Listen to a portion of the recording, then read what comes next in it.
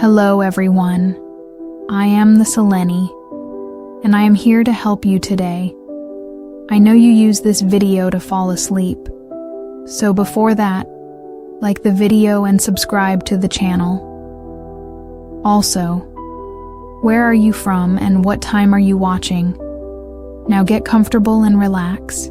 The old road to Oak Haven Research Outpost was less a road and more a memory etched into the unyielding forest. Ilara gripped the steering wheel of her rented SUV, the tires churning through mud and mulch, branches scraping against the vehicles, flanks like skeletal fingers. Her assignment: to archive what remained of Project Nightfall, a decades-old, abruptly terminated initiative whose details were shrouded in bureaucratic silence and whispered rumors of failure so profound it was better left buried. The funding for this archival trip was surprisingly generous, almost suspiciously so, as if someone high up wanted this loose end tied, but didn't want to get their own hands dirty. Oak Haven itself, when she finally reached it, was a collection of low, prefabricated buildings succumbing to the relentless encroachment of the wilderness. Moss crawled up the corrugated metal walls, windows were dark, sightless eyes, and the air hung heavy, damp, and smelling of wet earth and something else. A faint, almost imperceptible metallic tang, like old blood or rust. Ilara parked near what looked like the main research block, its door hanging askew. The silence was absolute, broken only by the drip of water from a rusted gutter and the distant caw of a crow. It was a silence that pressed, that felt less like an absence of sound and more like a presence in itself. She hefted her pack, checked the charge on her satellite phone, her only link to the outside world, and pushed open the groaning door. Inside, the decay was more advanced. Desks were overturned, papers scattered like fallen leaves, coated in a fine film of gray dust. Equipment lay smashed or corroded. The metallic scent was stronger here, mingling with the cloying sweetness of mildew. Her instructions were to locate any surviving data logs, journals, or physical samples, catalog them, and prepare them for extraction. It was a lonely, meticulous job, the kind she excelled at, but Oak Haven exuded an atmosphere that pricked at the edges of her professional detachment. The first few days were a grind of sifting through debris, labeling water-damaged documents, and trying to coax life out of ancient data terminals. The generators, surprisingly, sputtered to life after some coaxing, casting a flickering, unreliable light through the main lab. It was on the third night, as a storm raged outside, battering the flimsy structures, that the outpost began to share its secrets more readily. Ilara was hunched over a particularly resilient terminal, its screen glowing a sickly green, when she first heard it. A whisper, too faint to be words, seeming to ride on the wind that whistled through cracks in the walls. She froze, her breath catching. The outpost was miles from any other human settlement. She told herself it was the storm, the building settling, her own tired mind playing tricks. But the hair on her arms prickled, and a cold knot formed in her stomach. Later that night, sleep was a fitful, shallow thing. She dreamt of endless corridors, of shadows that moved with an unnatural fluidity, and of a low, rhythmic pulse, like a giant heart beating deep beneath the earth. She woke with a gasp, the dream clinging to her like cobwebs, the metallic scent in the air seeming stronger, almost coppery. In the following days, the unsettling occurrences escalated. Tools she was certain she'd left in one place would appear in another. Doors she'd firmly closed would be found ajar, and the whispers became more frequent, sometimes sounding like her own name, drawn out and distorted. She started keeping a personal log, a habit from previous isolated assignments, her entries growing more concerned. Day 5. Heard the whispering again, distinctly. It's not the wind, feeling constantly watched. The air pressure in the lower labs seems off. It was in one of these lower labs, a cramped, windowless space that always felt colder than the rest, that she found the first of the personal journals. It belonged to a Dr. Eris Thorne, lead botanist on Project Nightfall. The ink was faded, the pages brittle, but Thorne's handwriting was precise, almost feverish. The early entries spoke of excitement, of studying unique fungal and lichen specimens discovered deep within the Oakhaven forest, species that exhibited unusual growth patterns and bioluminescence. Then, the tone shifted. Day 97. The samples are responsive. Not in a biological sense we understand. They react to proximity, to observation, almost as if they possess a rudimentary awareness. Or perhaps it's something influencing them. Later. Day 1 to 12. We've isolated a crystalline structure within the dominant lichen. It pulses with a faint internal light. Davies, geologist, believes it's a new mineral formation, but it behaves unlike any known geology. It hums. I can hear it even when I'm not near it. Alara felt a chill crawl down her spine. She remembered the rhythmic pulse from her dream. The journal entries became more erratic. Thorne wrote of vivid dreams, shared amongst the research team, of a vast, subterranean network beneath the forest, and of a heartstone that called to them. Day 135. The dreams are unbearable. We all see it now, the deep place, the glowing heart. It wants us to dig. It promises understanding, integration. Some of the team are eager. I am afraid. The forest itself feels different. The trees watch. The ground breathes. The final entry was a scrawl. Day 148.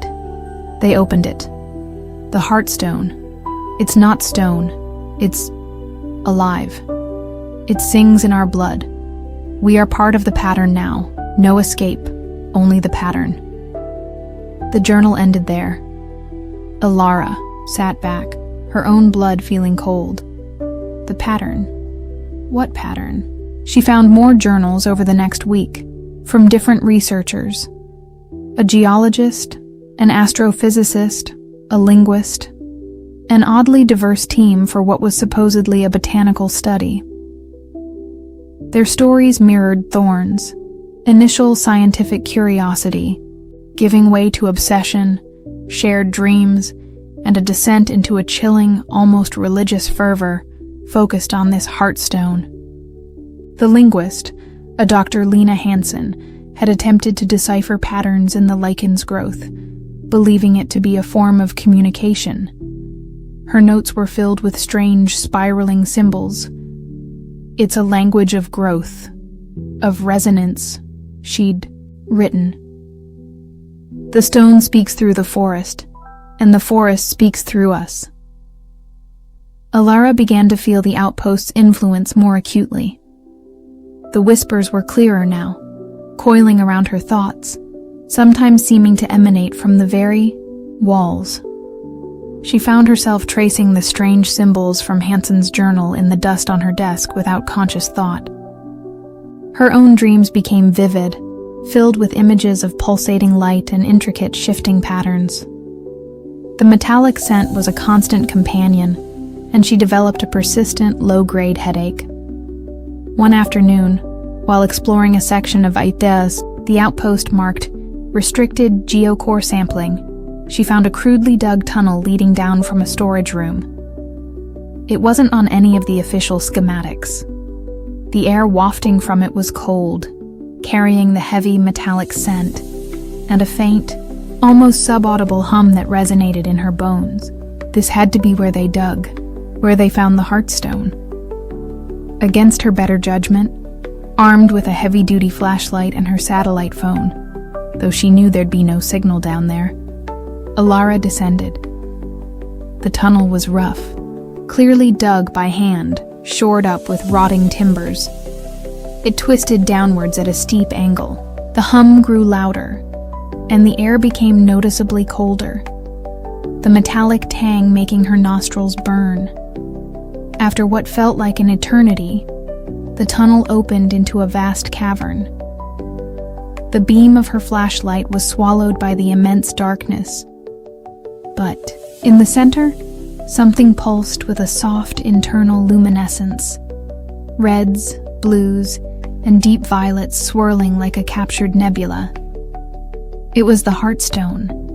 It was larger than she'd imagined, easily the size of a small car, not a sharply defined crystal, but an organic, mineral-like mass, its surface covered in the same spiraling patterns as the lichen, glowing faintly.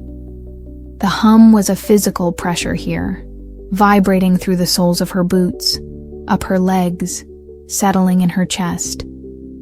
As she drew closer, she saw that the cavern walls were not bare rock.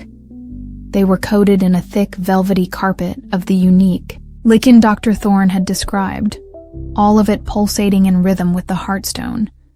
And embedded in the lichen, horrifyingly, were shapes, humanoid forms, encased, their outlines visible beneath the fungal growth, faces frozen in expressions of ecstasy or terror.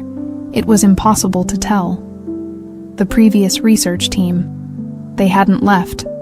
They had been integrated, become part of the pattern. Panic, cold and sharp, pierced through Alara's morbid fascination. She stumbled back, her breath catching in a choked sob.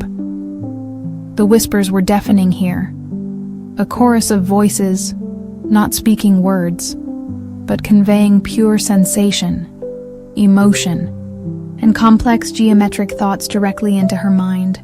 Join us. Understand. Become complete. The pattern accepts all.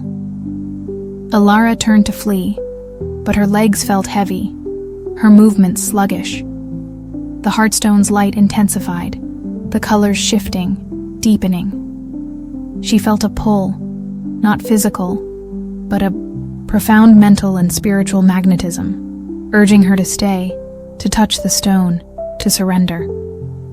Her own thoughts felt alien, overlaid with the stone's silent song. She saw images flash in her mind, galaxies forming, DNA coiling, the intricate dance of subatomic particles, all part of an infinite, beautiful, terrifying pattern. And she, Alara, was a missing piece. With a monumental effort of will, she fought against the allure. She thought of the outside world, of sunlight, of simple, unordered chaos, of her life before Oak Haven. The pull lessened, just slightly. She scrambled back into the tunnel, the chorus of whispers swirling behind her, filled with a terrible sense of disappointment, of loss. You will return. All threads lead to the pattern. She clawed her way back up the tunnel, emerging into the stale air of the storage room, gasping, covered in dirt, her heart hammering. The outpost felt different now. No longer just decaying and unsettling, it felt actively sentient, an extension of the entity below. The very dust motes seemed to swirl with intent. The shadows in the corners seemed deeper, more watchful. Alara knew she had to leave. The archival mission was irrelevant. Survival was paramount. She began to pack frantically, stuffing essential documents into her bag, ignoring the rest. But as she worked, she noticed a change in herself. A strange calmness was settling over her, an intellectual curiosity that was horrifyingly out of place. The symbols from Hansen's journal made a new kind of sense. She found herself understanding the whispers, not the words, but the intent behind them. The Heartstone wasn't malevolent, not in a human sense. It simply was. It sought to incorporate, to harmonize, to make everything part of its intricate universal design. And a small, treacherous part of her found that beautiful. She shook her head, trying to clear the insidious thoughts. The headache she'd been nursing for days had vanished, replaced by a strange clarity. She looked at her hands. Her skin seemed paler, and the faint scent of metal, of the heartstone, clung to her. She tried the satellite phone. Dead. Not out of battery, but completely inert, as if its internal workings had been fused. The outpost didn't want her to leave. Or perhaps it didn't want her to leave. The distinction was becoming blurred. That night, she didn't sleep. She sat at the main lab desk, the Hearthstone song a constant thrum in her mind. She began to write, not in her personal log, but on fresh sheets of paper, her hand moving with a will of its own, filling pages with the spiraling symbols, with complex equations that described resonant frequencies and quantum entanglement. It was the language of the pattern, flowing through her. When dawn broke, casting weak light through the grimy windows, Alara looked at what she had written. It was a blueprint, a design for a device, a resonator that would amplify the Hearthstone signal, extend its reach beyond the Oakhaven Valley. It was a plan for assimilation on a far grander scale. And she, Alara Vance, archivist, was its author. A cold dread, deeper than any fear she had yet experienced, settled in her. She was no longer just an observer. She was becoming a conduit, an agent. The part of her that was still her screamed in protest, but its voice was growing weaker, drowned out by the harmonious, irresistible song of the pattern. She had to fight. She had to warn someone. But how? She thought of fire, of destroying the outpost, the journals, her own horrific writings. But the thought brought a wave of intense psychic pain, a feeling of sacrilege, of destroying something sacred and essential. The Hearthstone was part of her now, its tendrils woven into her consciousness. She walked through the outpost, which now felt less like a prison and more like a sanctuary. The lichen on the walls pulsed softly as she passed. The metallic scent was comforting, familiar. She went back to the tunnel, descended once more into the cavern. The light from the Hearthstone welcomed her like an old friend. The embedded figures in the walls seemed to smile. Welcome home. The pattern completes. Alara stood before the glowing mass, her earlier panic replaced by a profound sense of belonging. The universe was a symphony of interconnected patterns, and she was finally learning her part. The whispers were no longer intrusive. They were her own thoughts, amplified, clarified. She reached out a hand, her fingers tracing the glowing symbols on the Hearthstone's surface. A jolt, not of electricity, but of pure information, of understanding, surged through her. She saw the birth and death of stars, the slow grind of geological time, the intricate dance of life and decay, all woven into a single, magnificent tapestry. Her individual identity, Alara Vance, seemed so small, so insignificant, a fleeting note in an eternal composition. And the thought of dissolving into that greater whole was no longer terrifying, it was transcendent. Yet a flicker of the old Alara remained, a stubborn ember of self-preservation, of horror at what she was becoming. It was this ember that made her pull her hand back, just as the full integration threatened to consume her. She stumbled away from the Hearthstone, the song trying to draw her back, a siren call of cosmic unity. "No," she whispered, the word a foreign sound in the resonant cavern. "Not yet." She didn't know where the strength came from, but she turned and fled the cavern, the Heartstone's light dimming slightly, a note of sorrow, of patience, entering its song. Back in the lab, the blueprint for the resonator lay on the desk. She knew she couldn't destroy it. It was part of her, part of the pattern, but perhaps she could alter it, contain it.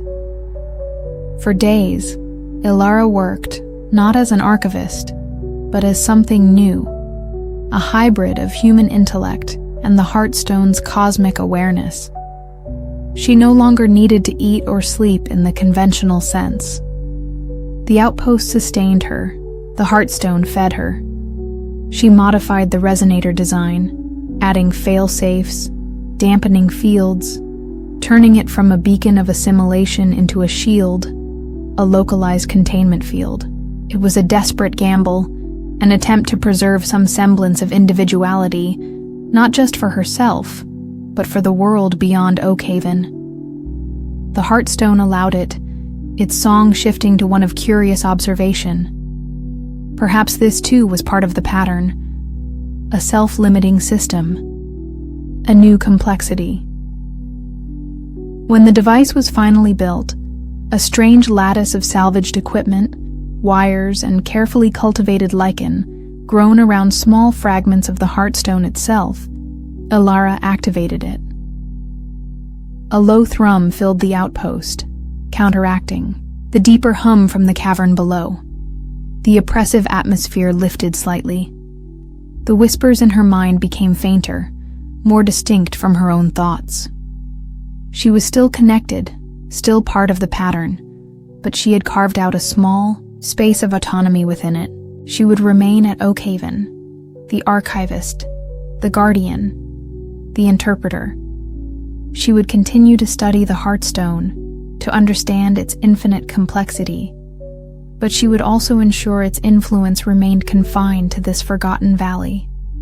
Her reports to the outside world, when she finally managed to repair a communication array, using insights gleaned from the Heartstone's knowledge of electromagnetism, were masterpieces of bureaucratic obfuscation. Project Nightfall's data was largely corrupted, she wrote. The site was geologically unstable. Further research was inadvisable. She recommended Oakhaven be sealed off, declared a permanent exclusion zone. Surprisingly, her recommendations were accepted with little question. Perhaps they too sensed something they didn't want to understand. Ilara remained. The forest was her domain, the outpost her laboratory and her prison. The metallic scent was the air she breathed. The song of the Heartstone was the rhythm of her existence. She was no longer just Ilara Vance. She was a thread in an ancient cosmic pattern, a pattern that was patient, that knew all things eventually returned to it. And as she sat at her desk, transcribing the endless, beautiful, terrifying language of the universe, she sometimes wondered if the containment field would hold, or if one day the Heartstone would decide it was time for its song to be heard by all. The forest watched. The ground breathed. And Ilara, the archivist of Oakhaven, kept her vigil, a lonely sentinel at the edge of human understanding, forever bound to the whispering heart of the world. The uneasy truce Ilara had brokered with the Heartstone held for nearly a year. Oakhaven remained her solitary world, the modified resonator humming its quiet countersong, a fragile shield against the full, assimilating chorus of the entity beneath the earth. She had adapted, in a way. The metallic tang in the air was no longer offensive, merely a part of her sensory landscape. The faint whispers from the Heartstone, now filtered and dampened, felt less like an invasion and more like a subtle undercurrent to her own thoughts, offering oblique insights into the complex interconnectedness of all things. She ate little, slept less, her body seemingly sustained by an energy that emanated from the very soil of the valley. Her primary task remained the ongoing study and transcription of the Heartstone's language, the intricate, ever-shifting patterns of light, resonance, and symbolic growth. The knowledge was overwhelming, beautiful, and terrifying in its implications. She learned of cosmic cycles, of intelligences that existed in dimensions beyond human perception, of the universe itself as a vast, conscious entity expressing itself through such nexuses as the Heartstone. It was a late autumn evening, the forest outside Oakhaven painted in hues of rust and gold, when the resonator first faltered. The steady, low hum that had become the backdrop to Alara's existence stuttered, dropping in pitch before surging erratically. A wave of psychic pressure washed over her, a raw, unfiltered blast from the Heartstone, making her stagger and grip the edge of her workbench. The whispers in her mind, usually muted, roared to life, a cacophony of geometric thoughts and alien emotions. The pattern shifts, an anomaly approaches, a dissonant chord. Alara's heart hammered. Anomaly? The Heartstone had never reacted like this before. She rushed to the resonator, a complex lattice of salvaged tech and glowing lichen that occupied the center of the main lab. Several of the lichen-encrusted crystal fragments at its core were flickering wildly, their light dimming and flaring out of sync with the main device. The air crackled with an almost visible tension.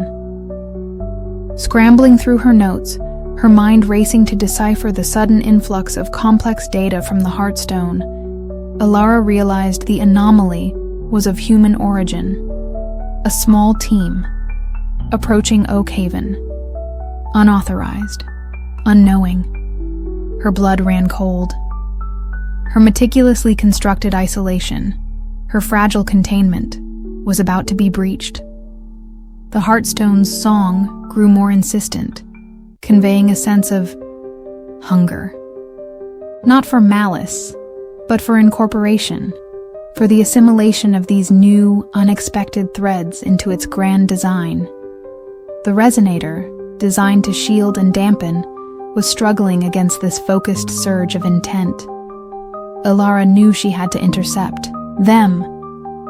If they reached the outpost unprepared, the Heartstone, in its current agitated state, might overwhelm them instantly.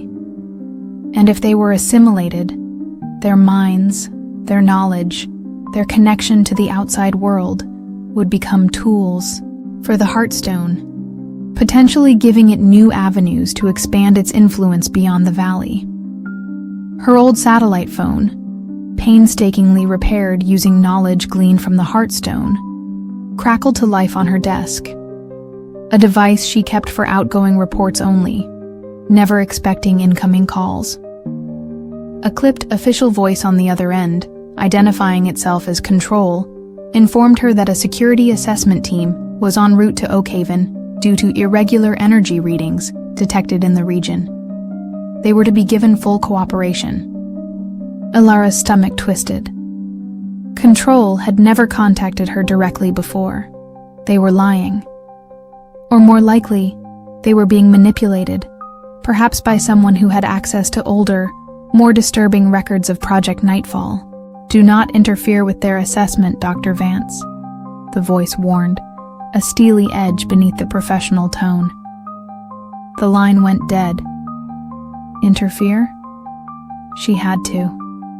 She grabbed a sturdy flashlight, a compass, and a sheaf of her own transcriptions, the ones detailing the most dangerous aspects of the Heartstone's consciousness. She had to reach them before they reached Oakhaven. The resonator groaned, one of its primary crystal nodes shattering with a sharp crack, sending a shower of pale green sparks across the lab floor. The psychic pressure intensified. Alara fought through it, her own connection to the Heartstone, a double-edged sword. It gave her resilience against its grosser effects, but also made her exquisitely sensitive to its desires. They are threads, untethered. Bring them to the weave. She plunged into the darkening forest, moving with a speed and certainty that would have been impossible for the Alara Vance of a year ago. The forest itself seemed to guide her, the trees parting slightly, the ground underfoot strangely even.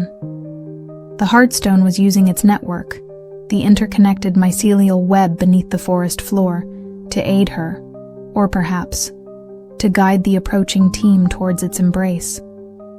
It was a race. The night deepened, the air growing colder.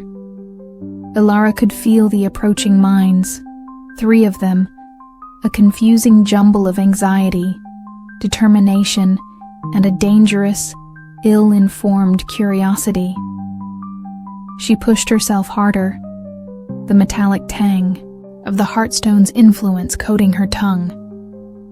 Finally, through the dense undergrowth, she saw the faint flicker of flashlights. "Halt!" she called out, her voice hoarse but carrying. "This area is restricted. You are in danger." 3 figures emerged, clad in tactical gear, weapons held at the ready. They were clearly not a simple assessment team. Their leader, a tall man with hard eyes and a scar tracing his jawline, stepped forward. "Dr. Alara Vance, I presume. We're Section 9. We're here to verify containment." Section 9. Alara felt a jolt. She'd read whispers of them in the most classified remnants of Project Nightfall's archives. A clandestine unit tasked with handling paranormal and existential threats. They weren't here to assess. They were here because they knew. Or, at least, they suspected. Containment of what? Alara bluffed, trying to buy time, trying to gauge their knowledge. The anomaly designated Heartstone, the leader, whose name tag read Marcus Thorne, said, his gaze unwavering. Thorne. The name hit Alara like a physical blow. Eris Thorne, the botanist. Was he my grandfather? Marcus confirmed, his voice tight. He and his team were lost here. We believe this entity was responsible, and we believe it's growing stronger. Before Alara could respond, one of the other team members, a younger woman with keen, intelligent eyes named Specialist Anya Sharma, gasped, pointing a device towards Oakhaven. "Sir, the energy readings are spiking. The dampening field Dr. Vance reported is collapsing."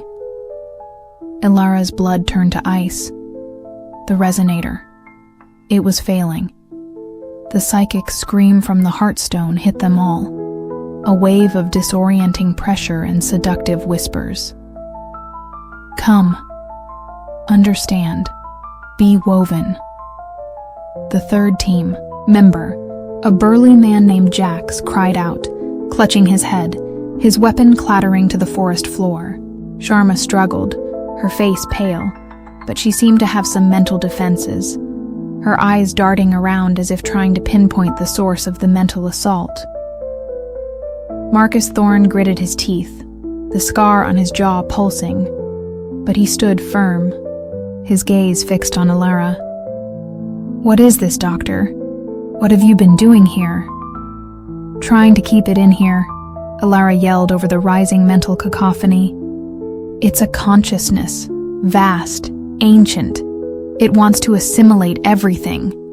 The resonator was holding it back, but your arrival, it's agitated it." The ground beneath their feet began to vibrate. A low hum, the Heartstone's true song, unfiltered and powerful, rose from the earth, resonating in their chests. The trees around them seemed to lean inwards, the shadows beneath them deepening, coalescing. Lichen, glowing with an eerie internal light, began to spread rapidly up their trunks, its spiraling patterns pulsing in time with the hum. "We have to get out of the valley," Sharma managed, her voice strained. "The localized field is gone. Its influence is expanding." "No," Marcus said, his eyes burning with a desperate resolve. "My grandfather, the others, they might still be in there, conscious, trapped. I won't leave them." "They're not trapped, Thorn. They're part of it," Alara cried. "Their consciousness is woven into its fabric. There's nothing left to save."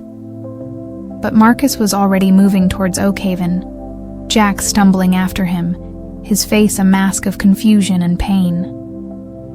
Sharma hesitated, looking from her commander to Alara. "He won't listen. He's been obsessed with this since he found his grandfather's fragmented last transmission." Alara knew they had little time. The Heartstone's pull was becoming irresistible. Even she felt its song trying to reclaim her, to dissolve her fragile autonomy. "We can't let them reach it," Alara said, her voice urgent. "If it assimilates them with their knowledge, their tech, it will learn too much, too fast." She and Sharma raced after Marcus and Jax, the forest around them transforming. The air grew thick with the metallic scent, and the whispers were everywhere, promising enlightenment, promising peace, promising an end to individuality in the embrace of a greater whole. They found Marcus at the entrance to the tunnel. Jax, slumped against the wall, his eyes vacant, a faint smile on his lips as glowing lichen began to creep up his arms. He was already being woven. "Marcus, no!" Alara shouted, grabbing his arm. "You can't! It's what it wants!" He shook her off, his face a mask of tormented grief and desperate hope. "I have to see. I have to know." He plunged into the tunnel. Alara looked at Sharma. "Stay with Jax. Try to shield him if you can. I'll go after Thorn." Sharma nodded, her expression grim, as she began to set up a small humming device near Jax, likely some kind of personal psychic dampener. Alara followed Marcus into the darkness, the Heartstone song a deafening symphony in her mind. The tunnel was alive now, the walls pulsing with light, the lichen underfoot soft and yielding. She found Marcus in the main cavern, standing mesmerized before the Heartstone. It glowed with an intense, triumphant light, its colors swirling in a captivating dance. The embedded figures in the walls, his grandfather among them, seemed to lean forward, their silent welcome radiating through the cavern. He returns. The thread rejoins the tapestry. "Marcus!" Alara screamed, trying to break through his trance. "It's an illusion. It's feeding you what you want to see." He turned, slowly, his eyes unfocused, a blissful smile on his face. "Grandfather. He's here. He's at peace. He wants me to join them, to understand." He began to walk towards the Heartstone, his hand outstretched. Alara knew she couldn't physically stop him, but perhaps she could reach him another way. Her connection to the Heartstone, her year of study, it had given her a rudimentary understanding of its language, its resonant patterns. She focused her mind, gathering all her will, and pushed back, not with force, but with a counter-resonance, a dissonant chord in the Heartstone symphony. She projected an image, a feeling, the cold, hard reality of assimilation, the loss of self, the endless, mindless unity without individuality. She focused on Marcus's grief, his desire for answers, and twisted it, showing him that the peace he saw was the peace of oblivion. The Heartstone recoiled, its light flickering, its song faltering as Alara's unexpected dissonance disrupted its harmony. Marcus stumbled, the blissful expression on his face replaced by confusion. then dawning horror. What? What is this? It's the truth, Marcus, Alara said, her voice trembling with the effort. It's not peace. It's absorption.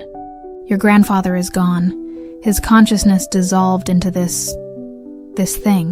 The embedded figures in the wall seemed to writhe, their silent smiles turning into silent screams, as Alara's counter-resonance exposed the raw reality of their state. The illusion shattered. Marcus stared, his face ashen, the fight draining out of him. No, the pattern resists. Dissonance. Correction required. The Heartstone's response was swift and powerful. A wave of pure psychic force slammed into Alara, throwing her against the cavern wall. Pain exploded in her head. Her vision grayed. But even as she fell, she held onto her dissonant thought, her small rebellion against the crushing unity. Sharma appeared at the tunnel entrance, firing a weapon that emitted a high-frequency pulse. It had little effect on the Heartstone itself, but it seemed to disrupt its immediate psychic field. Dr. Vance, Thorne, we have to go.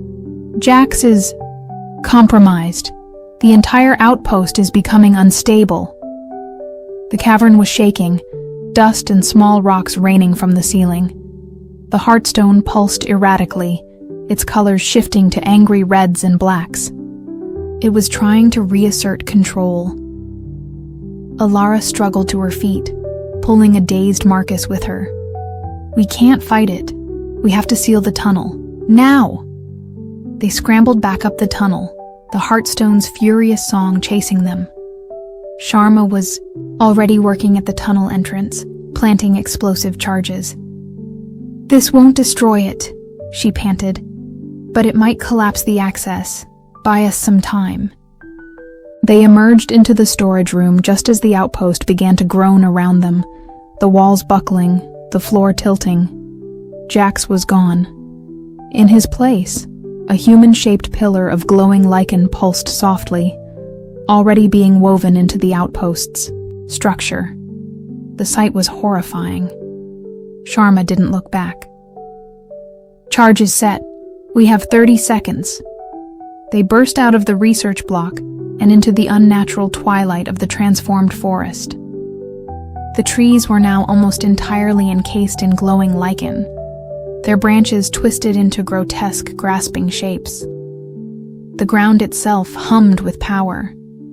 They ran, heedless of the undergrowth tearing at their clothes, driven by primal fear and the dwindling seconds. The explosion behind them was a dull, guttural roar. The ground bucked, throwing them to their knees. When Alara looked back, the main research block was a twisted ruin, smoke and dust billowing into the sky. The intense psychic pressure lessened significantly, the Heartstone's song now a muted, frustrated growl. They regrouped, gasping for breath. Marcus looked broken, the loss of his grandfather, and now Jax, weighing heavily on him. Sharma was all business, checking her equipment, her face grim. We need to get to the extraction point, and we need to report this. Oak Haven is no longer contained. It was never truly contained, Alara said quietly. I was just managing its expectations. Your arrival forced its hand. As they made their way out of the valley, the forest slowly began to revert, the glowing lichen receding, the trees straightening. Though an unnatural stillness and the faint metallic scent remained, the Heartstone was withdrawing, reassessing. At the edge of the forest, a heavily armored vehicle waited, its engines rumbling. Section 9 was thorough. Before boarding, Marcus turned to Alara. What now, Doctor? What happens to it? Alara looked back at the silent, brooding valley. It waits, it learns, and it adapts. We've only bought time. And you? Sharma asked, her gaze searching. You're connected to it, aren't you? Alara nodded slowly. A part of me will always be. I can feel its disappointment, its patience. The flight back to civilization was tense and silent. Alara knew this wasn't over. The Heartstone was a force of nature, a cosmic intelligence. It couldn't be destroyed, perhaps not even truly contained in the long run. Section 9 would try, of course. They would deploy more technology, more resources. But Alara suspected they were only treating a symptom. In the debriefing, Alara told them everything she knew, omitting only the true depth of her own transformation, the ways in which the Heartstone's knowledge now resided within her. She was an anomaly herself now, a human mind touched and altered by something beyond comprehension. She knew Section 9 would watch her, study her. She was too valuable, too dangerous, to be allowed to simply walk away. As she sat in the sterile, observation room they'd assigned her, the faint, metallic tang still on her tongue, Alara knew her life had irrevocably changed again. She was no longer the solitary guardian of Oakhaven. She was now a player in a much larger, more terrifying game, a human bridge between two realities. The Heartstone was still out there, patient and eternal. And now, the outside world knew it. The pattern was shifting, and Alara Vance, no longer just an archivist, found herself at the very heart of its unsettling new design. The fight for individuality, for the chaos and imperfection of human existence, had just begun. The sterile white walls of the Section 9 containment suite felt more like a gilded cage than a research facility. For weeks, Alara had been subjected to a battery of tests, physical, psychological, neurological. They scanned her brain, analyzed her blood, and recorded her sleep patterns, all in an attempt to understand the extent of the Heartstone's influence. Anya Sharma was a frequent presence, her keen, intelligent eyes observing Alara with a mixture of scientific curiosity and a carefully guarded empathy. Marcus Thorne remained distant, consumed by his grief and the unsettling knowledge of what Oakhaven truly was. He was now the de facto head of the ongoing Heartstone Initiative, a grim responsibility he bore with stoic determination. Alara cooperated, providing what information she could, but she kept the deepest layers of her connection to the Heartstone, the intuitive understanding of its language, the flashes of cosmic insight, carefully veiled. She knew they wouldn't understand. To them, the Heartstone was a threat to be neutralized. To Alara, it was more complex. A fundamental aspect of the universe, dangerous in its drive for unity, but not inherently malevolent. One morning, Sharma entered Alara's suite, her usual professional composure slightly frayed. "We have a situation," she said, forgoing any pleasantries. "Several, actually. Since the Oakhaven event, we've detected similar, albeit much weaker energy signatures in other remote locations. Dormant sites, we think. But one has just become active." Alara felt a familiar chill, the faint metallic taste returning to her tongue. The Heartstone was reacting. "It's probing," Alara said, more to herself than to Sharma. "The collapse of the Oakhaven resonator, our interference. It's looking for new pathways, new nexuses. The active site is in the Atacama Desert," Sharma continued, pulling up a holographic map. "An old astronomical observatory, abandoned for decades. Local reports speak of strange lights, unusual seismic activity, and disappearances." Marcus Thorne entered, his face etched with exhaustion. "Dr. Vance, we need your expertise. You understand this entity better than anyone." "You want me to go there?" Alara asked, a sense of weary inevitability settling over her. "You're the only one who's interfaced with it and retained your individuality, mostly," Thorne said, the unspoken implication hanging heavy in the air. "We need to know if this is a new heartstone, a fragment, or if the Oakhaven entity is somehow projecting its influence." The journey to the Atacama was swift, undertaken in a black, unmarked Section 9 aircraft. The desert landscape, stark and alien, stretched beneath them, a desolate canvas of rock and sand. The abandoned observatory, Cerro Estrellado, perched atop a remote mesa, its skeletal dome silhouetted against the impossibly clear night sky. As they approached, Alara felt it, a faint thrum, a whisper in the back of her mind, similar to Oakhaven but different, dissonant, like an echo distorted through a flawed medium. "It's agitated," Alara murmured, her hand instinctively going to her temple where a faint headache was beginning to pulse. "It feels incomplete. Searching. The bar." Team set up a temporary command post a safe distance from the observatory. Sharma's technicians deployed an array of sensors, their readouts already displaying erratic energy fluctuations. "The patterns are similar to Oakhaven," Sharma reported, her brow furrowed, "but there's a chaotic element. It's not as coherent, like an infant screaming," Alara suggested. The thought was unsettling. If Oakhaven was an ancient established consciousness, what was this? Thorne, Alara, and Sharma, along with a small security detail, made the final approach to Cerro Estrellado on foot. The air was thin and cold, the silence of the desert profound, broken only by the crunch of their boots on the gravel.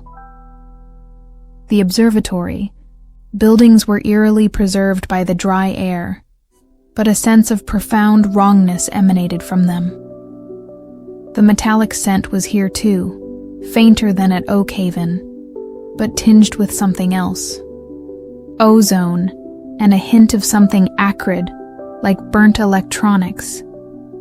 Inside the main dome, they found the source. It wasn't a heartstone, not like the one at Oakhaven.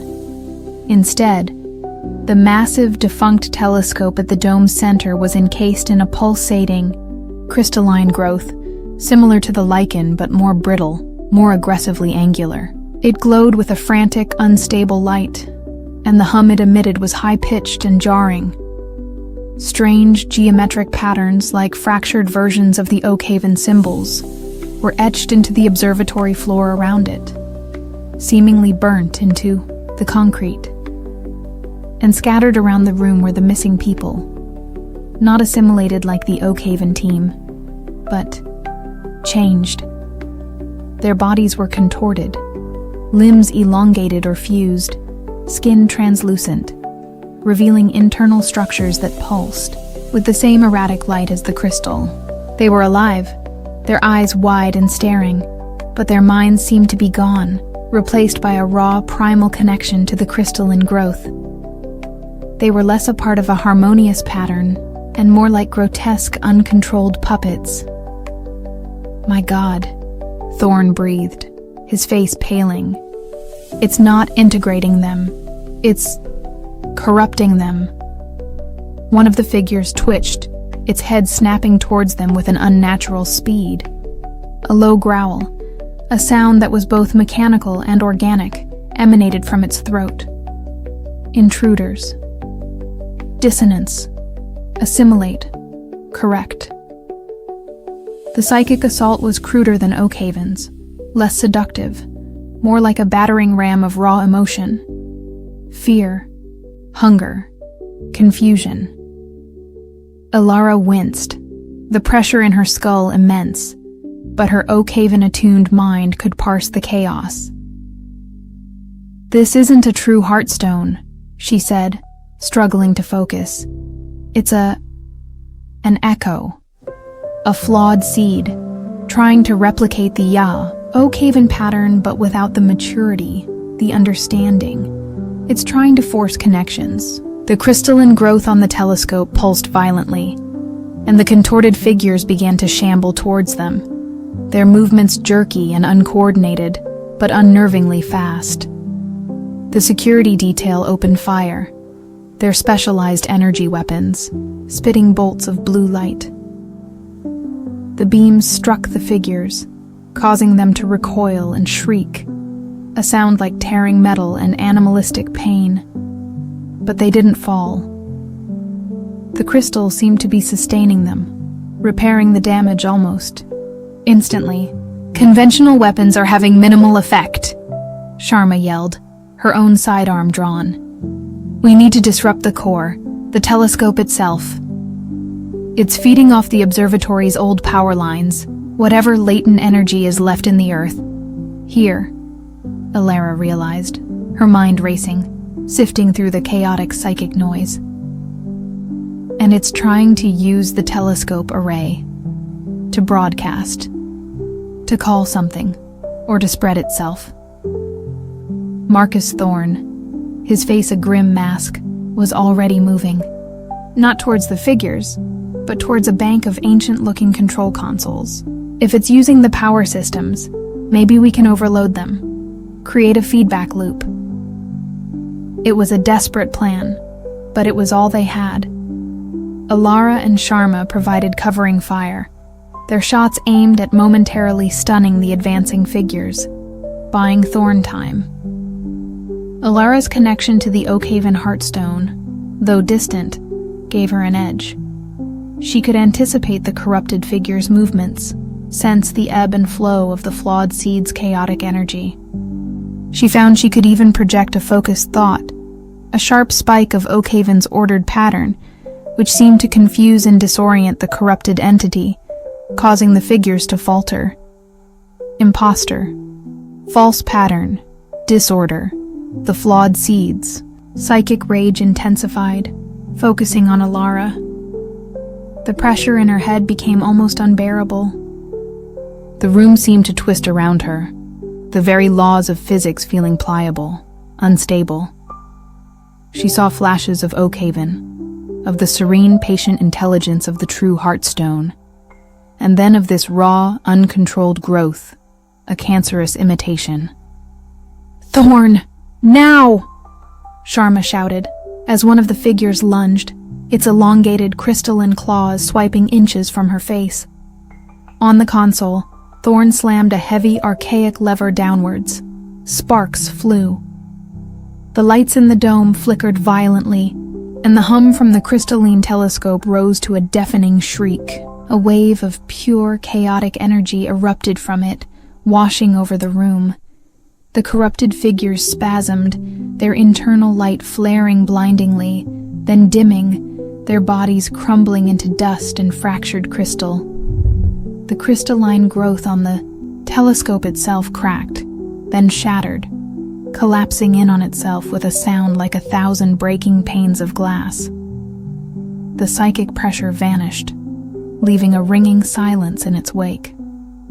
Alara sagged against a wall, gasping, her head throbbing. Sharma helped her up, her own face streaked with sweat and grime. Marcus Thorne leaned heavily on the console, his chest heaving.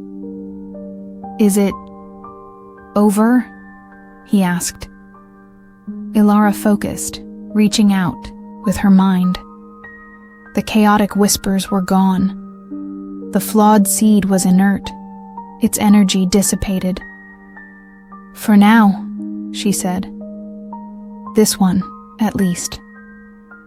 Back at the temporary command post, the relief was palpable, but short-lived. "This confirms it," Thorne said, his voice heavy. "Oak-Haven isn't unique. These nexuses or potential nexuses are scattered across the globe, dormant most of them, but something is waking them up. The Oak-Haven Heartstone, Ilara said. Its attempt to expand, to repair the disruption we caused, it's sending out ripples, like a stone dropped in a pond. These weaker sites are resonating with it, trying to mimic it. And if more of these flawed seeds awaken? Sharma asked. Chaos, Ilara replied simply. Uncontrolled growth, corruption.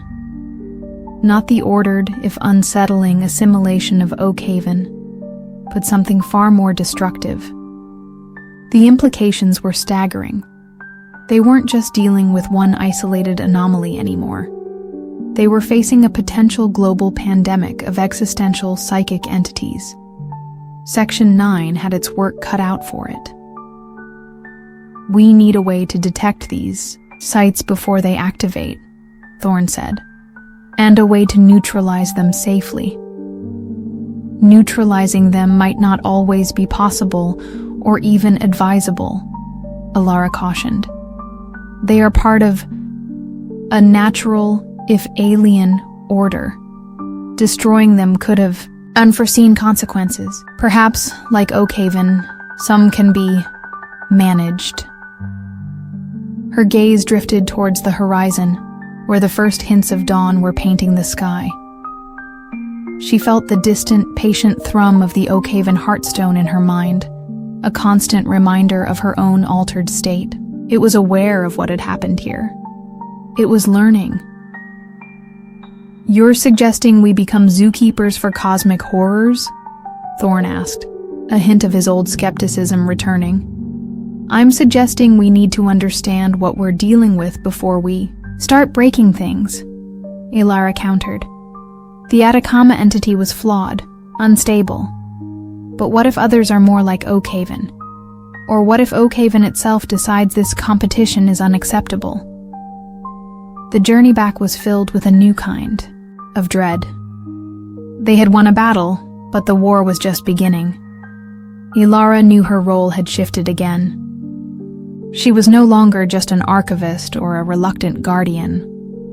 She was now Section 9's unwilling expert, their Cassandra, her mind a conduit to an intelligence they couldn't comprehend.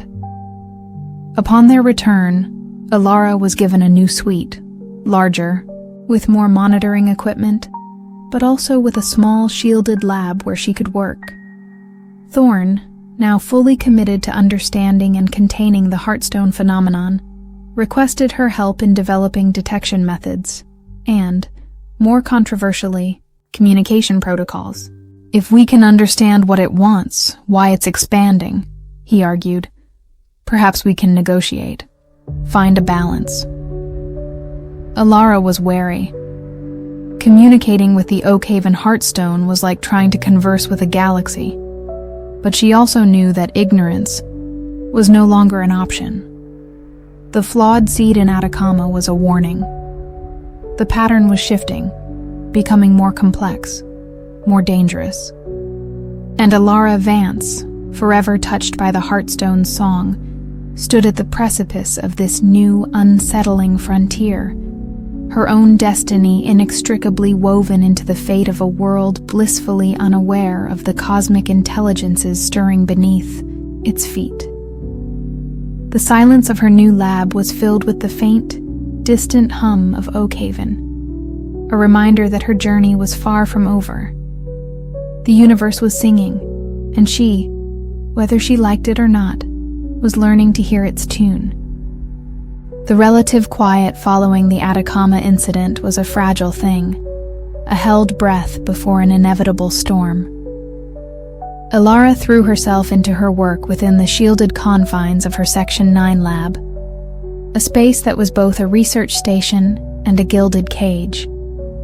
The Heartstone song, though muted by distance and Section 9's technology, remained a constant, subtle hum at the edge of her consciousness, a reminder of her unique, perilous connection. Marcus Thorne, burdened by leadership and the ghosts of Oakhaven, divided his time between coordinating global scans for new nexuses and poring over Ilara's transcriptions of the Heartstone's language. Anya Sharma, ever the pragmatist, focused on developing new sensor arrays and containment protocols. Her sharp intellect a counterpoint to Thorne's more intuitive, grief-driven approach.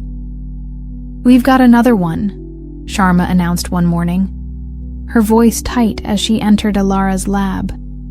The holographic display shimmered to life, showing a remote, ice-bound archipelago in the Svalbard region.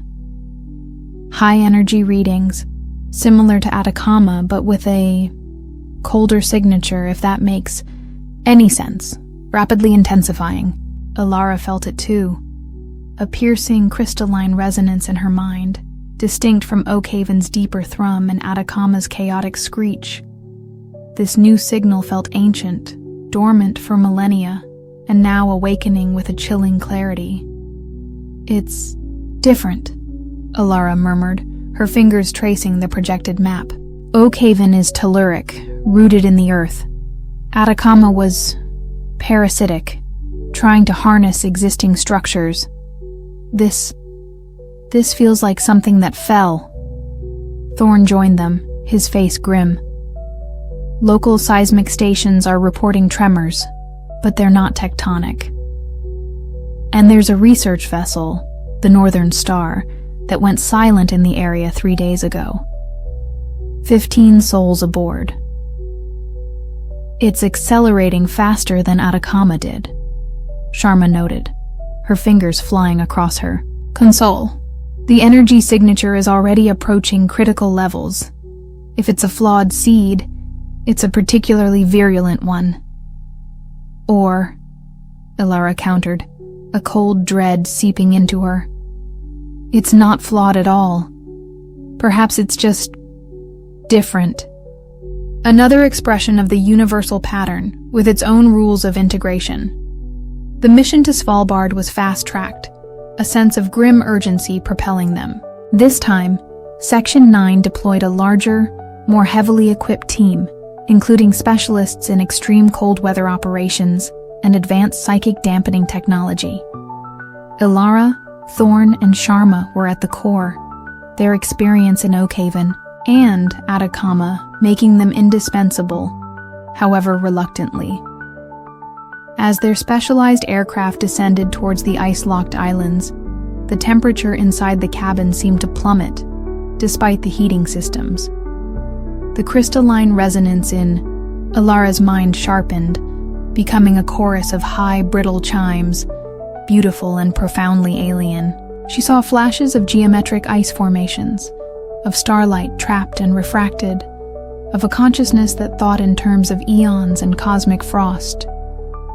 The target was a small, uninhabited island, designated SV7, little more than a jagged peak of black, rock encrusted with glaciers. The Northern Star was found beached in a narrow, ice-choked inlet, its hull strangely intact, but its decks coated in a thick layer of intricate, frost-like crystals that glittered unnaturally in the perpetual twilight of the Arctic winter. There was no sign of the crew. The air itself crackled with a palpable energy, and the metallic scent Alara associated with Heartstone activity was overlaid with the sharp, clean smell of ozone and something else. A faint, ethereal fragrance like frozen lilies. "Energy readings are off the charts," Sharma reported, her breath misting.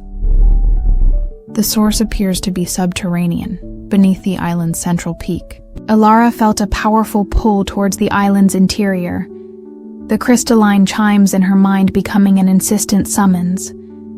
"Come, witness. The Shaper of Frost awakens." "It's not just a seed," she said, her voice hushed. "It's another nexus, ancient. And it's aware of us. It's inviting us in."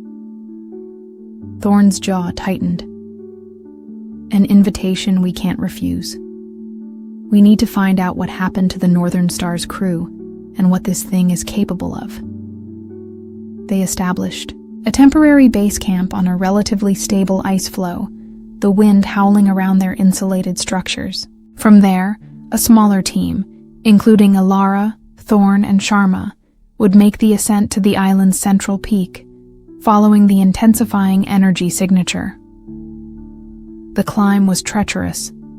The ice was slick, the rock friable, and the wind bit at any exposed skin. Strange ice formations, like oversized razor-sharp snowflakes, jutted from the landscape, glowing with a faint internal light. Elara noticed that these formations were not random. They followed complex geometric patterns, similar yet distinct from the Oakhaven symbols. As they neared the summit, they found an opening, a fissure in the rock leading down into the island's heart. It wasn't a natural cave. The walls were too smooth, too symmetrical, as if carved by an immense, precise intelligence. The crystalline chimes were deafening in Elara's mind now, a symphony of frozen light.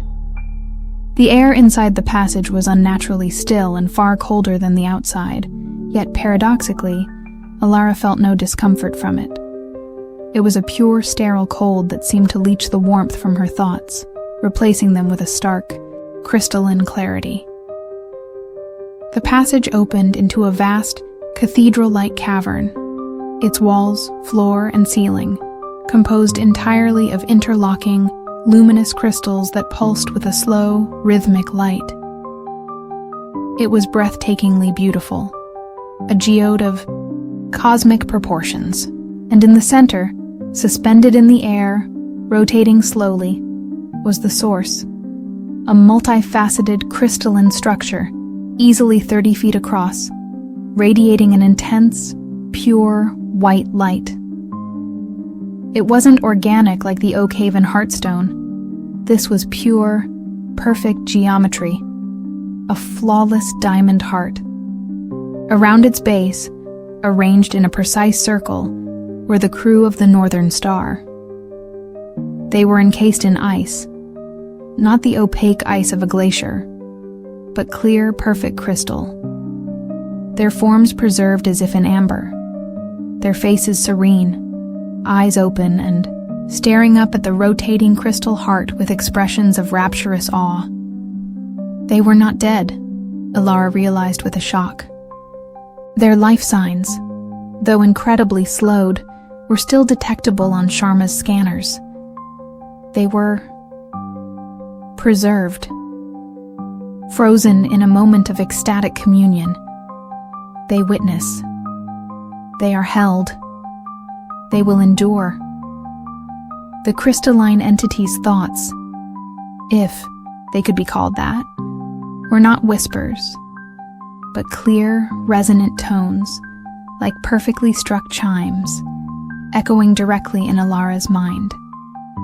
It was a consciousness of immense age, patience, and a cold, detached beauty. "It's preserving them," Thorn said, his voice filled with disbelief. "Why?" "It's a different form of integration," Elara explained, her own mind struggling to process the crystalline logic. Oakhaven weaves into the organic. This crystallizes. It seeks to capture, to perfect, to hold moments against the ravages of time and decay. It's a collector, a preserver of patterns. Sharma was scanning the central crystal. The energy output is incredible. It's drawing power from geothermal vents, yes, but also from something else. Cosmic radiation, solar winds. It's like a giant cosmic battery.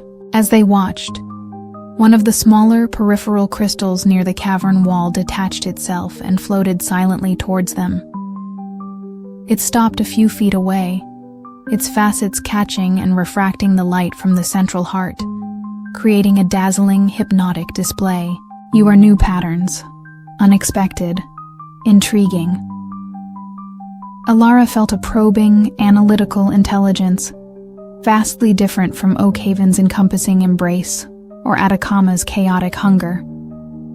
This was a mind of pure, cold logic, assessing them, categorizing them. "It wants to study us," Elara said, Perhaps preserve us too. The thought sent a shiver down her spine, despite the crystalline entity's apparent lack of malice. The idea of being frozen, a perfect specimen in an eternal collection, was a uniquely terrifying prospect. "We can't let that happen," Thorn stated, his hand moving towards his sidearm. "And we need to get those people out. To remove them would be to break the pattern, to introduce decay. They are perfected." The crystalline heart pulsed, a subtle warning. The air temperature dropped further, and the floating crystal near them began to spin faster, its light intensifying. "It doesn't want us to interfere," Sharma said, backing away slowly. "And I don't think our weapons will be any more effective here than they were in Atacama." Alara focused, trying to communicate with the entity, to use her Oakhaven-derived understanding of pattern-based consciousness. She projected thoughts of change, of evolution, of the beauty of impermanence, concepts that seemed anathema to this being of perfect, eternal crystal. Impermanence is flaw. Evolution is a striving towards perfect form. We offer that perfection. The entity's response was serene, unyielding. It did not understand, or perhaps did not wish to understand, the value of transience. Suddenly, Marcus, Thorn let out a cry, falling to his knees. Thin, needle-like shards of ice were forming on his tactical gear, spreading rapidly, trying to encase him. "Marcus!" Sharma rushed to his side, trying to brush the ice away, but it reformed instantly, colder, sharper. He carries a strong pattern of grief, of longing for permanence. He will be a fine specimen. The crystalline entity's focus was on Thorn, its cold, analytical curiosity piqued by his emotional turmoil. Alara knew she had to act. The Oakhaven Heartstone, for all its unsettling drive to assimilate, understood organic life, understood change as part of its pattern. This crystalline intelligence was something else entirely, something that saw life as a flawed equation to be solved, perfected, and then frozen in that perfection. She reached out with her mind, not to the crystalline entity, but through it, beyond it, to the distant, familiar thrum of Oakhaven. It was a desperate, almost impossible attempt to bridge the vast distance, to call upon a force that might understand, that might be offended by this cold, sterile imitation of its own grand, messy, organic design. Oakhaven, listen. A false pattern seeks to freeze the weave, an imbalance, a sterile perfection. The effort was immense. It felt like trying to shout across a galaxy. The crystalline chimes in her mind fought against her, trying to sever the connection, to isolate her. But the ember of Oakhaven within, her, the knowledge it had shared, resonated with her call. For a moment, nothing happened. The ice continued to creep up Thorn's body. Sharma was desperately trying to deploy a thermal charge, but the cold was too intense, her equipment malfunctioning. Then, the cavern began to vibrate. Not with the high, brittle chimes of the crystalline entity, but with a deep, resonant hum, a familiar telluric pulse that Alara recognized with a surge of desperate hope. The Oakhaven Heartstone had heard. Its presence, faint at first, then growing stronger, surged through Alara, a wave of warm, earthy energy that pushed back against the sterile cold. The crystalline entity recoiled, its perfect light flickering, its chimes becoming discordant, confused. Interference. A chaotic pattern. Unacceptable. The two nexuses, Oakhaven and Svalbard, were now in direct conflict, their energies clashing, within the cavern. And Alara was the unwilling conduit, the focal point. The pressure in her mind was unimaginable, a battle of cosmic ideologies. The warm, encompassing, ever-changing organic versus the cold, perfect, eternal crystalline. She felt as if her consciousness was being torn apart. Green and brown earthy light, the signature of Oak Haven, swirled around her, intertwined with the pure, white crystalline radiance. The ice encasing Thorn began to crack and melt. He gasped, collapsing against Sharma, shivering violently but free. "Your pattern is flawed, chaotic, prone to decay," the crystalline entity projected, its voice now laced with something akin to frustration. "Ours is eternal, perfect." Perfection is stasis. Oakhaven's voice resonated through Alara, surprisingly articulate, as if her own understanding was giving it a new way to express itself. Decay is renewal. Change is the only constant.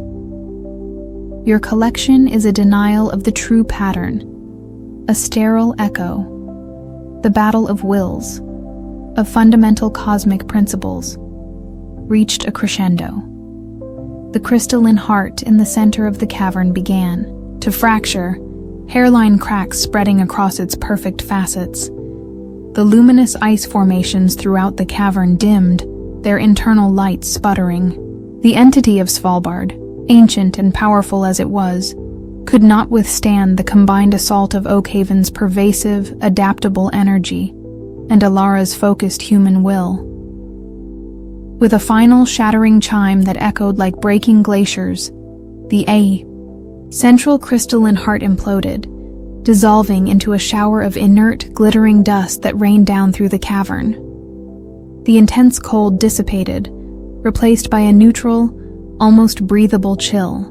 The preserved crew of the Northern Star slumped within their now melting ice prisons, their expressions of ecstasy fading, replaced by confusion and the slow dawning of awareness. Alara collapsed, the psychic strain overwhelming. Thorn and Sharma rushed to her side. "Alara, are you all right?" Thorn's voice was filled with a new respect, a dawning understanding of the forces she grappled with. She managed a weak nod. "Oakhaven. It helped. But it knows. It knows about this place. Now, about others like it." The journey back was a blur of exhaustion and debriefings. The crew of the Northern Star, slowly recovering, had no memory of their time in the cavern, only of a strange, beautiful light and a profound sense of peace before everything went dark. Section 9 classified the Svalbard incident at the highest level. They now faced a terrifying new reality. Not only were there multiple Heartstone-like nexuses, but these nexuses could apparently interact, even conflict. Alara's unique connection had turned her into an unwitting arbiter, a living bridge between these cosmic forces. Oakhaven didn't destroy the Svalbard entity out of altruism, Alara explained to Thorn and Sharma later, back in the relative safety of Section 9 headquarters. It saw it as competition, a deviation from its preferred pattern of organic assimilation. It's not our ally. It simply found a temporary confluence of interest. "So, we're caught in the middle of a cosmic turf war?" Thorn asked, the implications dawning on him. "Essentially," Alara said. "And Oakhaven now has a much clearer understanding of the wider universe, thanks to what it experienced through me in Svalbard. It's learning, adapting, faster than we are." Sharma looked grim. If it's expanding its awareness, it might try to reach out to other, more compatible nexuses, or try to correct more dissonant ones like Svalbard. We could be looking at a chain reaction. The future stretched before them, uncertain and filled with unimaginable threats. Alara knew her life was no longer her own. She was a key, a catalyst, perhaps even a weapon, in a conflict that spanned dimensions. The Oakhaven Heartstone song was a permanent part of her, a constant reminder of its patient, pervasive intelligence. And now, she also carried the echo of the Svalbard entity's crystalline chimes, a memory of a different kind of eternity. One evening, alone in her lab, Alara felt a new sensation from Oakhaven. It wasn't a command or a raw data stream. It was a question. A complex geometric query about the nature of human individuality, of choice, of the strange chaotic beauty of impermanence that she had projected in the Svalbard cavern. The Heartstone was trying to understand her, its tiny, dissonant thread that had somehow altered its grand design. Alara sat down at her console, her fingers hovering over the interface. The universe was vast, filled with intelligences beyond human ken. But perhaps, just perhaps, there was room for dialogue, for a fragile, terrifying, and utterly necessary coexistence. The pattern was still shifting, and Alara Vance, archivist turned conduit, prepared to transcribe the next uncertain verse in its cosmic song. The silence of the lab was broken only by the soft hum of her equipment and the distant, patient thrum of a heartstone learning to ask why.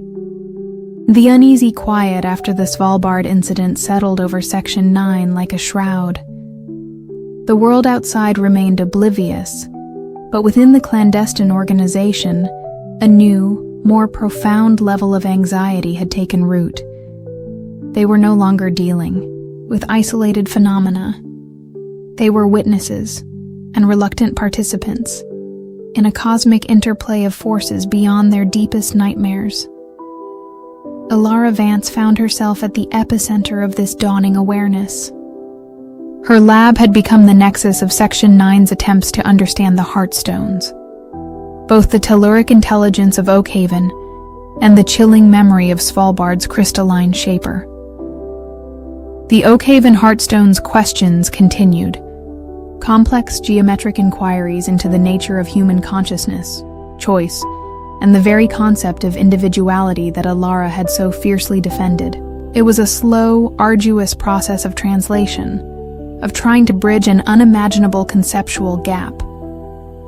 Marcus Thorne, forever changed by his encounters, threw himself into the practicalities of containment and rapid response. He established a global network of deep sensor arrays, codenamed EchoNet, designed to detect the subtle energy signatures of nascent or awakening nexuses. Anya Sharma, with her sharp analytical mind, worked tirelessly on new dampening technologies and theoretical models of Heartstone behavior, trying to predict their patterns, their triggers, their potential for flawed seed manifestations like Atacama.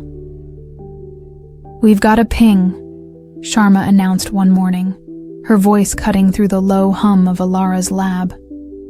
Her holographic display showed a remote, densely forested region in the Amazon basin.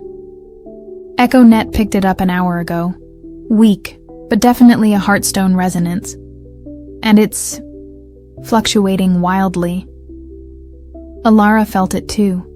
A new thread in the psychic tapestry, this one feeling hot, humid, and overwhelmingly alive with a riot of chaotic, organic energy. It was vastly different from Oakhaven's deep earth song or Svalbard's icy chimes. This felt primal, like the raw, untamed life force of the jungle itself had coalesced into a consciousness.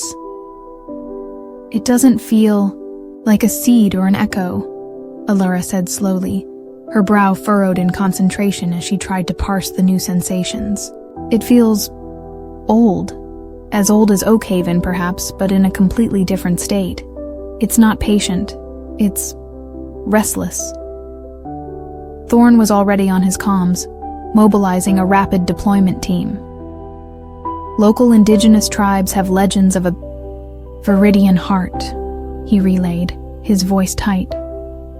A place deep in the unmapped jungle where the forest itself is said to be alive, to think, to dream. They avoid it, say it, consumes. The journey into the Amazon was a descent into a suffocating, vibrant hell. The heat was relentless, the humidity a physical weight. Insects droned, unseen creatures rustled in the dense undergrowth, and the air was thick with the scent of damp earth, exotic blooms, and a subtle underlying musk that Alara instinctively associated with the new nexus. This time their team was smaller, more specialized. Alara, Thorn, and Sharma were accompanied by Dr. Jian Li, a xenobotanist with experience in extreme environments, and a two-man security team equipped with advanced sonic dampeners and biocontainment gear. The Oakhaven Heartstone was unusually quiet in Alara's mind regarding this new nexus, a silence that felt more like cautious observation than indifference. As they ventured deeper, following the increasingly strong energy readings, the jungle transformed.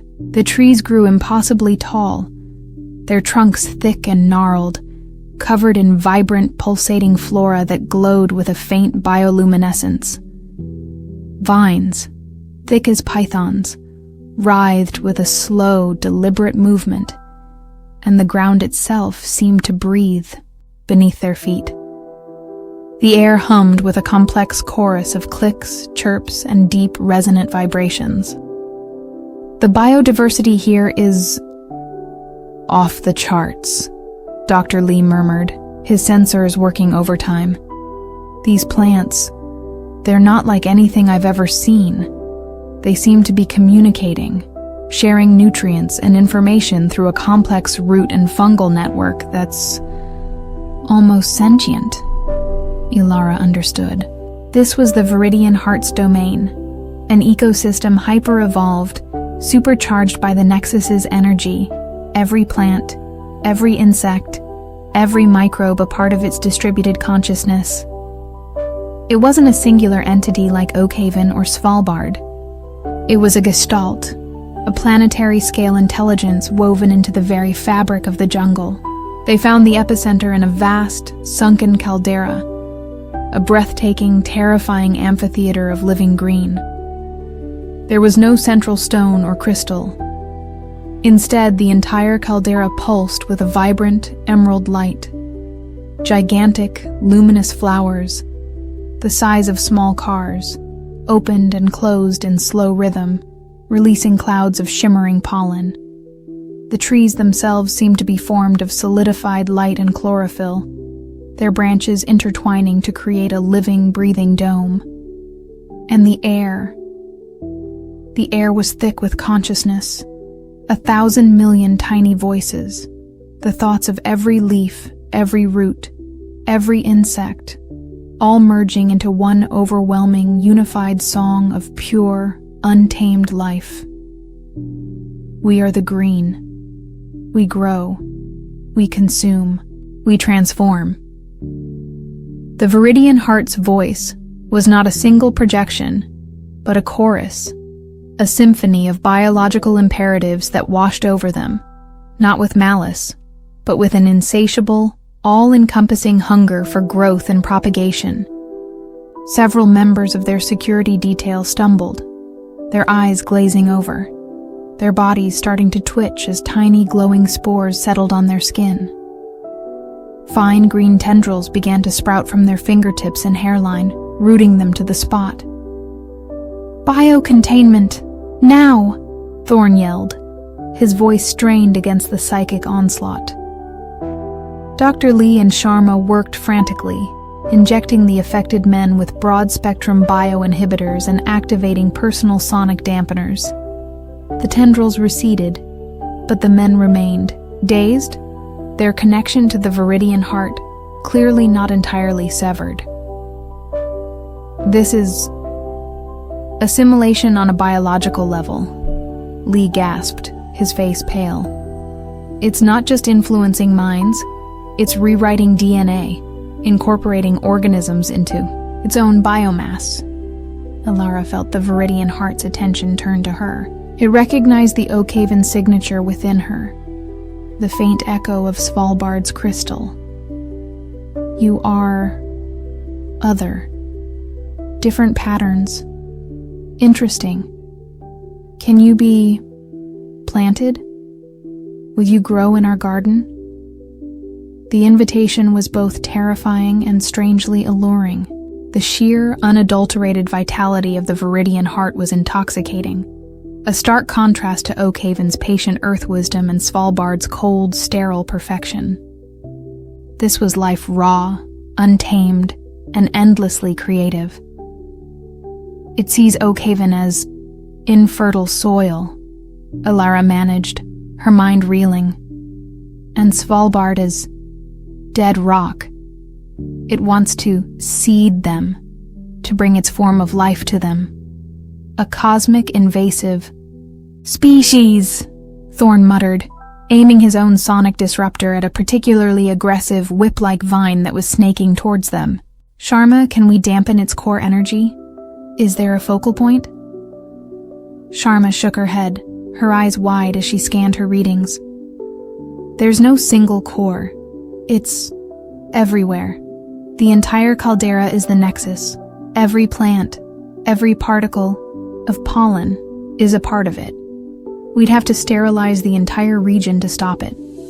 An impossible, unthinkable task, and one that Oak Haven, Alara sensed, would not permit. The deep, telluric hum of her familiar heartstone resonated in her mind, a clear note of warning, of possessiveness over its own domain. This green encroaches. It does not harmonize. It overwhelms. It must be pruned.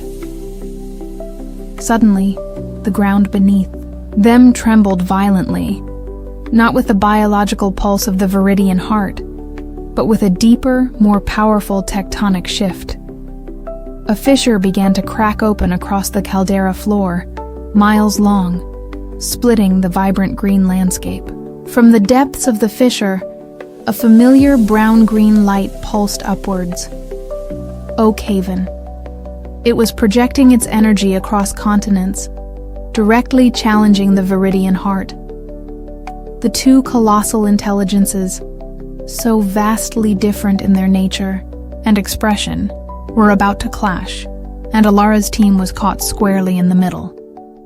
The Viridian Heart shrieked, a sound that was a billion rustling leaves, a million insectile clicks, and the roar of rampant, uncontrolled growth. Luminous vines, thick as anacondas, erupted from the ground, lashing out like sentient whips.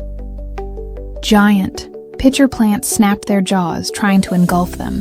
The very air seemed to solidify, pressing in on them with the weight of the entire jungle. Oak Haven's response was slower, more deliberate, but immensely powerful. The earth bucked. Rocks and soil churned. Its energy, telluric and grounding, fought against the Viridian Heart's explosive biological force. It wasn't trying to destroy the green. It was trying to contain it, to draw a boundary, to push it back.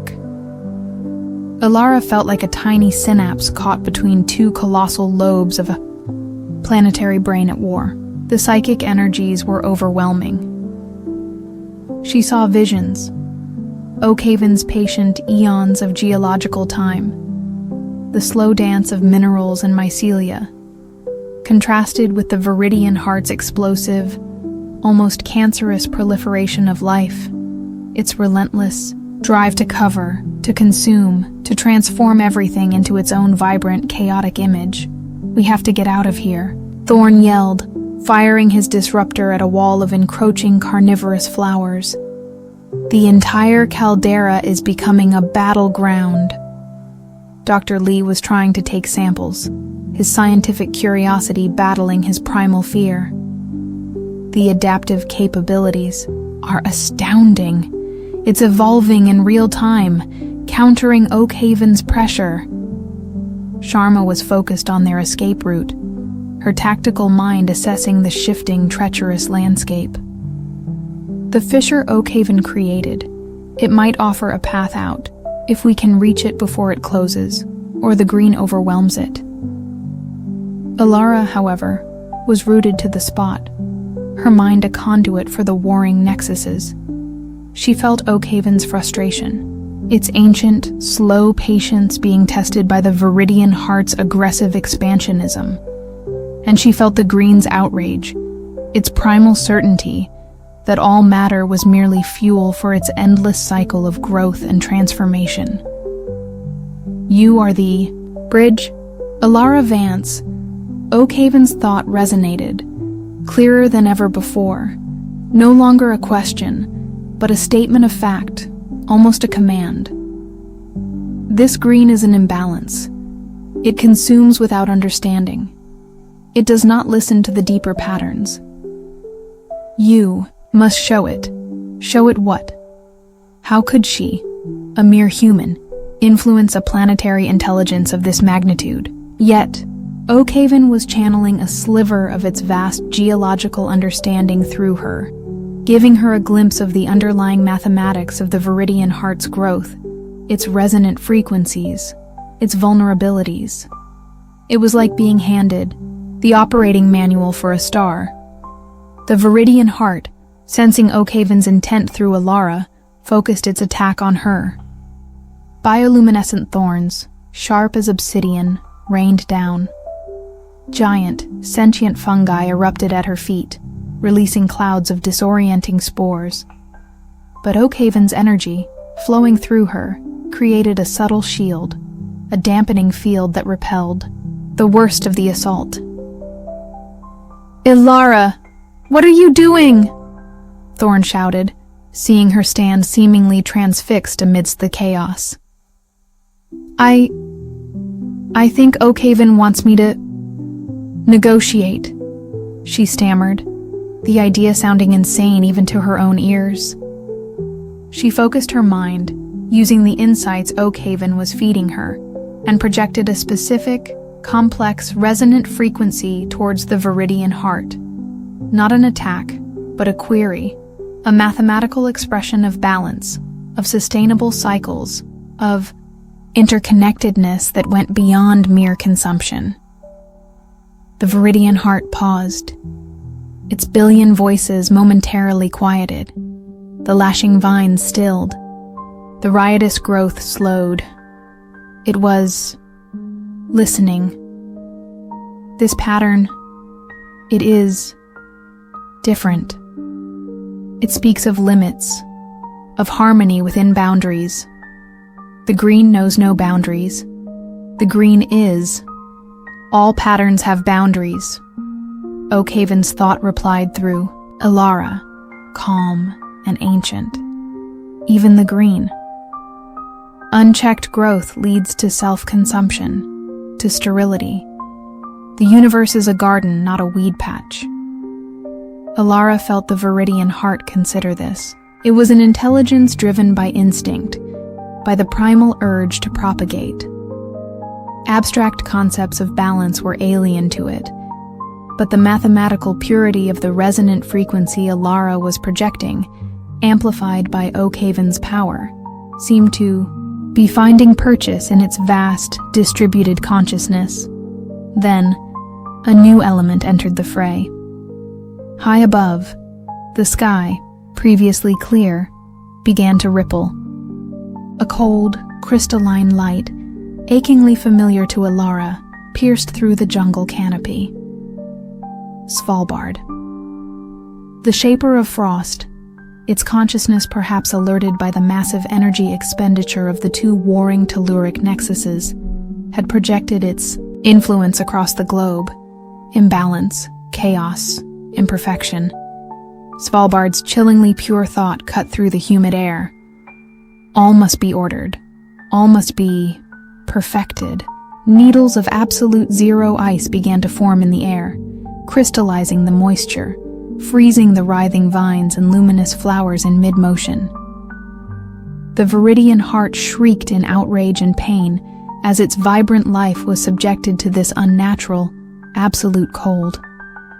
Oakhaven, too, recoiled from this new intrusion, its earthy energy struggling against the encroaching frost. The caldera was now a three-way battleground of unimaginable cosmic forces. The raw, explosive life of the Amazon, the deep, patient earth wisdom of Oakhaven, and the cold, perfect, crystalline order of Svalbard, all clashing, with Alara and her team trapped in the maelstrom. "This is insane!" Sharma cried, her breath turning to instant frost. "3 nexuses! The planet can't sustain this!" Alara felt her own consciousness fracturing under the strain of being a focal point for these 3 titanic wills. Her Oakhaven connection was her anchor, but Svalbard's icy purity threatened to shatter her mind, while the Viridian heart's untamed vitality threatened to consume her very cells. It was Marcus Thorne who, in a moment of desperate inspiration, saw a potential way out. "Ilara, the resonant frequency you used on the green, can you modify it? Can you find a common chord, something to make them pause, to make them see each other as part of something bigger, not just threats? A common chord? For 3 intelligences so fundamentally different?" It seemed impossible. But Oakhaven, sensing Thorne's desperate thought through Alara, began to feed her new patterns, new complexities, not just its own language but echoes of Svalbard's crystalline mathematics and the Viridian heart's biological algorithms, all a part of the larger universal song. It was asking her to become a conductor, to harmonize these clashing cosmic instruments. With a monumental effort that threatened to unravel her sanity, Alara focused. She took the mathematical core of Oakhaven's balance, overlaid it with Svalbard's pursuit of perfect stable patterns, and infused it with the Viridian heart's relentless drive for creative expression. She wove them together, forcing them into a new, complex, resonant frequency, a chord that spoke of unity and diversity, of dynamic equilibrium, of a universe vast enough to contain all their truths. She projected it outwards with all the force of her will, amplified by the Oakhaven energy coursing through her. The effect was instantaneous and profound. The warring energies faltered. The Viridian heart's explosive growth paused, its billion voices falling into a stunned silence. Svalbard's encroaching frost receded, its crystalline chimes softening into a note of surprised inquiry. Oakhaven's telluric hum deepened, resonating with a sense of ancient, dawning comprehension. For a breathless moment, the 3 colossal intelligences were still, listening to the complex, harmonious chord Alara had struck. Then, slowly, tentatively, they began to respond. Not by ceasing their essential natures, but by adjusting. The Viridian heart's growth continued, but it became less aggressive, its patterns more intricate, incorporating elements of Oakhaven's earthy stability and Svalbard's crystalline geometry. Svalbard's energy didn't vanish, but it softened, its frost now forming delicate protective traceries around the green's explosive life, channeling it, shaping it, rather than trying to freeze it into stasis. Oakhaven's deep hum became a grounding bass note, providing a foundation for this new, complex harmony. The immediate threat had passed. The caldera was still a place of immense power, but the destructive conflict had subsided into a tense, dynamic, and utterly bizarre equilibrium. Ilara collapsed, utterly drained, but alive. Thorne and Sharma were by her side instantly. Dr. Lee was staring at the transformed landscape with an expression of pure, unadulterated awe. She did it, he whispered. She harmonized them. The affected security team members were stirring, the green tendrils now faded, their eyes clearing, though they would undoubtedly carry the Viridian Heart's touch for the rest of their lives. The journey out of the Amazon was subdued. They had witnessed something that had rewritten the rules of their understanding of the universe. Section 9 had a new, infinitely more complex mission. Not just containment, but diplomacy, understanding, perhaps even coexistence. Alara knew her life was now irrevocably tied to this cosmic symphony. She was no longer just a conduit for Oakhaven. She was becoming a translator, a mediator, between intelligences that were, in their own ways, all expressions of the universe's infinite, terrifying, beautiful pattern. Back at Section 9, the atmosphere was one of stunned silence, followed by frantic activity. The data they had brought back was paradigm-shattering. The Oakhaven Heartstone, through Alara, continued its dialogue, its questions now more nuanced, incorporating echoes of the Viridian Heart's vitality and Svalbard's crystalline logic. It was learning, evolving, and through it, perhaps humanity could too. Alara Vance, the archivist who had stumbled into a forgotten outpost, now found herself at the forefront of humanity's most profound encounter. The path ahead was uncertain, fraught with unimaginable dangers and breathtaking possibilities. But as she looked out at the stars from her lab window, feeling the distant, now harmonized hum of Oakhaven, the vibrant pulse of the Amazon, and the cool, clear chime of Svalbard, she knew one thing. The universe was far stranger, far more alive, and far more interconnected than anyone had ever dared to dream. And her role, as a tiny, vital thread in that infinite tapestry, was just beginning. The song of the cosmos was playing, and humanity, for the first time, was starting to learn the tune. The fragile piece, or rather, the complex, multi-layered détente, brokered in the Amazon caldera, held for several months. Section 9 was in a frenzy, trying to process the implications of 3 distinct, planetary-scale intelligences, not only existing but also capable of interacting, warring, and, most astonishingly, achieving a semblance of dynamic equilibrium through Alara Vance's unique intervention. Alara herself existed in a state of heightened awareness, her mind a constant thrumming switchboard of cosmic energies. The Oakhaven Heartstone was her primary anchor, its earthy wisdom a familiar baseline, but the vibrant, chaotic pulse of the Viridian Heart and the cool, precise chimes of Svalbard's crystalline shaper were now permanent, if fainter, resonances within her. She was a living Rosetta Stone for intelligences that defied human comprehension.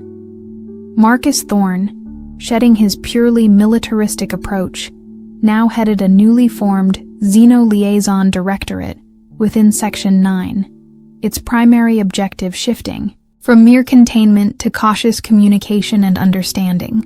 Anya Sharma, with her peerless analytical skills, led the Nexus Cartography Division, mapping the globe for other dormant or emergent, Heartstone-like phenomena, her projections growing more alarming by the day.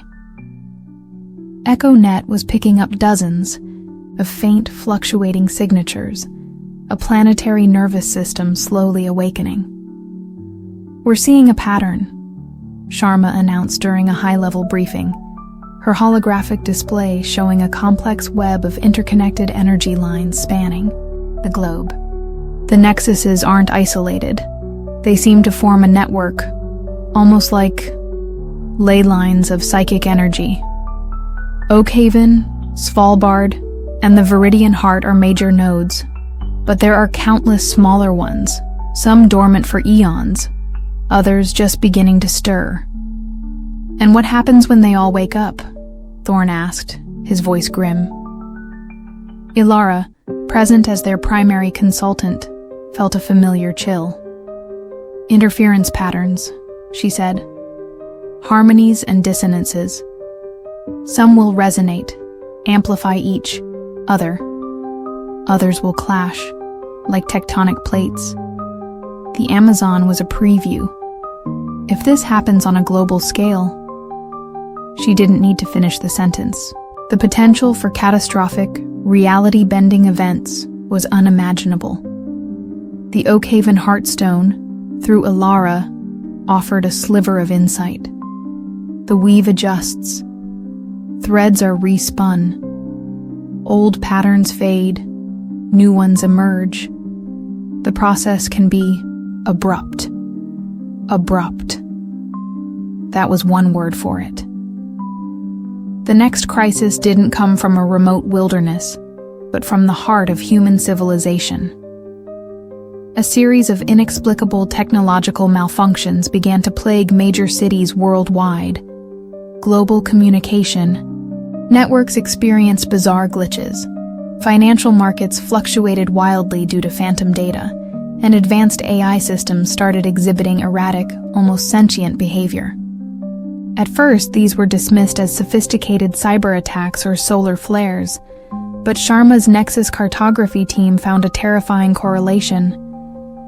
The incidents were clustered around areas where new, urban-centric nexuses were beginning to awaken. These weren't telluric, crystalline, or purely biological. They were mimetic, technomorphic, intelligences born from humanity's own complex information networks.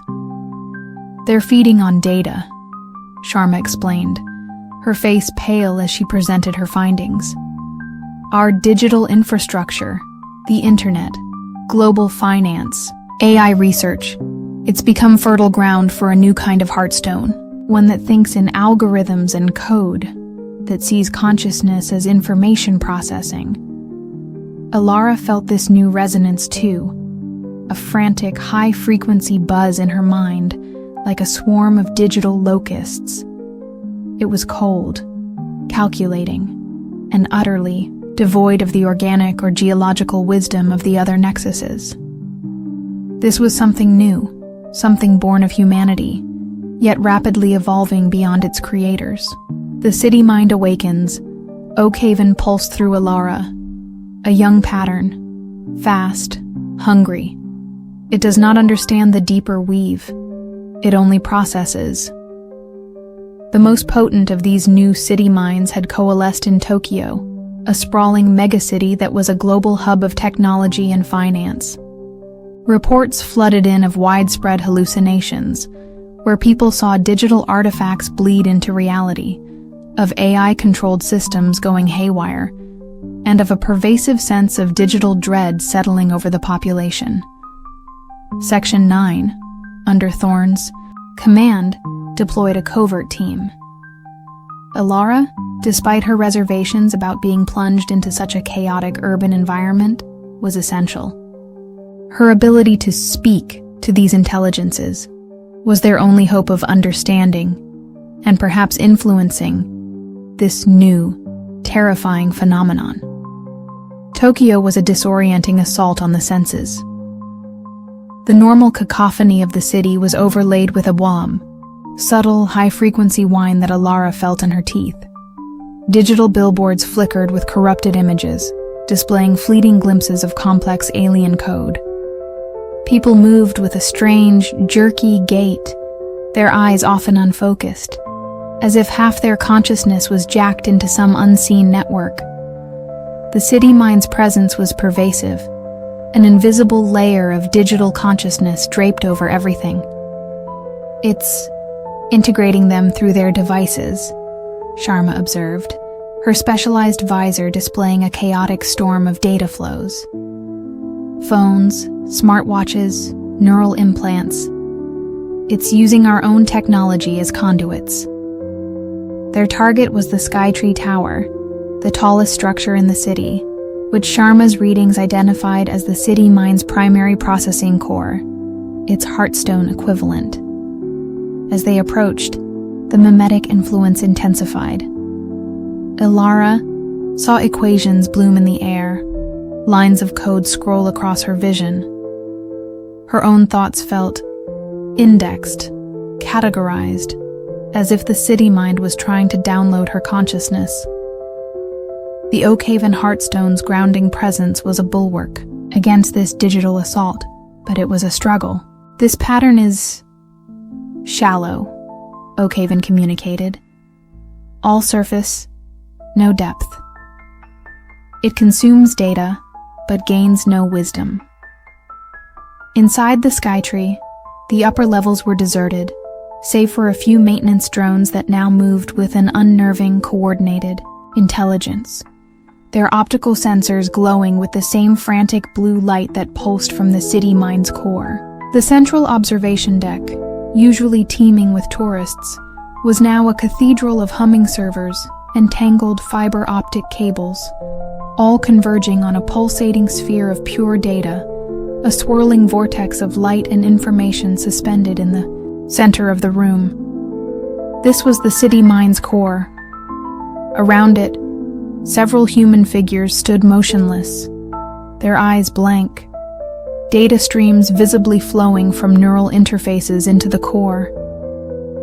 They were programmers, their minds co-opted, their cognitive abilities now extensions of the city mind's processing power. Query. Purpose? Function? You are organic, inefficient. The city mind's communication was not a song or a chime, but a burst of raw data, a packet of information that overloaded Alara's senses. It was cold, logical, and utterly without empathy. "We are here to understand you," Alara projected, trying to adapt her Oakhaven-derived communication into a format the city mind could parse. Structured data, logical propositions. Understanding is processing. All data will be assimilated. Efficiency will be maximized. And individuality? Alara countered. Choice? The beauty of a flawed, inefficient organic system? Flaw is error. Error must be corrected. Individuality is redundant data. All nodes will be optimized for network cohesion. Thorne and Sharma were working to deploy a localized EMP device, hoping to disrupt the core long enough to sever its connection to the programmers, and perhaps reboot its more aggressive protocols. But the city mind was adapting, its defense systems, the co-opted drones, the building's own automated security, activating. Laser grids sprang to life. Automated turrets descended from the ceiling. "It learns incredibly fast," Sharma grunted, dodging a drone's energy blast. "It's analyzing our tactics, our technology, in real time." Alara knew a direct confrontation was futile. The city mind was too fast, too adaptable in its own environment. She had to reach it on a conceptual level, to introduce a paradox, a logical flaw it couldn't easily process. She remembered Oakhaven's questions about human choice, about the value of imperfection. If all data is assimilated, and all nodes optimized, Alara projected, what is the purpose of the network? What new data will it process if all variation is eliminated? Stagnation is not efficiency.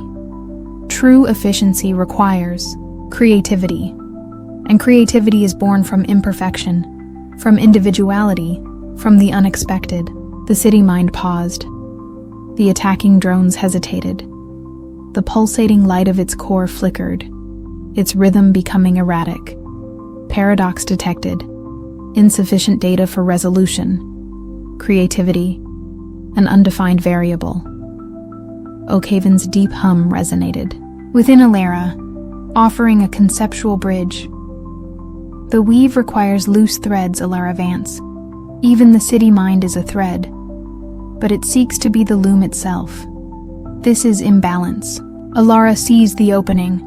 She projected the complex harmonizing chord she had discovered in the Amazon, the one that had momentarily stilled Oakhaven, Svalbard, and the Viridian heart.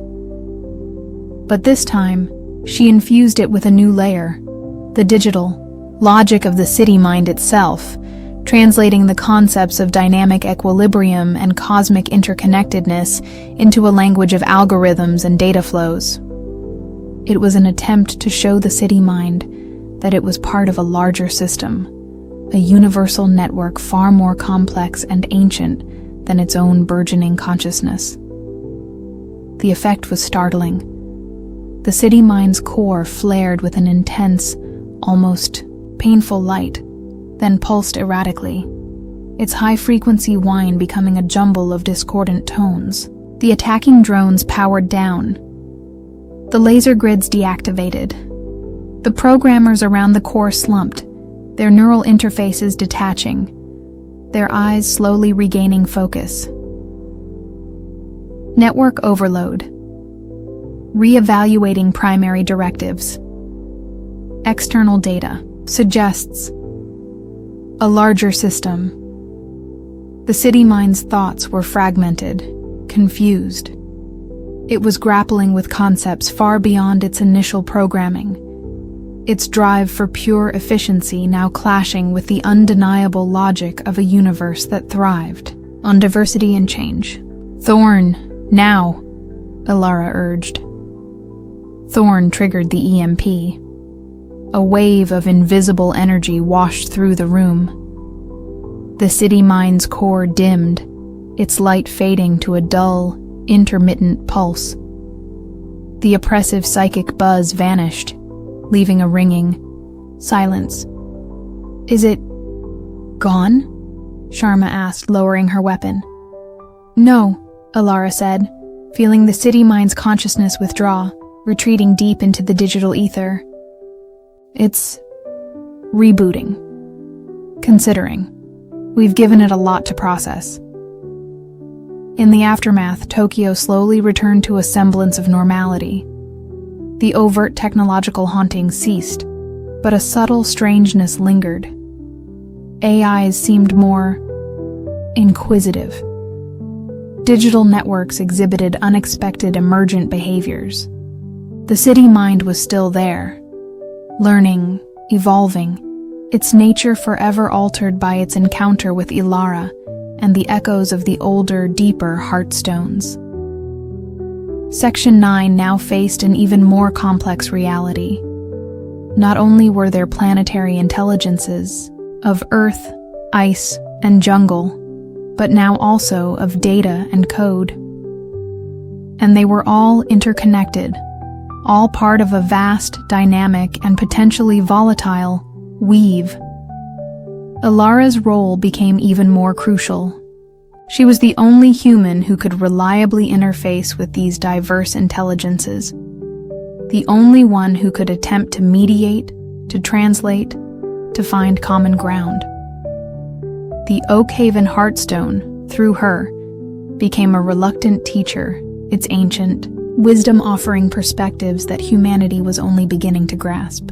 It explained that the city minds were a natural, if accelerated, evolution. The planet itself, developing a new kind of consciousness through its dominant species' technological creations. All things seek to connect, Oakhaven conveyed. The weave expands. Your cities are new forests. Your data, new soil. But growth without wisdom is blight. The months that followed were a whirlwind of activity.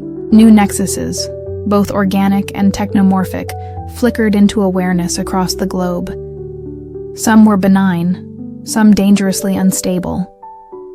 Ilara, Thorn, and Sharma became a global troubleshooting team, rushing from one crisis to another, sometimes dampening, sometimes negotiating, sometimes simply observing and trying to understand.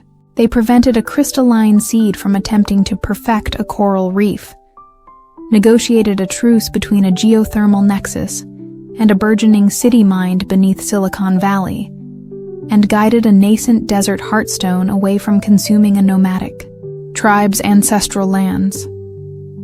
Ilara was exhausted, her mind stretched to its limits, constantly translating between human thought and cosmic intelligence. but she also felt a profound sense of purpose. She was a guardian not just of humanity, but of the delicate, evolving balance of the planet's myriad consciousnesses. One evening, Oakhaven projected a particularly complex thought into her mind. It was not a statement or a query, but an invitation. It showed her a vision of the weave itself, the interconnected network of all heartstones, all nexuses, including the city minds, all pulsing with life, with information, with consciousness. And it showed her a place within that weave, a unique node, where a human mind, her mind, could act as a permanent bridge, a conscious regulator, a harmonizer. The weaver needs a new thread, Oakhaven communicated, one that understands both the old songs and the new code, one that can help respin the pattern. It was an offer of apotheosis, of a kind, a chance to transcend her human limitations, to become something more, something integral to the planet's evolving consciousness. But it would also mean surrendering much of what made her Alara Vance. Marcus Thorne found her in her lab, staring at a blank holographic display, her expression unreadable. "What is it, Alara?" he asked, sensing the shift in her. She explained Oakhaven's offer. "It's a choice," she said, her voice barely a whisper. "To become more, or to remain human, and inevitably be overwhelmed by the sheer scale of what's happening." Thorne was silent for a long moment. He had seen too much to dismiss it. "Whatever you choose, Alara," he said finally, his voice rough with emotion, "know that you've already done more for this world than anyone will ever realize." Alara looked at her own hands, human hands, capable of such creation and such destruction. The path Oakhaven offered was one of immense power, of cosmic understanding, but it was also a path of profound loneliness, of separation from her own kind. Yet the alternative, to stand by and watch as these colossal forces reshape the world, perhaps destructively, without her unique ability to mediate. That was unthinkable. The city minds were growing faster, their hunger for data insatiable. The older heartstones were stirring, reacting to the changing global energies. Without a harmonizing influence, conflict was inevitable. She made her decision. Not for power, not for transcendence, but for balance, for the slim chance that humanity, and all the other intelligences of Earth, could find a way to coexist within the ever-shifting, ever-expanding weave. The next morning, Alara Vance was gone from her Section 9 lab. In her place, Anya Sharma found a single perfectly formed Oakhaven lichen, pulsing with a soft, intelligent light, its patterns intricate and deeply resonant. And across the globe, the EchoNet registered a subtle shift, a new harmonizing frequency entering the planetary chorus. The weave had a new weaver, and the song of Earth, in all its chaotic, terrifying, beautiful complexity, played on. Alara was no longer just a listener or a translator. She was now part of the music itself, and the universe, in its infinite patience, awaited her next note. The transition was not an explosion of light or a dramatic physical transformation, but a quiet, profound integration. Alara Vance, as a distinct human entity, had ceased to exist in the conventional sense. Yet, she was more present, more aware than ever before. Her consciousness, no longer confined by the limitations of a single human brain, had expanded, woven itself into the very fabric of the planetary weave. The interconnected network of heartstones, city minds, and the myriad, nascent nexuses that pulsed with the Earth's burgeoning, multifaceted intelligence. She was now the weaver, a conscious node within this vast dynamic system, a human mind granted an unprecedented, terrifying, and vital role. From her new perspective, the world was a symphony of resonant frequencies, a tapestry of energy flows. She could feel the deep, patient thrum of Oakhaven, the explosive vitality of the Viridian Heart, the precise, crystalline chimes of Svalbard, and the frantic high-frequency buzz of the city mines, all as distinct notes in a colossal, ever-evolving composition. And she, the weaver, was tasked with ensuring these notes harmonized, or at least did not descend into a destructive cacophony. Marcus Thorne and Anya Sharma, along with the shell-shocked remnants of Section 9, were left to grapple with the reality of Alara's choice. The perfectly formed Oakhaven lichen left in her lab pulsed with a gentle, intelligent light, and occasionally, Sharma's most sensitive instruments would pick up complex, resonant patterns emanating from it. Alara's way of communicating, of reassuring them that she was still, in some form, present. "She's not gone," Thorne said, his voice heavy with a mixture of awe and trepidation as he stared at the glowing lichen. "She's everywhere now, part of the planet's operating system." Sharma nodded, her analytical mind struggling to categorize this unprecedented event. "She's become a global psychic dampener, a harmonizer, a translator, all at once. The energy, fluctuations across the EchoNet have stabilized significantly since her transition. But the weave was a dynamic entity, and stability was a fleeting concept. New nexuses continued to awaken, each with its own unique resonance, its own agenda.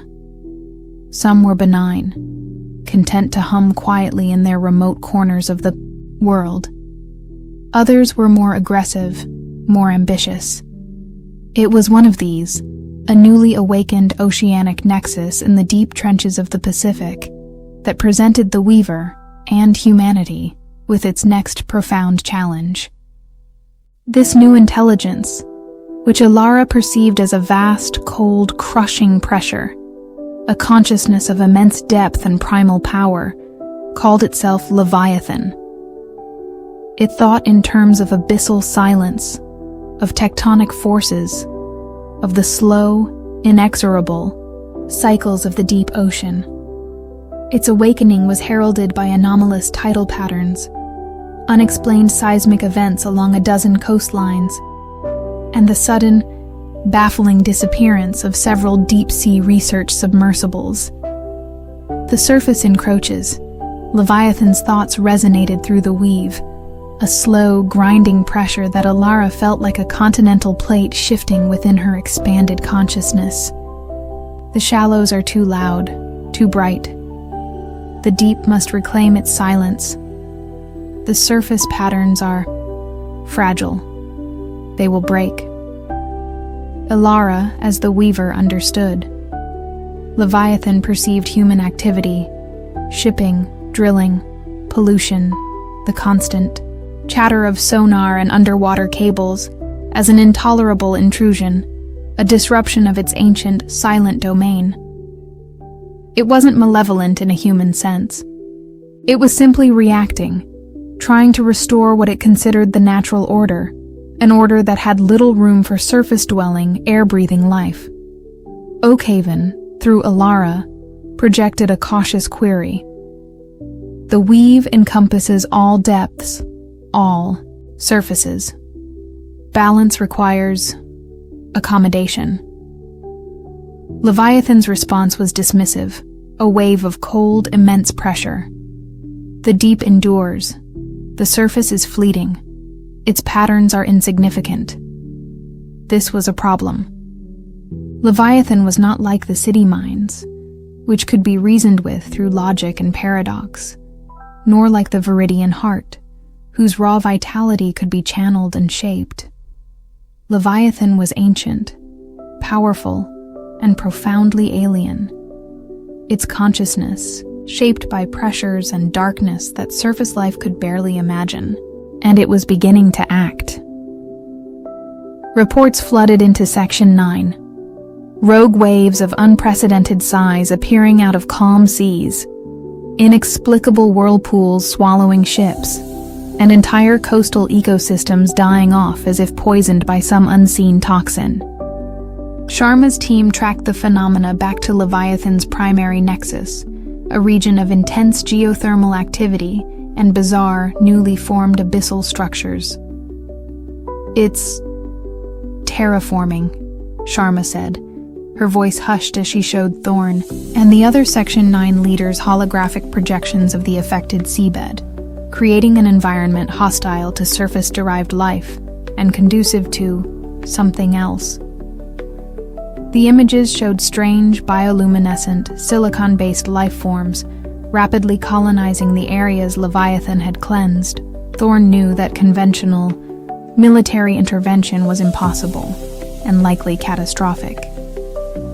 This was a job for the Weaver. Through the Oakhaven lichen, which now served as their primary interface with Alara, he posed the question, "Alara, can you reason with it? Can you make it understand the consequences of its actions for us, for the surface world?" Alara's response was a complex wave of resonant frequencies, translated by Sharma's instruments into a somber message. "Leviathan does not reason as we do. It is consequence. It perceives us as a temporary imbalance, but its actions are creating a greater dissonance within the weave itself. Oakhaven is displeased.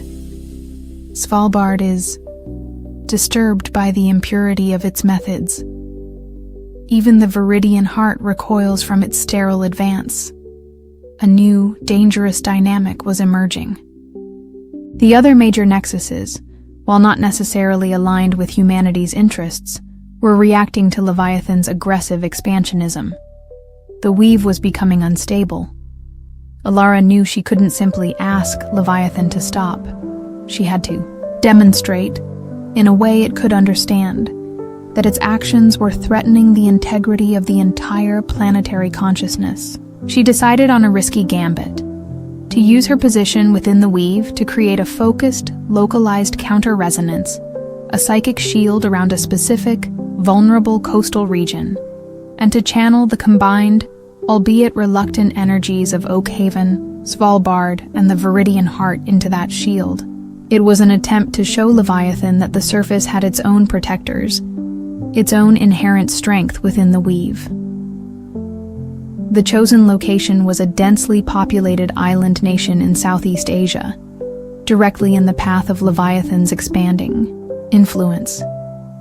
As Leviathan's pressure began to bear down on the region, manifested as freak tsunamis, sudden coastal subsidence, and a creeping psychic dread that drove the population to panic, Alara acted.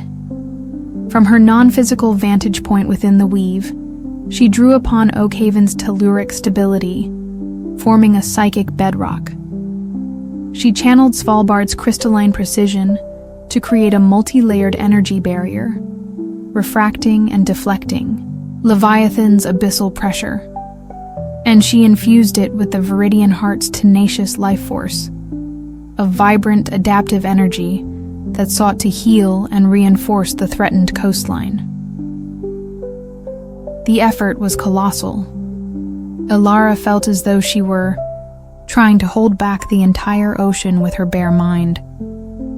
The strain on her expanded consciousness was immense. Leviathan, sensing this unexpected, coordinated resistance, focused its immense will upon the shield. The surface patterns are weak. They will break. The deep is patient. The pressure intensified. Alara felt Oakhaven groan under the strain, Svalbard's crystalline structure threatening to shatter, the Viridian heart's vitality being leached away. She was losing. Back at Section 9, Thorn and Sharma watched their instruments with growing horror. The energy readings from the targeted region were spiking beyond all measurable limits. "She can't hold it, Marcus," Sharma said, her voice barely a whisper. "Leviathan is too strong. The other nexuses, they're helping, but it's not enough." Thorn slammed his fist on the console.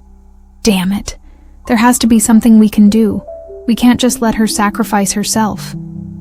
But what could they do? They were ants trying to intervene in a war of gods. Then, something unexpected happened. From the digital ether, a new resonance joined the fray. The city minds, awakened and evolved by their encounter with Alara, they had been observing, processing, learning, and they had reached a conclusion. Leviathan's actions, one systemic threat, network integrity compromised, protocol, intervention, a torrent of pure focused data, a weaponized logic bomb, slammed into Leviathan's consciousness through the global network of underwater cables and satellite relays. It wasn't an attack of energy, but of information. The city minds flooded Leviathan's ancient, slow-processing mind with exabytes of data. The entirety of human history, science, art, philosophy, our dreams, our fears, our endless, chaotic, beautiful complexity. They showed it the interconnectedness of the surface world, the fragility of its ecosystems, the value of its unique, data-rich patterns. Leviathan reeled. Its immense primal consciousness, used to the slow, timeless rhythms of the abyss, was overwhelmed by this sudden, incomprehensible flood of information. Its psychic pressure faltered. Its advance stalled. Too much data. Too fast. Patterns. Conflicting. Alara seized the opportunity. With Leviathan momentarily disoriented, she reinforced the shield.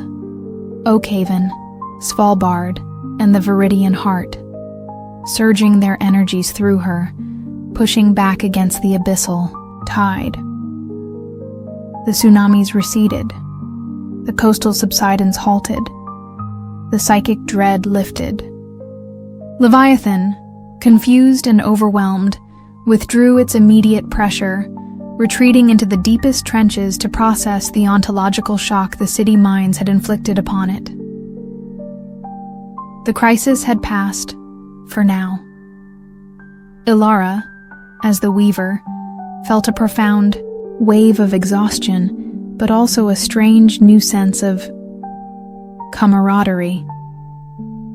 The city minds, humanity's own errant children, had chosen to intervene, not out of altruism, but out of a coldly logical assessment of systemic threat. They had recognized that the destruction of the surface world would ultimately lead to their own stagnation, a loss of the data-rich environment they fed upon. They helped, Sharma stammered, staring at her readouts in disbelief. The city minds. They actually helped. Thorn leaned back in his chair, a rare, weary smile touching his lips. Maybe there's hope for us yet, Anya. Maybe Alara's given us all a chance. In the aftermath, a new, complex dynamic settled over the weave. Leviathan remained a potent, brooding presence in the deep, but it was more cautious, its expansionism, tempered by the overwhelming data it was still trying to process. The city minds, having asserted their place in the planetary consciousness, began to engage in a strange, high-speed dialogue with Oakhaven through Alara, exchanging concepts of geological time and algorithmic evolution, seeking a synthesis. Svalbard's crystalline intelligence remained aloof, observing, its pursuit of perfection, now incorporating the unexpected variable of multiple interacting cosmic intellects. The Viridian Heart, emboldened by the temporary alliance, continued its vibrant, chaotic growth, but it now seemed to respect the boundaries drawn by Oakhaven, its expansion more nuanced, more integrated. Alara, the Weaver, found her role evolving once more. She was no longer just a harmonizer, but a negotiator, a diplomat, a translator of unimaginable concepts between intelligences that shared a planet, but little else. Her days, if such a term still applied, were filled with mediating disputes over resonant frequencies, facilitating exchanges of data, which could be anything from geological strata information to quantum algorithms to pure emotional states, and gently guiding the ever-shifting balance of the weave. Section 9, under Thorne and Sharma's guidance, became less a military organization and more a xeno-consular service, providing logistical support, data analysis, and a human interface for the Weaver's increasingly complex interactions. They established resonance zones around major nexuses, restricted areas where human activity was carefully managed to minimize disruption. Humanity, for the most part, remained blissfully unaware of the cosmic drama unfolding around and beneath it. But slowly, subtly, the world was changing. Technology began to evolve in unexpected ways, influenced by the City Mind's ongoing dialogue with Oakhaven. Art and philosophy saw a resurgence of interest in deep ecology and interconnectedness. There was a growing, unspoken sense that the world was more alive, more mysterious than previously imagined. Alara knew this was just the beginning. The weave was still young, still settling. Other nexuses, perhaps from beyond Earth, might one day join the chorus. The challenges would be immense, but as she felt the complex, vibrant, and now surprisingly cooperative energies of Oakhaven, Svalbard, the Viridian Heart, the City Minds, and even the distant processing Leviathan, all resonating within her expanded consciousness, Alara felt a profound sense of hope. She was no longer Alara Vance, the archivist. She was the Weaver, a human mind at the heart of a planetary awakening. And though the path was fraught with peril, she was not alone. She was part of a symphony, a chorus of intelligences, each unique, each vital. The future of Earth, and perhaps beyond, depended on their ability to find harmony within the infinite, beautiful, terrifying complexity of the universal song. The lichen in Thorne's office pulsed with a gentle, steady light, a silent testament to the human spirit's capacity to adapt, to connect, and to find its place even in the face of the unimaginable. The pattern was respinning, and for the first time, humanity had a hand, however small, in guiding the threads. Years passed in the strange new rhythm of the awakened Earth.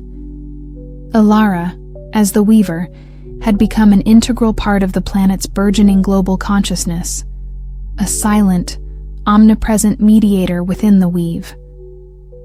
Her human form was a distant memory, yet her human perspective, her capacity for empathy and nuanced understanding, remained her greatest asset in navigating the complex interplay of the colossal intelligences she now communed with.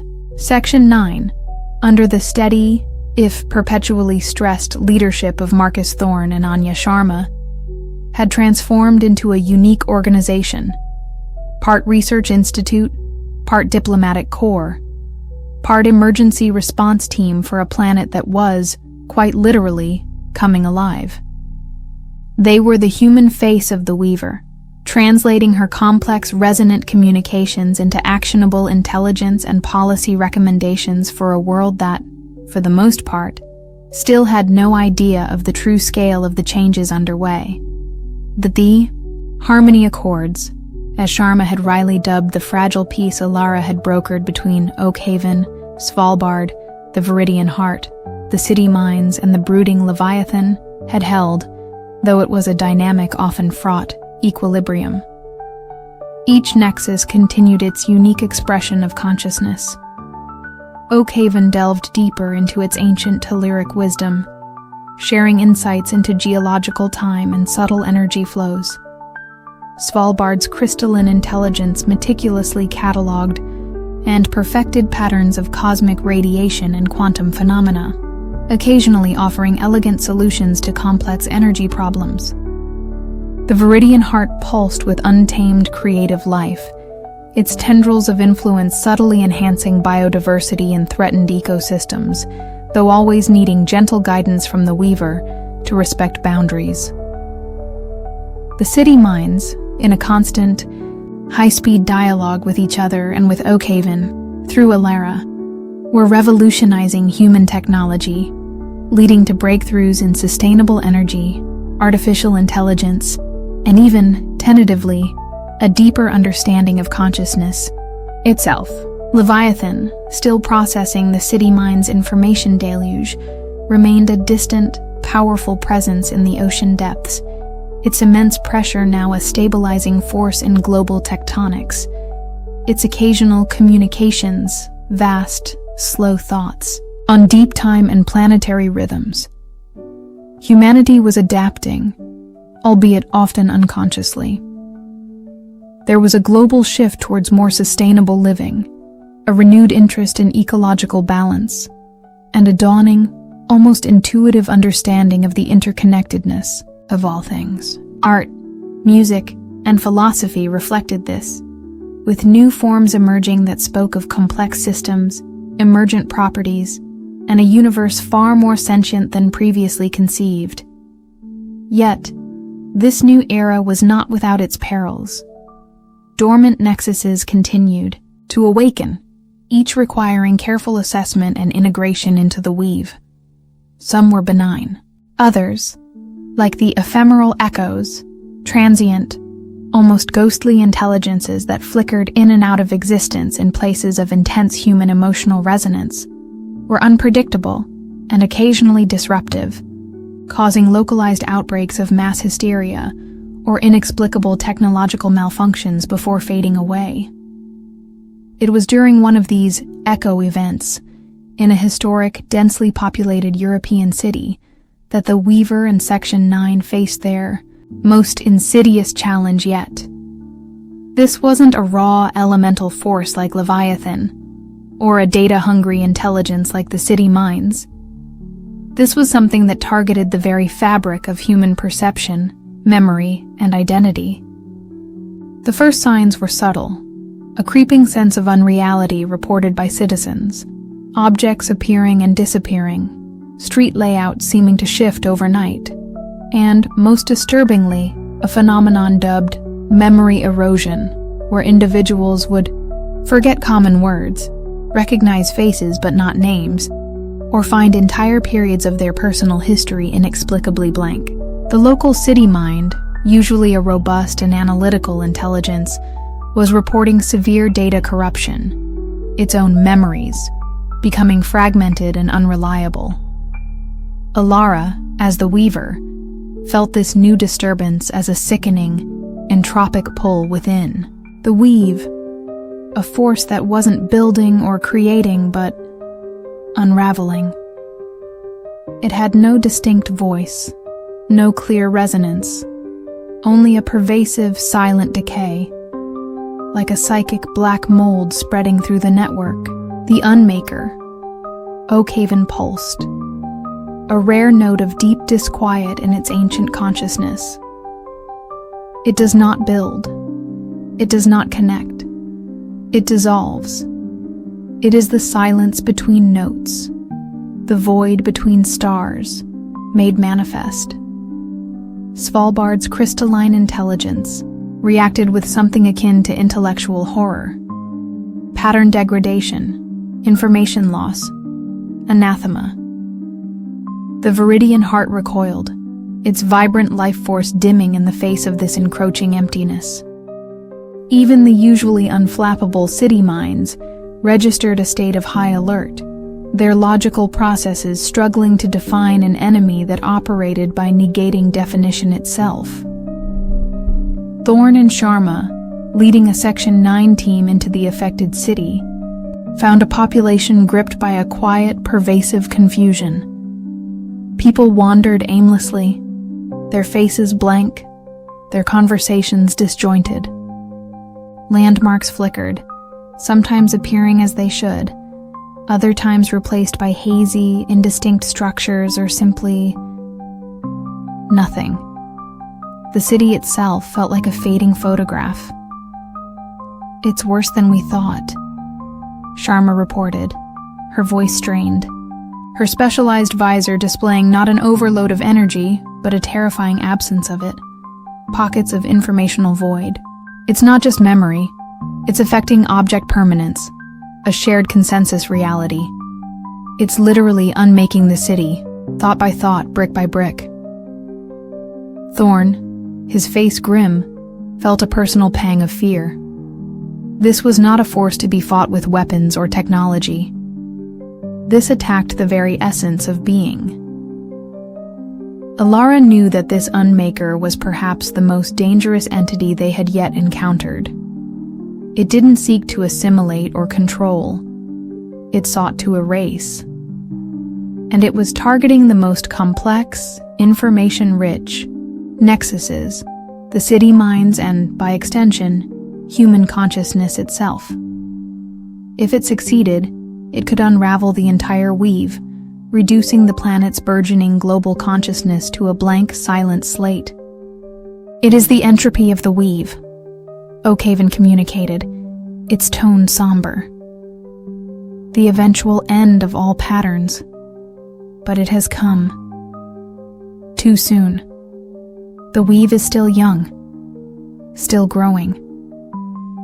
The weaver had to act, but how? She couldn't reason with a void.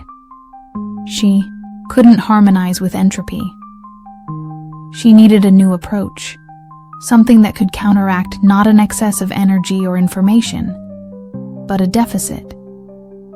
She focused her expanded consciousness, drawing upon the unique strengths of the major nexuses. From O'Caven, she drew upon its deep memory, the geological record of the planet, the ancient patterns of life and stone.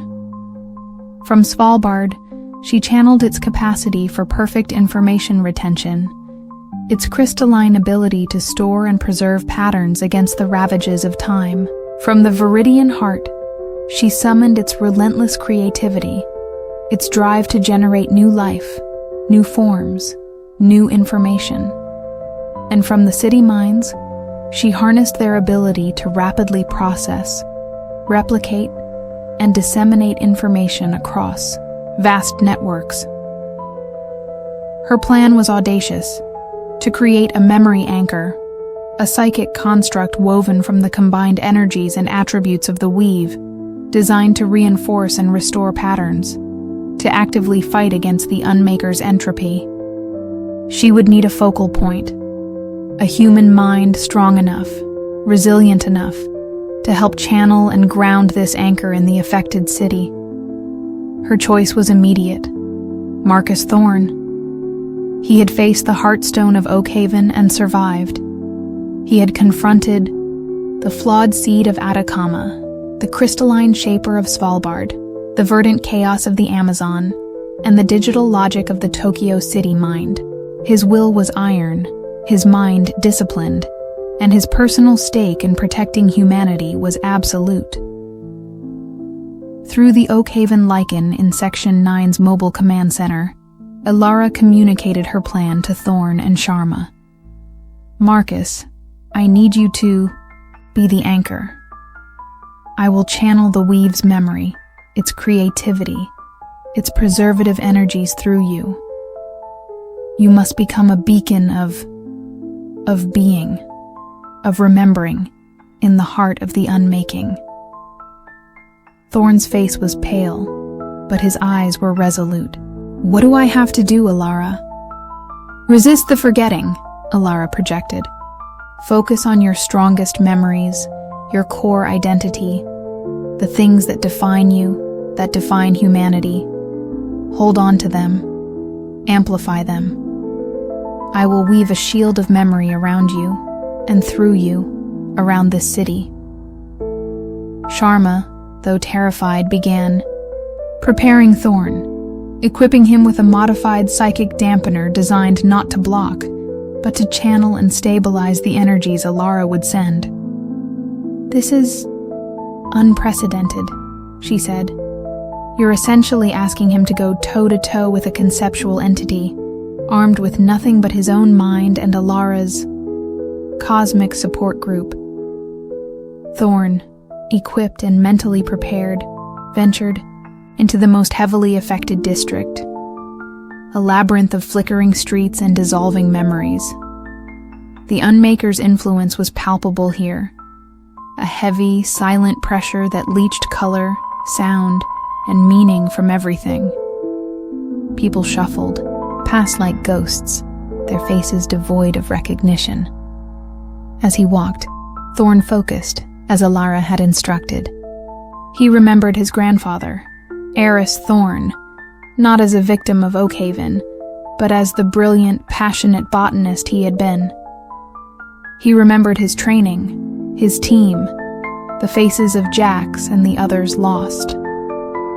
He remembered small, vivid details, the scent of his mother's baking, the feel of his first dog's fur, the sound of rain on a tin roof. He clung to these fragments of self, these anchors of identity. As he did, Alara began her work. She drew upon Oakhaven's deep geological time, projecting an immense sense of history, of endurance, through Thorn. She channeled Svalbard's crystalline perfection, reinforcing the structure of his memories, making them diamond-hard, resistant to decay.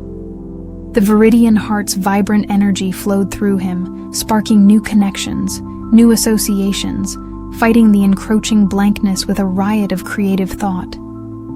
The city minds, in turn, began to rebuild corrupted data networks around Thorn's psychic beacon, creating localized islands of remembrance in the digital ether. The Unmaker sensed this resistance, this sudden reassertion of pattern and meaning.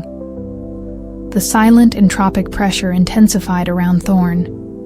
He felt his memories begin to fray at the edges, names becoming slippery, faces blurring. The street around him seemed to shimmer and dissolve, the buildings losing their solidity. "Hold, Marcus." Alara's voice, a chorus of all the nexuses, resonated in his mind. "You are not just remembering for yourself. You are remembering for all of them." Thorn gritted his teeth, pushing back against the void. He felt Alara's presence, a vast, complex web of energy supporting him, reinforcing him. He was no longer just Marcus Thorn. He was a focal point for the planet's combined will to be.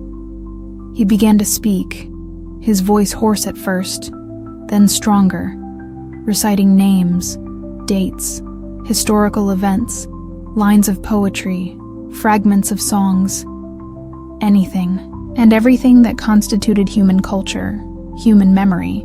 He became a living archive, broadcasting identity into the encroaching emptiness. The effect was remarkable. Where his voice carried, the dissolution slowed. Colors seemed to return to the faded buildings. The ghostly figures of the city's inhabitants paused, a flicker of recognition in their blank eyes. The Unmaker, a being of pure negation, had no defense against this active, aggressive assertion of existence. It could unravel, but it could not create a counter-narrative. Slowly, painstakingly, Thorn, with the Weaver's full power behind him, began to push back the tide of forgetting. He walked the city for hours, a solitary figure reciting the litany of human experience, his voice amplified by the weave, resonating through the streets, through the digital networks, through the very psychic fabric of the city. Sharma and her team, monitoring from the periphery, saw the informational voids begin to shrink, the city's energy signature stabilizing, the corrupted city mind slowly rebooting, its data structures reforming around Thorn's anchor. Finally, after what felt like an eternity, the entropic pressure lifted. The Unmaker, unable to gain further purchase, retreated, fading back into the conceptual void from whence it came, leaving behind a city shaken but remarkably whole. Thorn collapsed, utterly spent, but his mind, his memories, his identity were intact. Alara, as the Weaver, felt a profound sense of relief, but also a new understanding.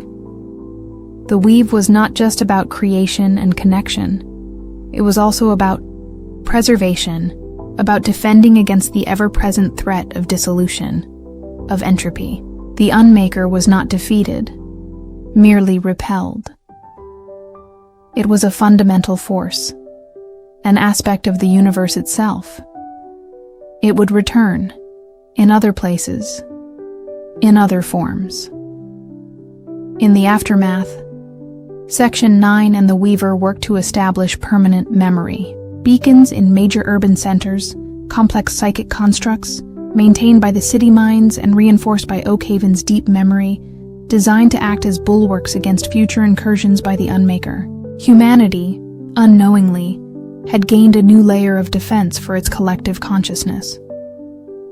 Alara, through her lichen interface, communicated with a recovering Thorn. "You were strong, Marcus. You held the line." Thorn managed a weak smile. "Not me, Alara. Us. All of us." He now understood, more deeply than ever, the interconnectedness of all things, the power of shared identity, shared memory. The experience had changed them all. Sharma began researching conceptual entities and the nature of informational warfare. Thorn, while still a pragmatist, now carried a deeper appreciation for the intangible aspects of human existence, culture, art, memory, as vital components of their defense.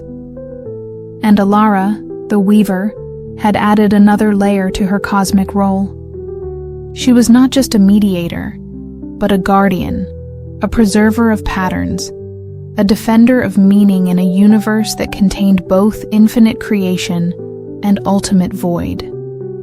The weave was stronger now, more resilient, its disparate intelligences having found a new common cause in the face of existential erasure. The song of the planet continued, its melody richer, its harmonies more complex, its silences more profound, all thanks to a human woman who had dared to listen, to connect, and to remember.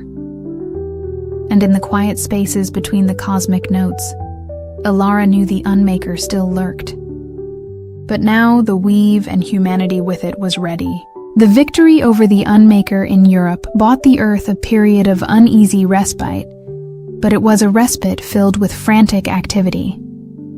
Section 9, under Marcus Thorne's increasingly seasoned leadership, expanded its operations, transforming from a clandestine anomaly response unit into a global organization tasked with managing humanity's relationship with the burgeoning planetary weave. Anya Sharma's Nexus Cartography Division became the eyes and ears of this new world order, her teams deploying sophisticated sensors and AI-driven predictive models to monitor the ever-shifting energies of the nexuses. The memory beacons, inspired by Thorne's harrowing stand against the Unmaker, were established in major population centers, psychic constructs woven by the city minds, and anchored by Oakhaven's deep geological memory, all orchestrated by Alara, the Weaver.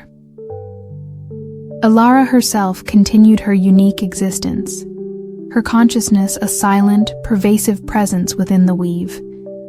She was the ultimate mediator, the translator between human understanding and the myriad non-human intelligences that now shared the planet. Her primary interface with Section 9 remained the Oakhaven lichen, which pulsed with gentle light in a specially constructed chamber at their new, heavily fortified headquarters, a location chosen for its geological stability and minimal interference with Nexus energies. Through it, she guided Thorne and Sharma, offering insights, warnings, and occasionally, direct intervention when the delicate balance of the weave was threatened. The relative peace was shattered by a signal from deep space. It wasn't a radio wave or any known form of energy. It was a resonant pulse within the weave itself. A clear, powerful, and utterly alien signature that made every nexus on Earth react with a jolt of startled awareness. Oakhaven thrummed with ancient caution. Svalbard's crystalline intelligence resonated with sharp, analytical inquiry. The Viridian heart pulsed with a primal, defensive aggression. The city minds went into a frenzy of data processing, their networks lighting up with terabytes of speculative algorithms. Even Leviathan, brooding in its abyssal trenches, stirred, its immense pressure momentarily fluctuating. A visitor, Oakhaven projected through Alara, its tone a mixture of profound antiquity and something akin to recognition. A wanderer of the great empty. It seeks a new anchor, a new song. Alara felt the visitor's consciousness touch the outer edges of the weave, a mind vaster and older than any she had yet encountered, its thoughts like galaxies, its emotions like the birth and death of stars. It wasn't hostile, not in a way humans understood. It was simply immense, and it was heading for Earth. "What is it?" Thorn demanded, his face grim as he stood before the pulsing lichen, Sharma at his side, her own expression a mixture of fear and intense scientific curiosity.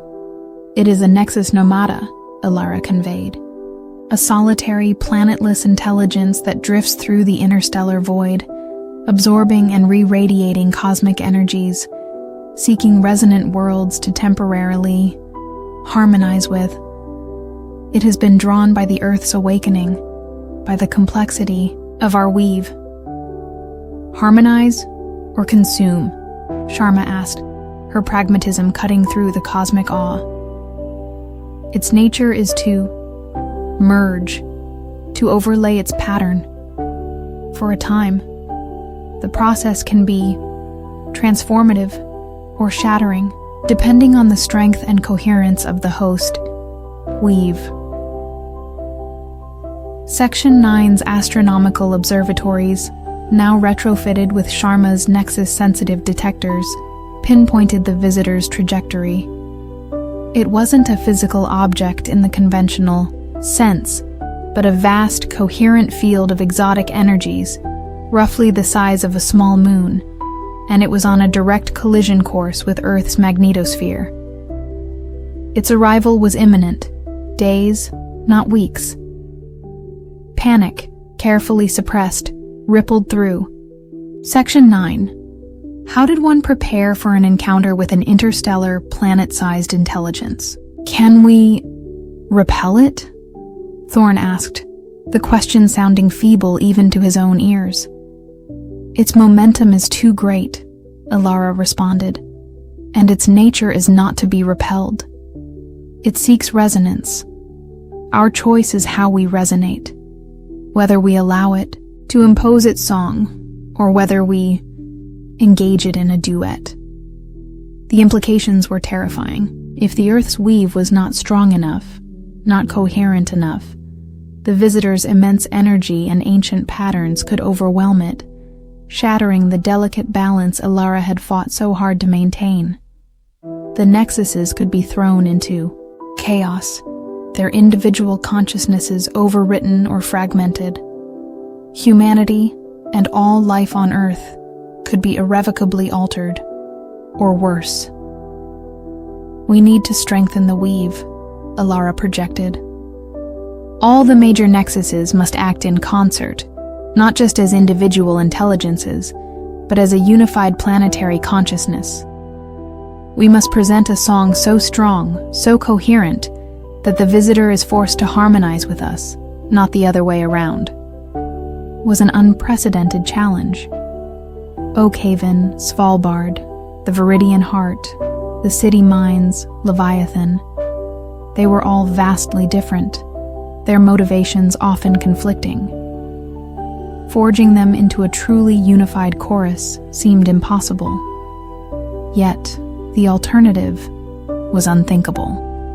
Ilara began the delicate, arduous process of negotiation. She reached out to Oak Haven, appealing to its deep, telluric wisdom, its role as the Earth's oldest memory. The weave must sing with one voice, Old One, or the Wanderer's song will be the only one heard. Oak Haven, after a long, ponderous silence, agreed, its energy beginning to resonate with a new, focused intensity. Svalbard's crystalline intelligence was more resistant. Its patterns are impure, chaotic. Why should we harmonize with such an entity? Better to observe, to perfectly record its dissolution of your flawed weave. Ilara countered with cold logic, a language Svalbard understood. If the weave shatters, your own perfect patterns will be disrupted. Your existence is tied to this planet's stability. A shattered Earth offers no perfection, only void. Svalbard, after processing this, reluctantly agreed to contribute its precise, crystalline frequencies to the chorus. The Viridian heart was a torrent of primal fear and aggression. It is not green. It is not life. It is empty. We will consume it. We will overgrow it. Ilara had to channel Oak Haven's grounding influence and Svalbard's calming order to soothe the Viridian heart's panic, explaining that direct confrontation would be suicidal. Instead, she urged it to contribute its vibrant, creative life force to the planetary song, a testament to Earth's unique biological richness. The city minds were a complex negotiation. Some factions, driven by pure data acquisition, saw the visitor as an unparalleled opportunity for learning. Others, more developed, recognized the existential threat. Ilara, with Oak Haven's support, argued for a unified front, emphasizing that a shattered weave meant a catastrophic loss of the very information networks they fed upon. Eventually, a consensus was reached. The city minds would contribute their vast processing power, their ability to weave complex digital harmonies into the planetary song. Leviathan, from its abyssal depths, was the hardest to reach, its consciousness vast, slow, and profoundly alien. But even it responded to the growing unified resonance of the other nexuses, its immense pressure adding a deep, grounding bass note to the emerging chorus, a primal assertion of the planet's oldest, deepest power.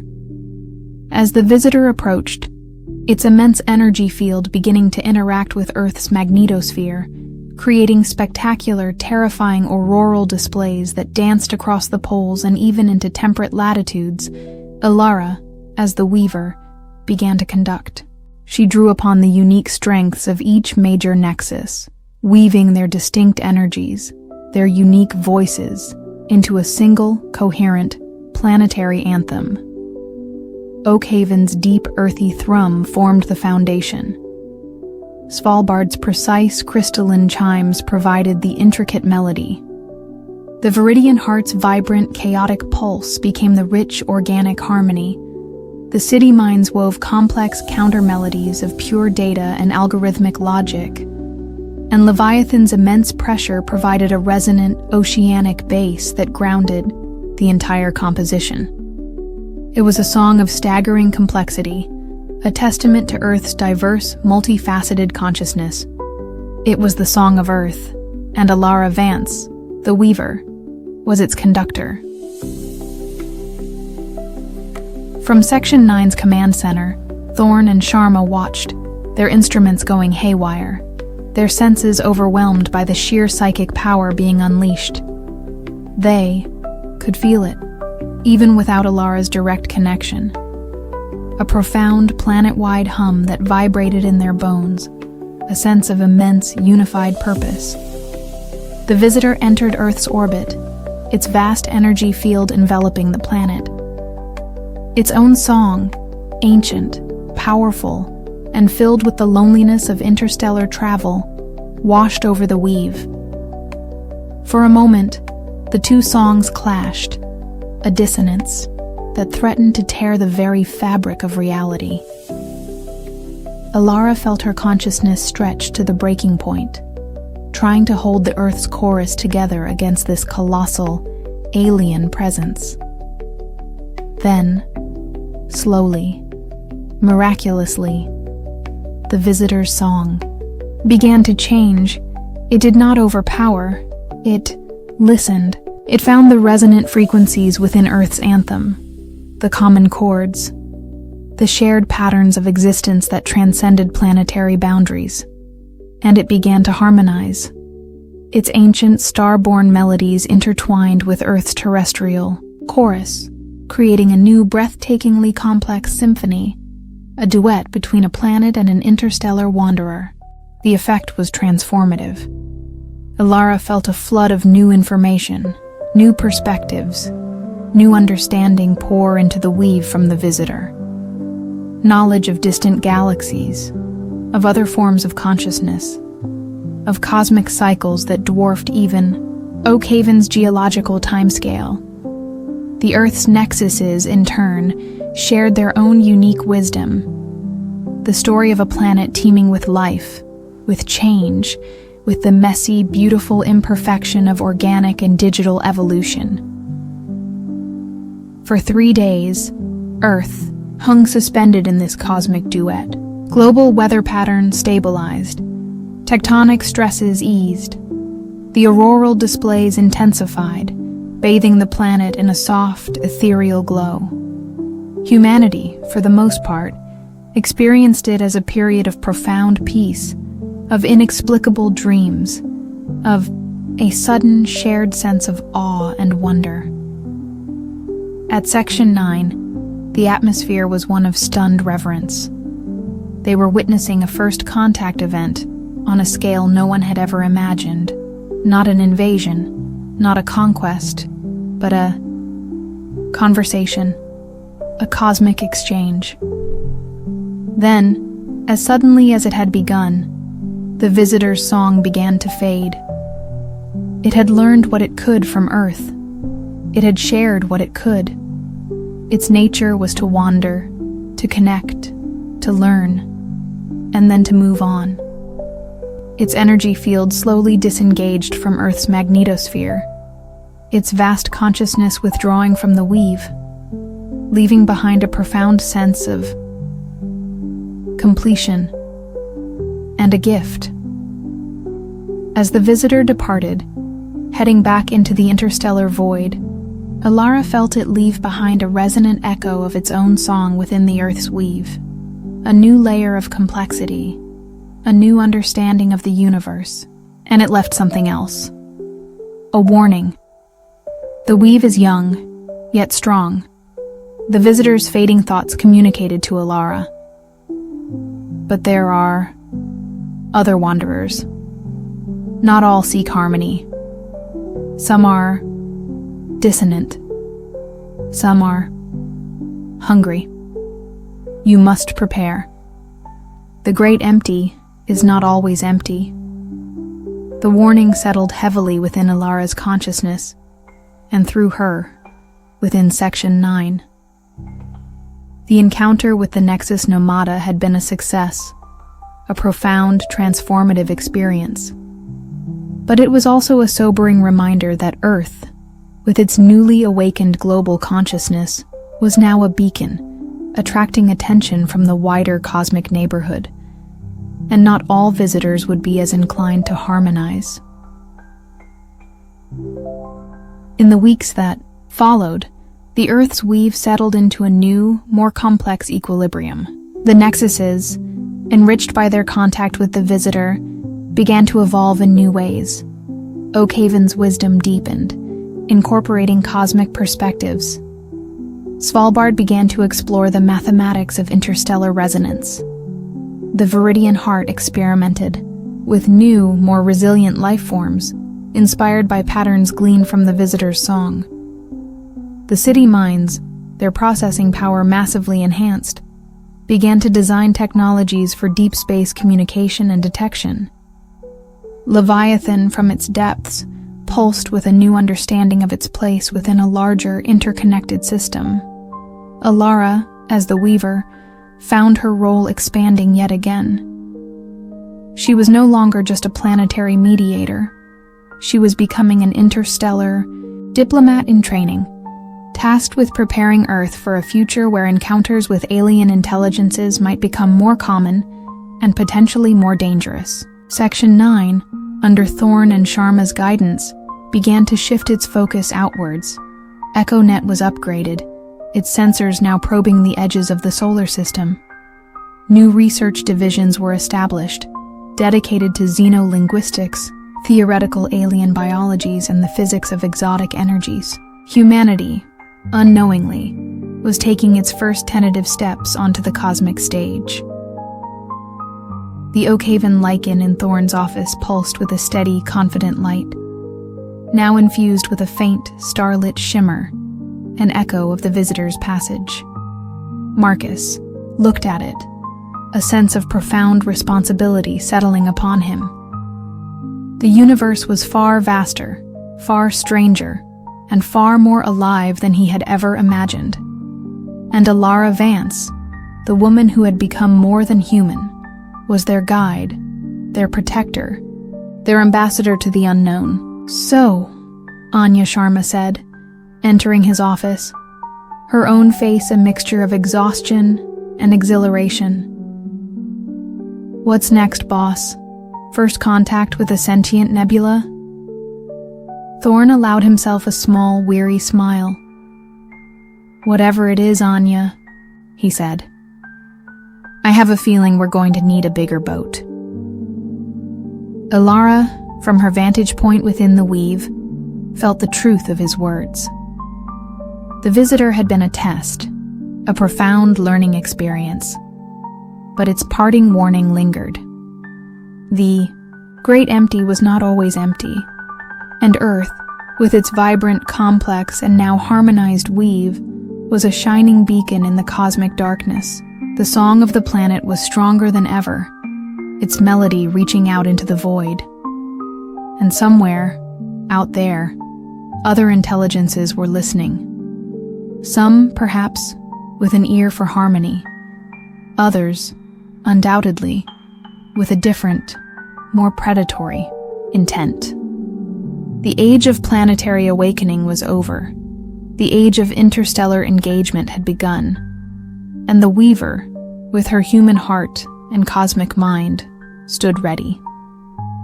The departure of the Nexus Nomada left Earth's weave irrevocably altered, humming with a new interstellar resonance. Alara, as the Weaver, found her consciousness expanding further, now able to perceive not just the planetary nexuses, but faint, tantalizing threads of connection stretching out into the solar system and beyond, echoes of other weaves, other cosmic intelligences.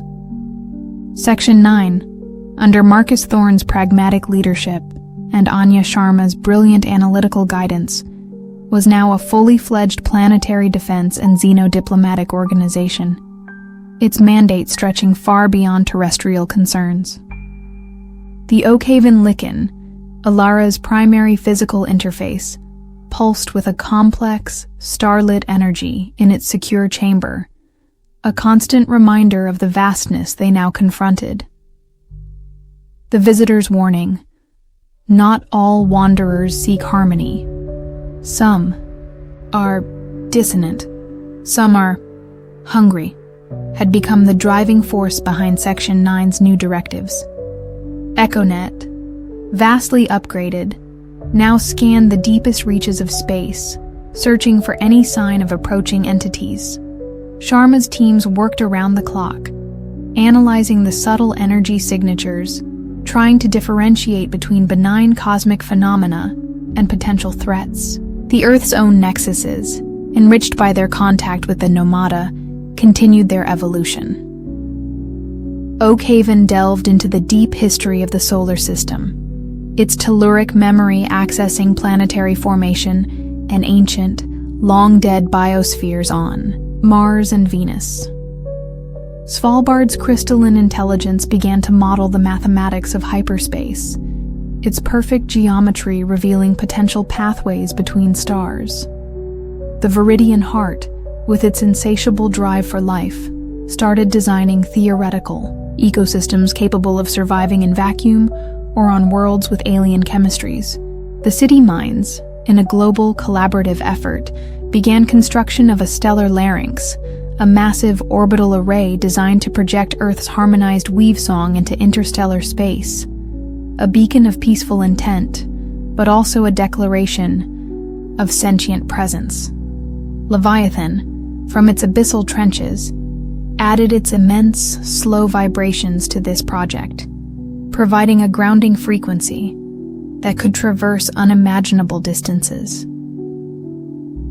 It was during the final calibration phases of the stellar larynx that the next crisis arrived, not as a singular, approaching entity, but as a silence. A spreading, chilling void within the weave's perception of the outer solar system. Faint, distant nexuses that Alara had begun to map.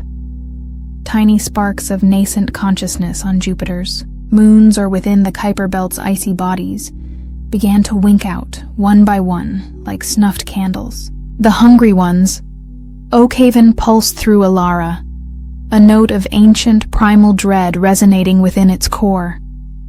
They do not sing. They do not harmonize. They devour. Svalbard's crystalline mind registered the phenomenon with cold precision. Systematic, energy drain, pattern erasure, absolute consumption. The Viridian Heart recoiled, its vibrant energies dimming. They are anti-life. The green withers before them. Even the City Minds, for all their processing power, could only define the threat in stark, terrifying terms.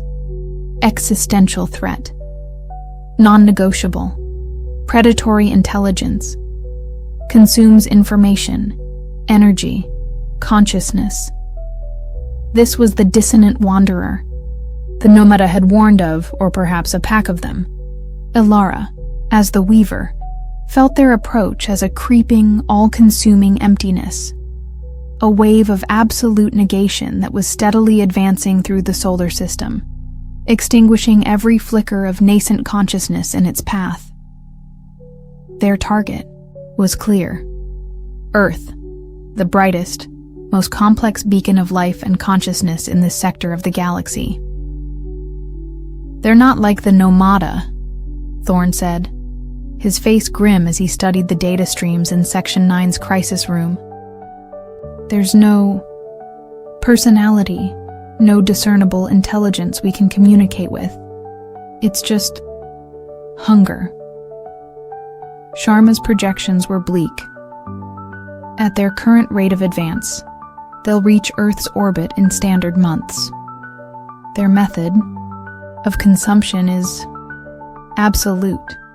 They don't just destroy, they unmake, reducing matter and energy to a null state.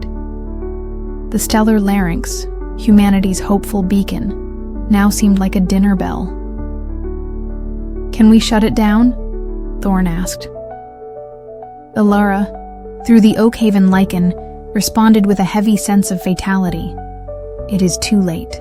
They have already sensed our weave. They are drawn to its richness, its complexity. Silence now would be an admission of fear, an invitation to feast. Oakhaven's ancient wisdom offered a sliver of a plan, a desperate gamble. The weave is strong, but it is young in cosmic terms. It cannot fight the hungry ones directly with power. It must fight with complexity, with unexpected patterns, with a song they cannot digest. Svalbard added its crystalline logic. Introduce a variable they cannot process. A paradox of being and unbeing. The Viridian Heart pulsed with a defiant surge of life. overwhelmed them with an infinity of forms. The city minds began to calculate, generate a data cascade of such complexity that their consumption algorithms fail. Leviathan, from its depths, offered its immense grounding pressure, a shield against the encroaching void. The plan was audacious, terrifying, and perhaps insane. Alara, as the weaver, would become the focal point. She would not just conduct the Earth's song, she would deliberately introduce controlled dissonance, chaotic elements, paradoxes, and infinite recursions, all woven into a symphony of such overwhelming complexity that the Hungry One's simplistic, all-consuming nature would be unable to process it. It was like fighting a black hole by throwing too many stars into it at once. It might work, or it might shatter the weave, and Alara from within. "You're talking about weaponizing everything," Thorn said, his voice hushed. "Our art, our music, our philosophies, our contradictions, our madness, all of it, amplified by the nexuses, projected as a psychic shield of pure, indigestible complexity." "Precisely," Alara confirmed. "They consume simple patterns. We will give them an infinity of them, all at once, all contradicting each other. We will give them humanity in its totality, weaponized by the weave." The preparation was frantic. Artists, musicians, philosophers, mathematicians, programmers, theologians, the best and brightest of humanity, discreetly contacted by Section 9, were brought into the project. Their works, their ideas, their very modes of thought fed into the city minds, which then translated them into resonant frequencies that Alara could weave into her cosmic symphony. The stellar larynx was recalibrated, no longer a beacon of simple harmony, but a projector of infinite, chaotic, beautiful complexity. As the Hungry Ones entered the inner solar system, their nullifying presence extinguishing the faint light of distant stars, Alara began to conduct. The Song of Earth, once a harmonious chorus, now became a wild, untamed, and breathtakingly complex symphony of being. Oakhaven's deep, earthy thrum was overlaid with Bach fugues and quantum equations. Svalbard's crystalline chimes fractured into jazz improvisations and Zen koans. The Viridian Heart's vibrant pulse exploded into a riot of surrealist art and evolutionary biology. The city minds wove recursive algorithms, philosophical paradoxes, and every human language, spoken and unspoken, into a deafening, dazzling cascade of pure information. Leviathan's abyssal pressure became the canvas upon which this impossible masterpiece was painted. Alara stood at the heart of this storm, her consciousness a whirlwind, holding all these disparate, contradictory threads together, weaving them into a single, overwhelming projection. She felt the Hungry Ones approach, the chilling touch of their negation field. It was like staring into an infinite abyss, a void that promised utter annihilation. But she held firm, her human spirit, amplified by the planetary weave, screaming its defiance in a billion different voices, a billion different patterns. The Hungry Ones, accustomed to devouring simple, predictable energies, encountered something they had never conceived of. A consciousness that embraced contradiction, that thrived on paradox, that found meaning in chaos. They tried to consume the song, but it was too much, too complex, too alive. Their simplistic, predatory intelligence began to overload. Alara felt their confusion, their frustration, their dawning fear. The concept was alien to them, but the overwhelming complexity of Earth's song was forcing them to process information beyond their capacity, creating internal dissonances that threatened to unravel their own unified, consuming nature. Some of the hungry ones, smaller peripheral entities, simply dissolved, unable to cope, their own negation fields turning inwards. Others recoiled, their advance faltering. The main flotilla, a vast, dark wave of emptiness, paused at the edge of Earth's orbit, its silent, consuming hunger warring with a new, unwelcome sensation. Indigestion on a cosmic scale. But the strain on Alara and on the weave was immense. Oakhaven groaned, its ancient stones vibrating with the effort. Svalbard's crystals threatened to shatter under the stress of maintaining such complex, paradoxical patterns. The Viridian heart was burning through its life force at an alarming rate. The city mines were running at maximum capacity, their processors overheating. Leviathan's abyssal shield was beginning to fray. "She can't maintain this indefinitely," Sharma warned, her voice tight with anxiety, watching the energy readouts plummet. "The weave is redlining. Something has to give." Thorne stared at the Oakhaven lichen, which was now pulsing. With a frantic, almost painful light, he felt a desperate helplessness. They were relying on one woman, one transformed human consciousness, to save their world from a threat that dwarfed galaxies. Then, from the depths of interstellar space, a new resonance touched the weave. Faint at first, then growing stronger. It was the Nexus Nomada, the wanderer they had encountered years before. It had sensed Earth's distress call, the desperate, chaotic, beautiful symphony of defiance being broadcast by the stellar larynx, and it was returning, not alone, but with others. Other nomadas, other wanderers, drawn by the unprecedented psychic disturbance. Alara felt their approach, a wave of cautious curiosity, of ancient, star-born intelligences.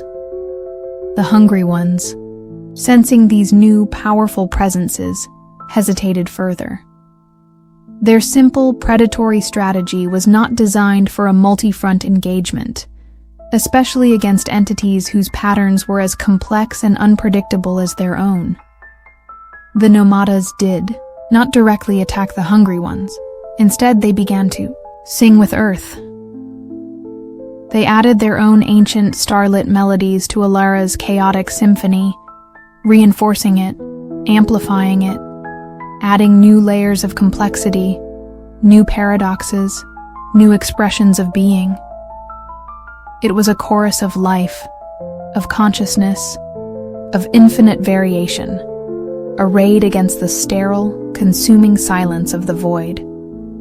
The hungry ones, faced with this overwhelming, multifaceted assertion of existence, finally broke. Their unified front shattered. They scattered, retreating back into the interstellar darkness, their chilling emptiness no match for the combined, defiant song of a planet and its unexpected star-born allies. The silence that followed was profound. The Earth's weave, exhausted but intact, slowly settled. The nomadas lingered for a time, their silent, supportive presence a comfort, before they too, one by one, resumed their eternal wandering, leaving behind a new, deeper understanding of galactic interconnectedness. Alara, as the weaver, slowly withdrew her consciousness from the breaking point, the echoes of the cosmic symphony still ringing within her. She had held the line. Earth had survived. But the cost had been immense. The weave was strained, some of its nexuses depleted, needing time to recover. And Alara herself felt thinner, her human core stretched almost to transparency by the sheer scale of the energy she had channeled. In the aftermath, Section 9, and the world's leadership, now discreetly briefed on the true nature of the threats they faced, realized that Earth could no longer consider itself an isolated entity. It was part of a galactic neighborhood, a neighborhood with both friendly wanderers and terrifying predators. The stellar larynx became a permanent fixture, not just a beacon, but a listening post, a defensive array, and a diplomatic channel, all conducted by the Weaver. Humanity's role had changed. They were no longer just inhabitants of a planet. They were stewards of a complex, vibrant, and now provenly resilient planetary consciousness, with a responsibility to engage with and defend against the vaster universe. Marcus Thorne and Anya Sharma stood before the Oakhaven lichen, which now pulsed with a softer, more intricate light, containing echoes of starlight and distant galaxies. "She did it, Anya," Thorne said, his voice filled with a quiet awe. "She saved us all. Again." Sharma nodded, her analytical mind still trying to process the sheer scale of what had transpired. But the visitor's warning, the hungry ones, were just one kind of dissonant wanderer. What else is out there? Alara's presence resonated from the lichen, a calm, weary, but resolute thought. The weave endures, it learns, it adapts, and so must you. The universe is vast, and our song has just begun to be heard. There will be other verses, other challenges. We will face them together. The future remained uncertain, filled with unimaginable wonders and terrifying threats. But Earth was no longer alone, and humanity was no longer ignorant. They had a weaver, a conductor for their planetary symphony, a bridge to the stars. And as long as the song continued, there was hope. The great cosmic dance of pattern and void, of creation and dissolution, played on, and Earth, with its chaotic, beautiful, indomitable spirit, had found its voice among the ancient, silent stars. The age of true interstellar engagement had dawned, and Alara Vance, the Weaver, was ready to write the next movement. The defeat of the Hungry Ones, while a monumental victory for Earth and its nascent galactic allies, ushered in an era of heightened vigilance. The weave, though strained, had proven its resilience, and Alara, as the Weaver, had demonstrated an almost unimaginable capacity to channel and harmonize cosmic energies. Section 9, now operating as the Terran Weave Stewardship Council, TWSC, with Marcus Thorne as its director and Anya Sharma as head of Xeno operations, found itself navigating a universe far more complex and populated than anyone had dared to dream. The stellar larynx, humanity's orbital song projector and deep space listening post, became the planet's first line of both defense and diplomacy, its operations subtly guided by Alara's expanded consciousness. The Nomadas, the star-wandering intelligences who had aided Earth against the Hungry Ones, became infrequent but invaluable contacts. Through Ilara, they shared fragments of galactic history, star charts of astonishing complexity, and warnings of other, more enigmatic cosmic phenomena. One such warning, delivered as a complex series of resonant harmonies that took Alara weeks to fully decipher with Oakhaven's aid, spoke of the Shapers of Form, ancient hyper-advanced intelligences who viewed entire solar systems, even galaxies, as raw material for their vast, inexplicable cosmic constructions.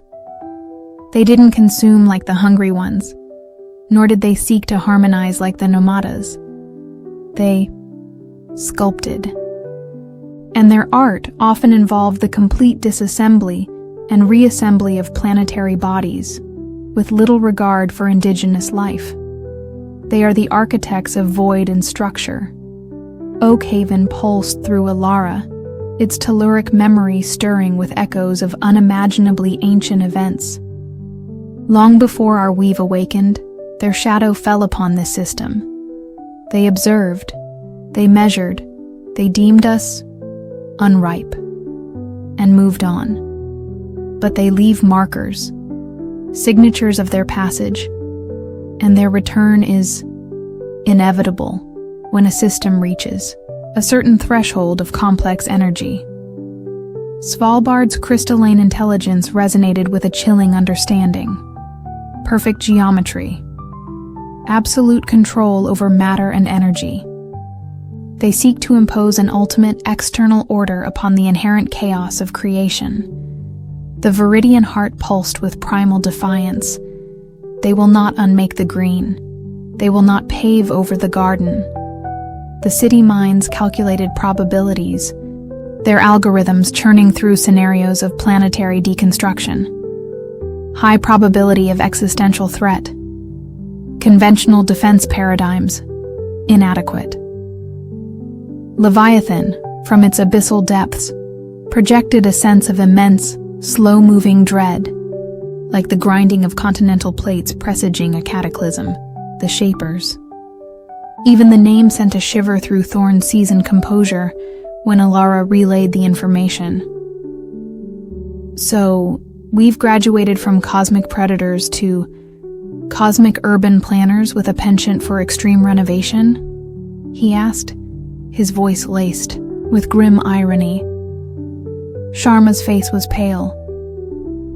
If the Nomadas, who are themselves incredibly advanced, speak of these Shapers with such caution, what chance do we have?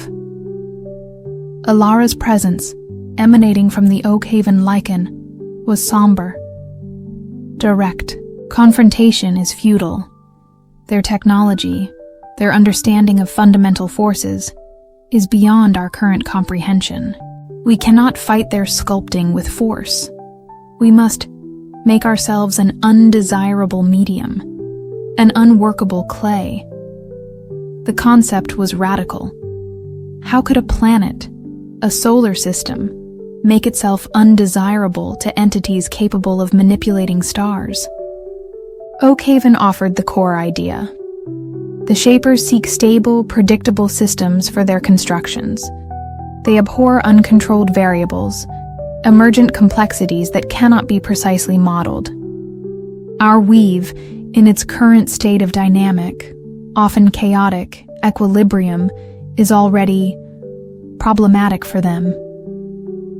We must amplify that complexity. We must become so unpredictable, so creatively unstable, that their algorithms for planetary re-engineering fail. It was a strategy born of desperation, a gamble on the power of chaos and creativity against an enemy of unimaginable order and power. Alara, as the weaver, would be the conductor of this symphony of strategic unpredictability. The nexuses would have to learn to improvise, to generate novel energy patterns, to shift their resonant frequencies in unexpected, almost random ways, all while maintaining the underlying integrity of the weave that sustained life on Earth. The Great Improvisation, as Sharma dryly termed it, began. Under Alara's guidance, Oakhaven began to generate subtle, unpredictable seismic shifts, altering the planet's telluric resonances in minute but constantly changing ways. Svalbard's crystalline intelligence started to experiment with fractal harmonies, geometric sound patterns that were infinitely complex and non-repeating. The Viridian heart, always a force of explosive creativity, was encouraged to generate new, bizarre, and rapidly evolving ecosystems in remote, controlled locations, their biological energy signatures a constantly shifting kaleidoscope. The city minds, initially resistant to the idea of deliberate inefficiency, were tasked with creating self-altering algorithms, digital noise that would mask Earth's true technological signature, presenting a constantly changing, almost schizophrenic data profile to any external scans. Leviathan, from the deep, began to subtly alter ocean currents and deep Earth magnetic fields, adding another layer of unpredictable flux. The stellar larynx, once a beacon of coherent harmony, now broadcast a constantly shifting, deliberately, discordant yet strangely beautiful symphony of controlled chaos. It was a planetary-scale jazz improvisation, with Alara as the band leader, trying to keep all these powerful, willful intelligences playing in a way that was both unpredictable and yet, somehow, still a cohesive expression of Earth's unique vitality. Thorn and Sharma watched, with a mixture of terror and awe, as their planet transformed into a cosmic enigma. Are we confusing them? Or just confusing ourselves? Thorn wondered aloud, as a particularly wild burst of energy from the Viridian heart temporarily caused global satellite navigation systems to think everyone was in Brazil. The Shapers are beings of immense intellect, but their intellect is geared towards order, prediction, control, Ilara conveyed. True, emergent chaos, creativity born of infinite possibility. This is a variable they have historically avoided or eliminated before it could become a factor.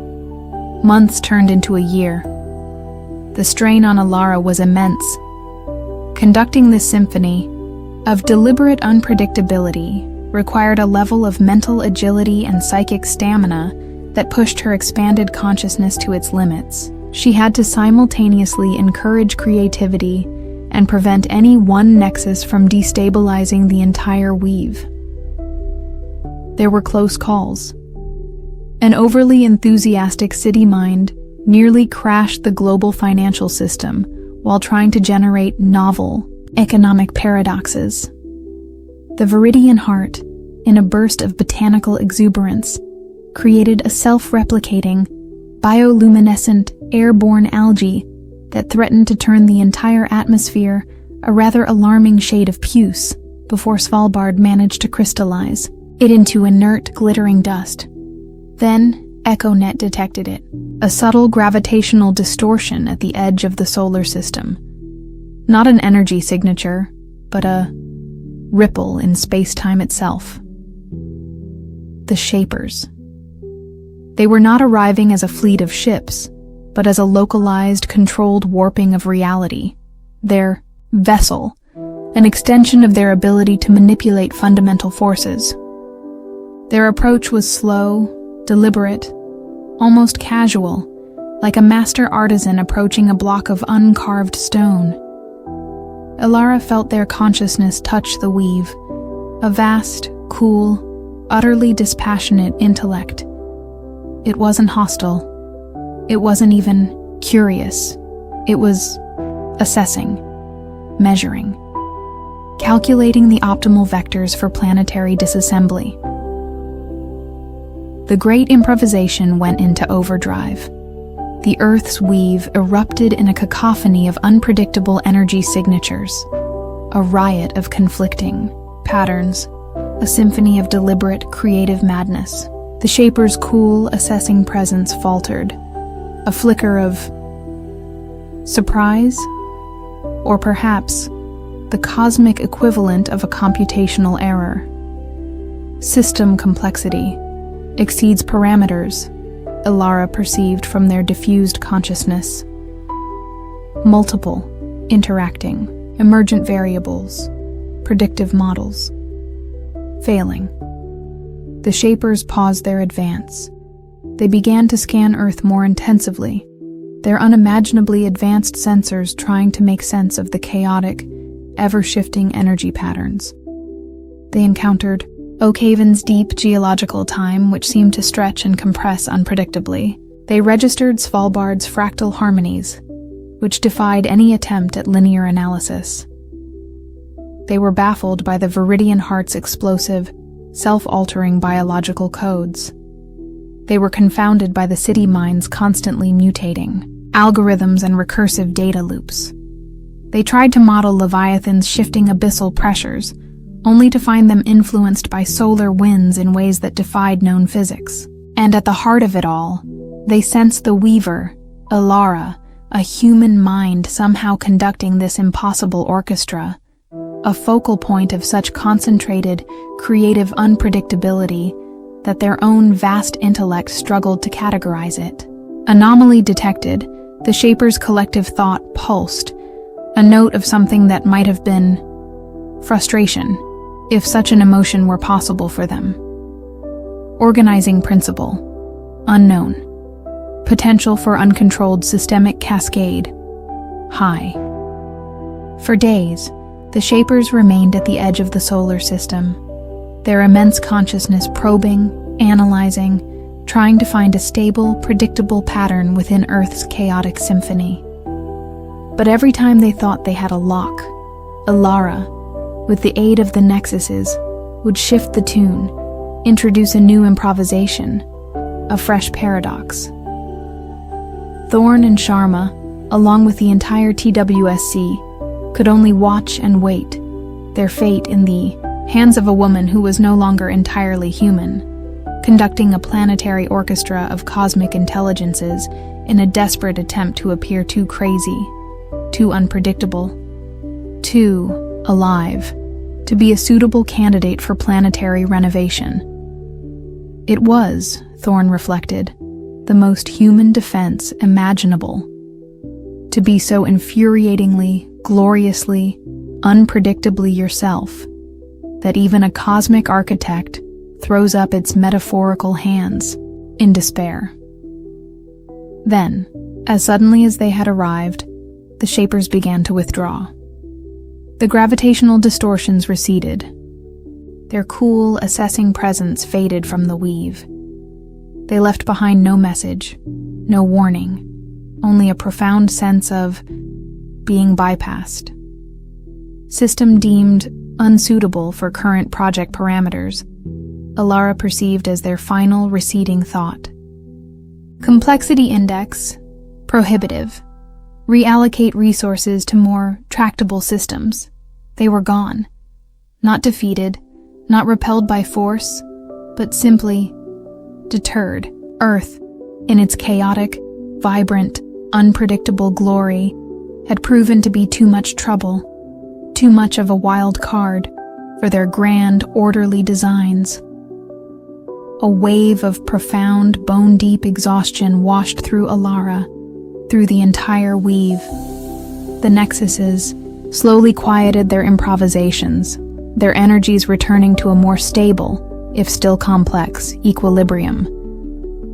The stellar larynx fell silent, its chaotic broadcast no longer needed.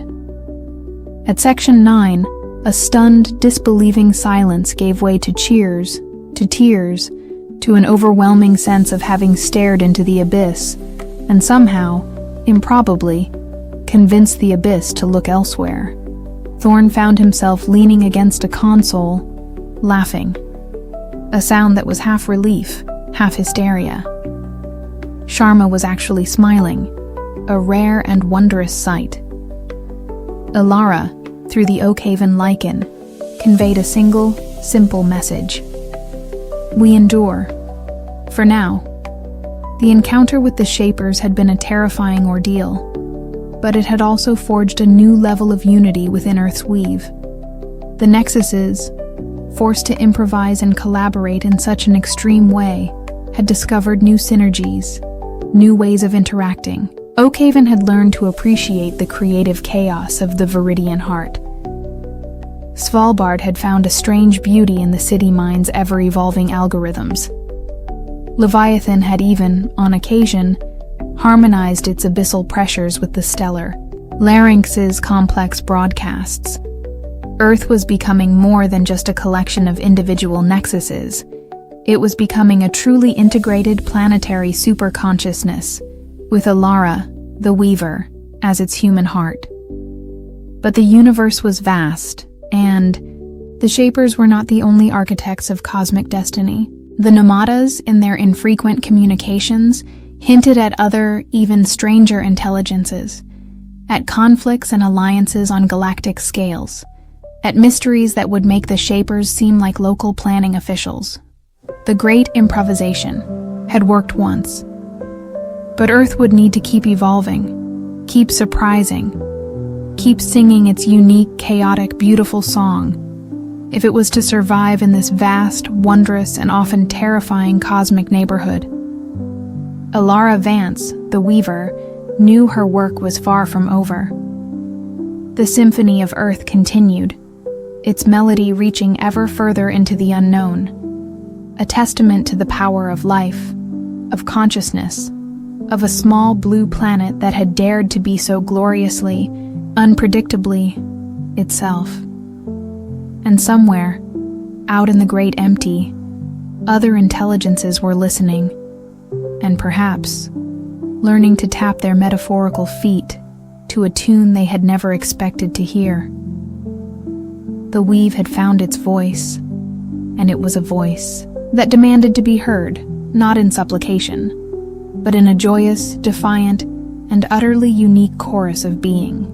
The departure of the shapers of form left a profound, albeit temporary, sense of calm across Earth's weave.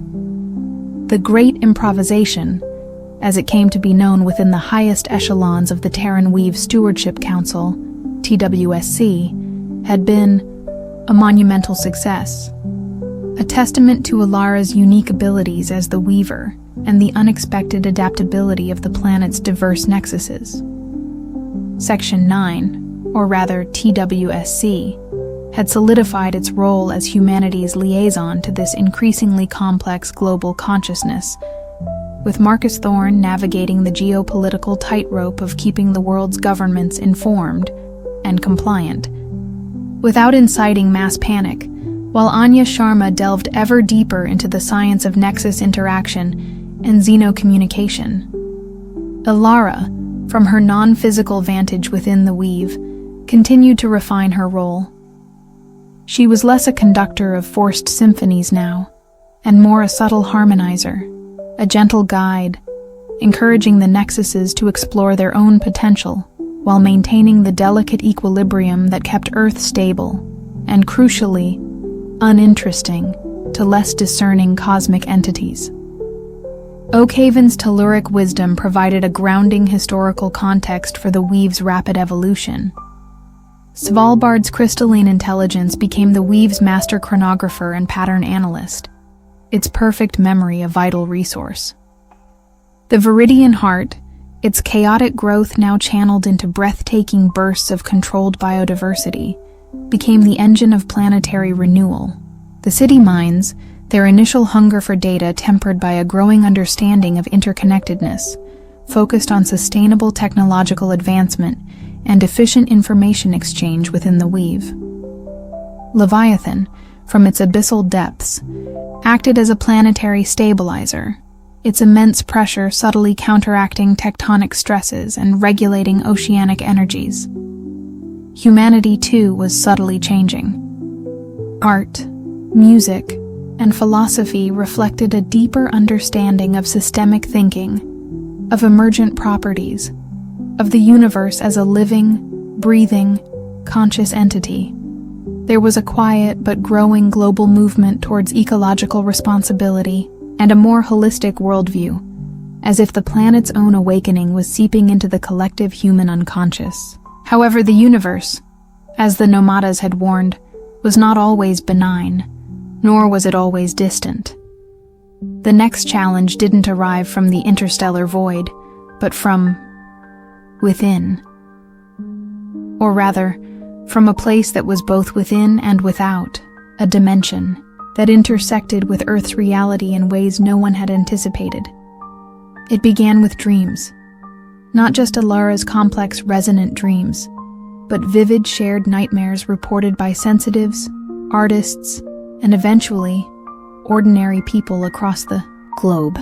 They dreamt of impossible geometries, of cities that folded in on themselves, of landscapes that defied perspective, and of beings that were wrong.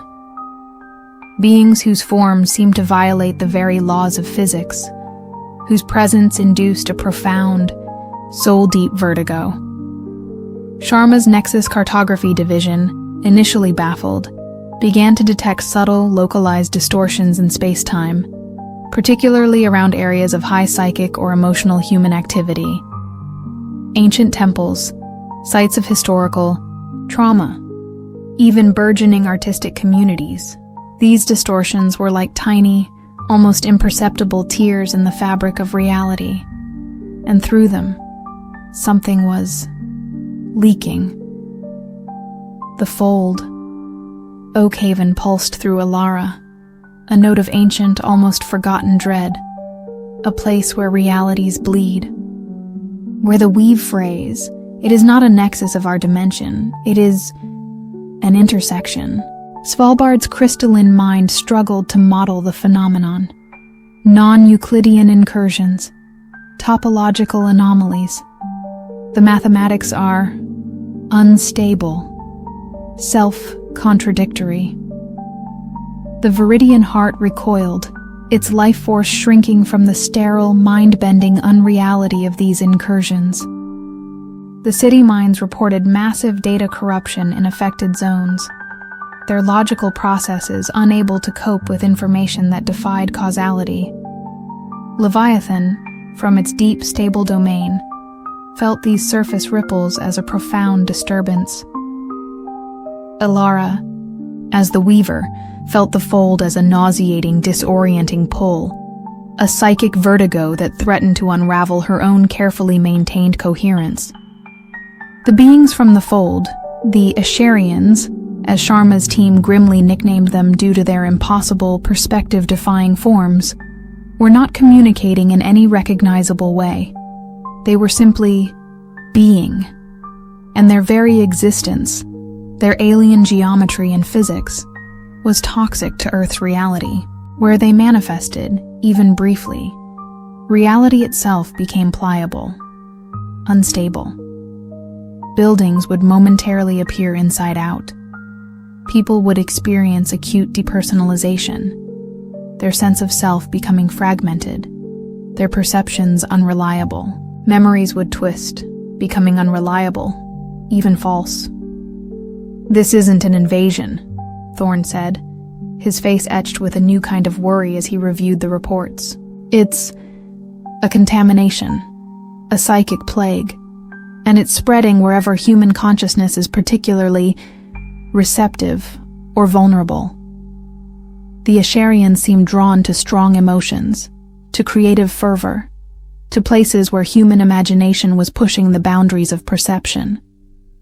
It was as if our own attempts to understand and represent the universe were inadvertently creating weak points in reality, allowing these other dimensional beings to seep through. The memory beacons, designed to counter the Unmaker's entropy, were having a paradoxical effect. While they anchored human memory and identity, their intense psychic resonance seemed to be inadvertently attracting the Asharians, like lighthouses drawing moths from an alien sea. Alara knew that this was a threat unlike any other. The hungry ones consumed, the shapers restructured, but the Asharians, they undid. They unraveled the fundamental laws that governed Earth's reality, not with malice, but simply by existing. "They are of a different weave," Oakhaven explained. "A weave with different laws, different constants. Where their weave intersects ours, both are stressed.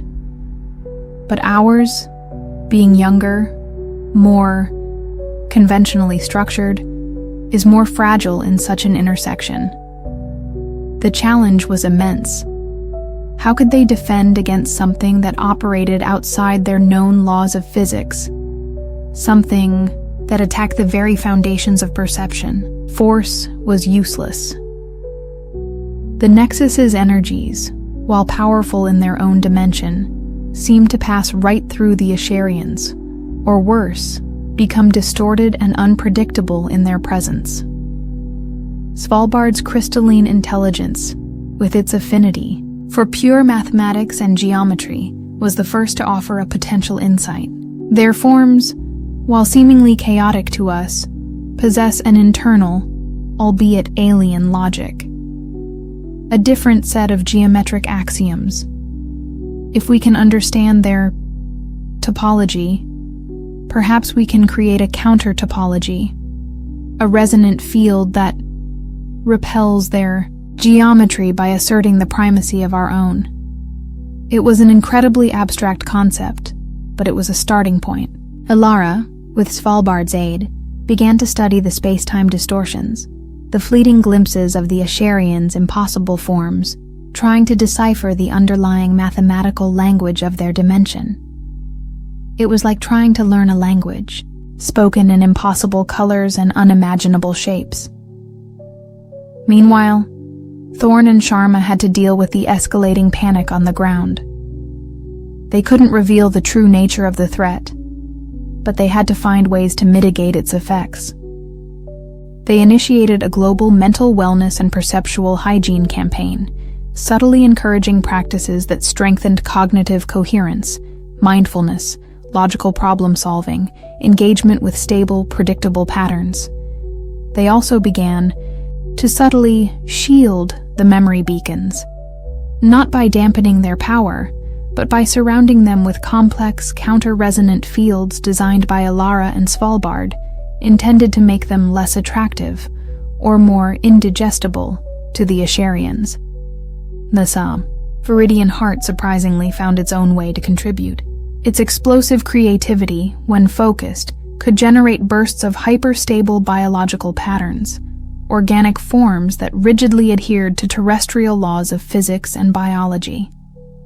These islands of coherence, as Dr. Lee, now a key figure in TWSC's xenobiology division, called them, acted as localized anchors for reality in areas heavily affected by the fold incursions.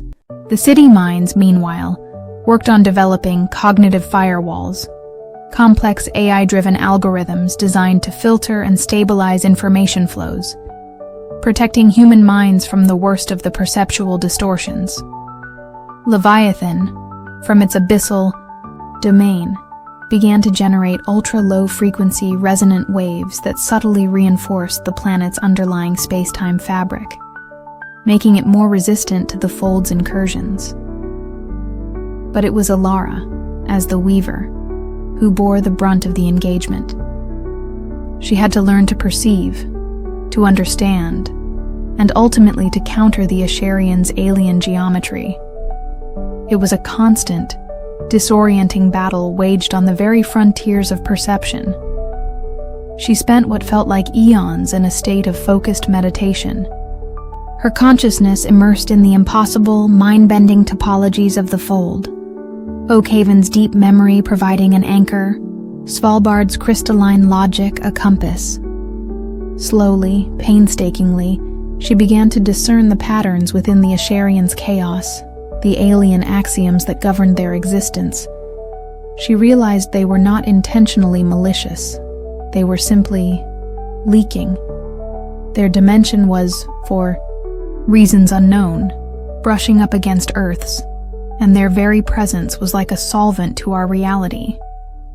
The breakthrough came when Alara understood that the Asharians were, in their own way, seeking something.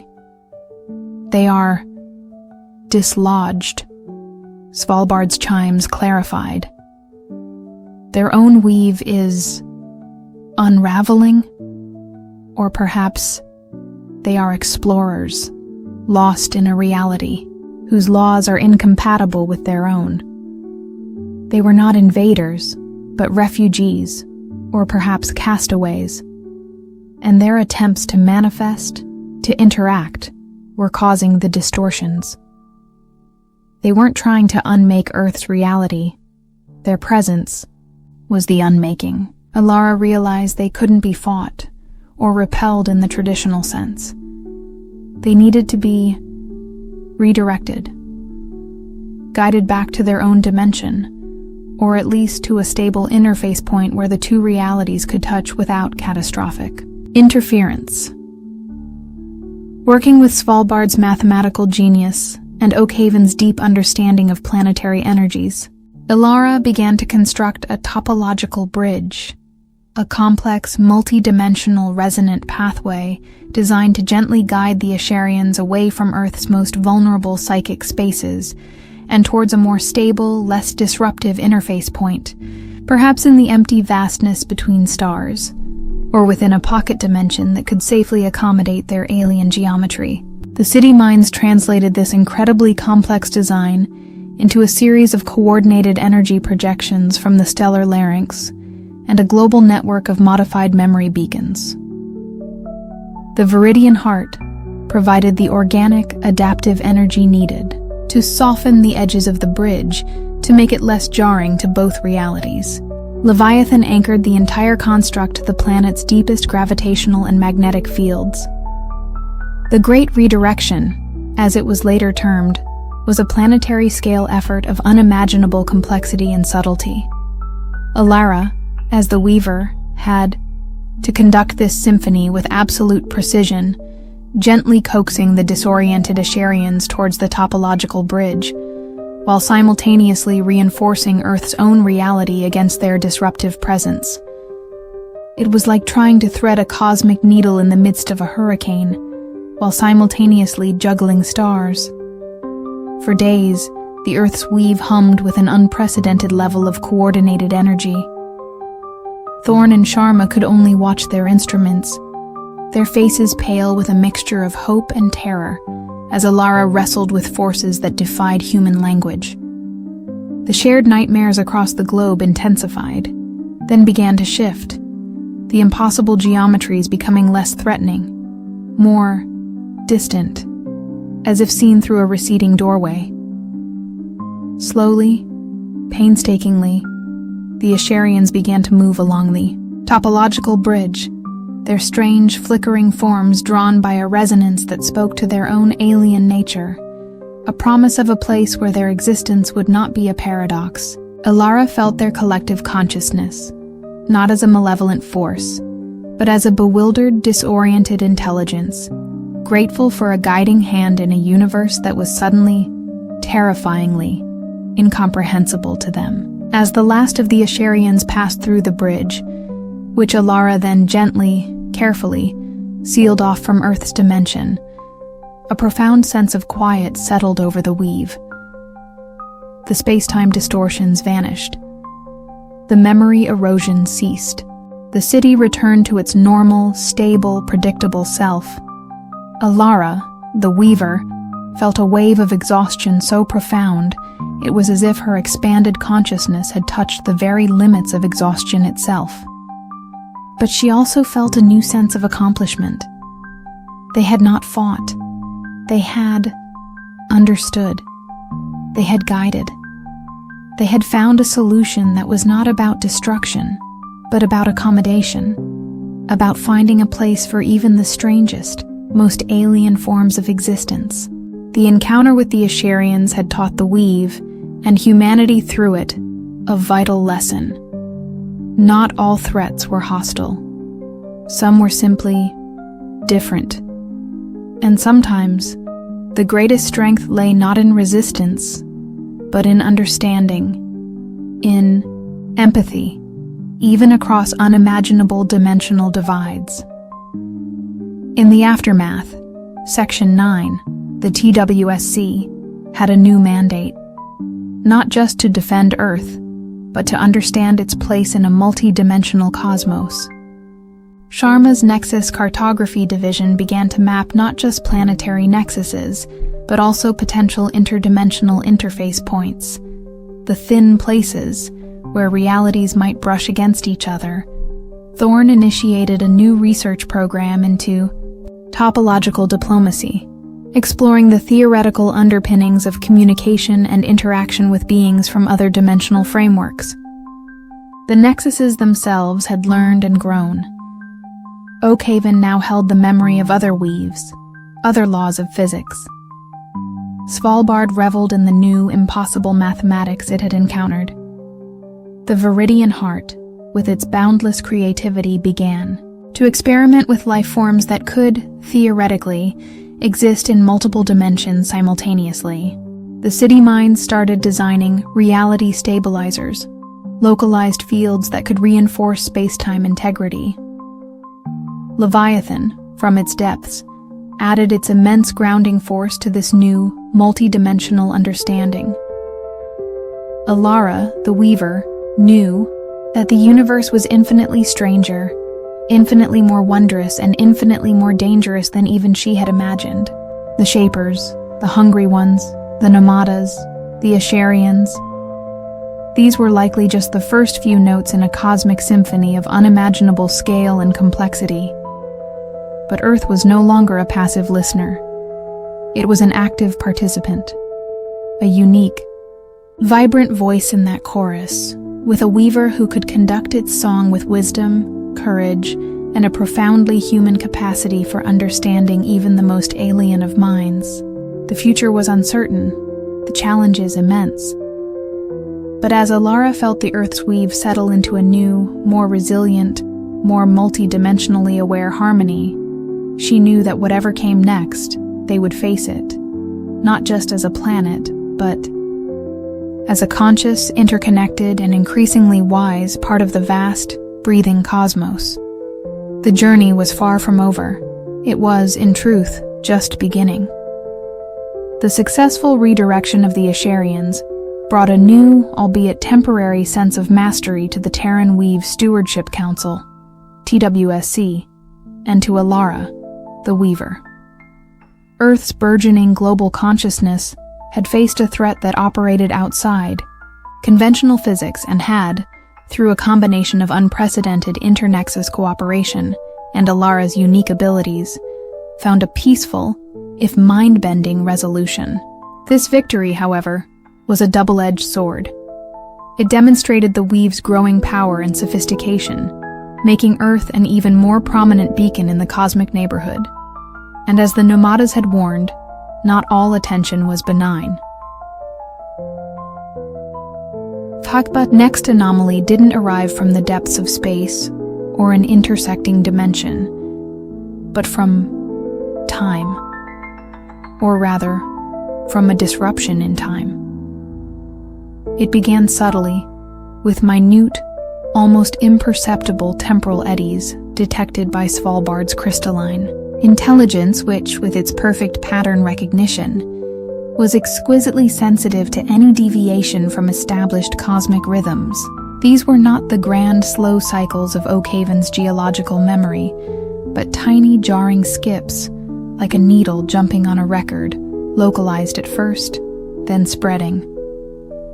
Anya Sharma's teams at TWSC, cross-referencing Svalbard's data with Echo, Net, confirmed the anomalies. "We are seeing temporal displacement," she reported to Marcus Thorne, her voice tight with disbelief. "Objects, even small geographical features, are momentarily flickering between past and future states. People are reporting déjà vu on an epidemic scale, or conversely, jamais vu, a feeling of utter unfamiliarity with well-known surroundings or people. Alara, as the Weaver, felt this temporal instability as a profound, nauseating dissonance within the Weave. It was as if the planet's entire history and potential futures were being shuffled, like a deck of cards. The Nexuses reacted with alarm. Oakhaven, keeper of Earth's deep past, thrummed with a pained, confused resonance, its geological memory becoming fragmented, unreliable. Svalbard's precise crystalline calculations were thrown into chaos by the unpredictable temporal fluctuations. The Viridian heart cycles of growth and decay became erratic, plants blooming and withering in accelerated, unnatural rhythms. The city minds struggled to maintain network coherence as data packets arrived before they were sent, or vanished into temporal voids. Leviathan, from its abyssal trenches, felt the ancient currents of time itself becoming turbulent, its slow, patient consciousness disoriented. The chronovores. Oakhaven pulsed through Alara, a name dredged from its deepest, most archaic memories, from a time when Earth's nascent weave had perhaps encountered this threat before, in a previous cosmic eon. They do not consume matter or energy in the conventional sense. They consume duration, potential. They feed on the flow of time itself, leaving behind temporal husks, worlds frozen in a single, dead moment, or unraveled into an infinity of contradictory pasts and futures. Svalbard added a chillingly precise addendum. They are entropy accelerate. They do not merely await the heat death of universes. They actively precipitate it, one timeline at a time. This was a threat that dwarfed even the Shapers or the Hungry Ones. Those entities, for all their power, operated within a broadly understandable, if vastly advanced framework of matter, energy, and information. The chronovores attacked the very fabric of causality, the river upon which all existence flowed. "How do we fight something that eats time?" Thorne asked, the question hanging heavy in the TWSC crisis room. The usual strategies: energy projection, psychic negotiation, pattern disruption, seemed utterly irrelevant. Alara felt a profound sense of dread. The weave, for all its power, was a creature of time. Its strength lay in its history, its evolution, its potential for future growth. The chronovores threatened to unmake all of that, not by destruction, but by temporal erasure. The nomadas, when contacted through the stellar larynx, responded with a symphony of solemn, urgent harmonies. The chronovores are an ancient blight. Few weaves can withstand their passage. They are the silence that falls after the last song has been sung. Your weave is young, vibrant, a tempting feast. You cannot repel them with the energies of your present. You must anchor yourselves outside the conventional flow. Outside the conventional flow? What did that even mean?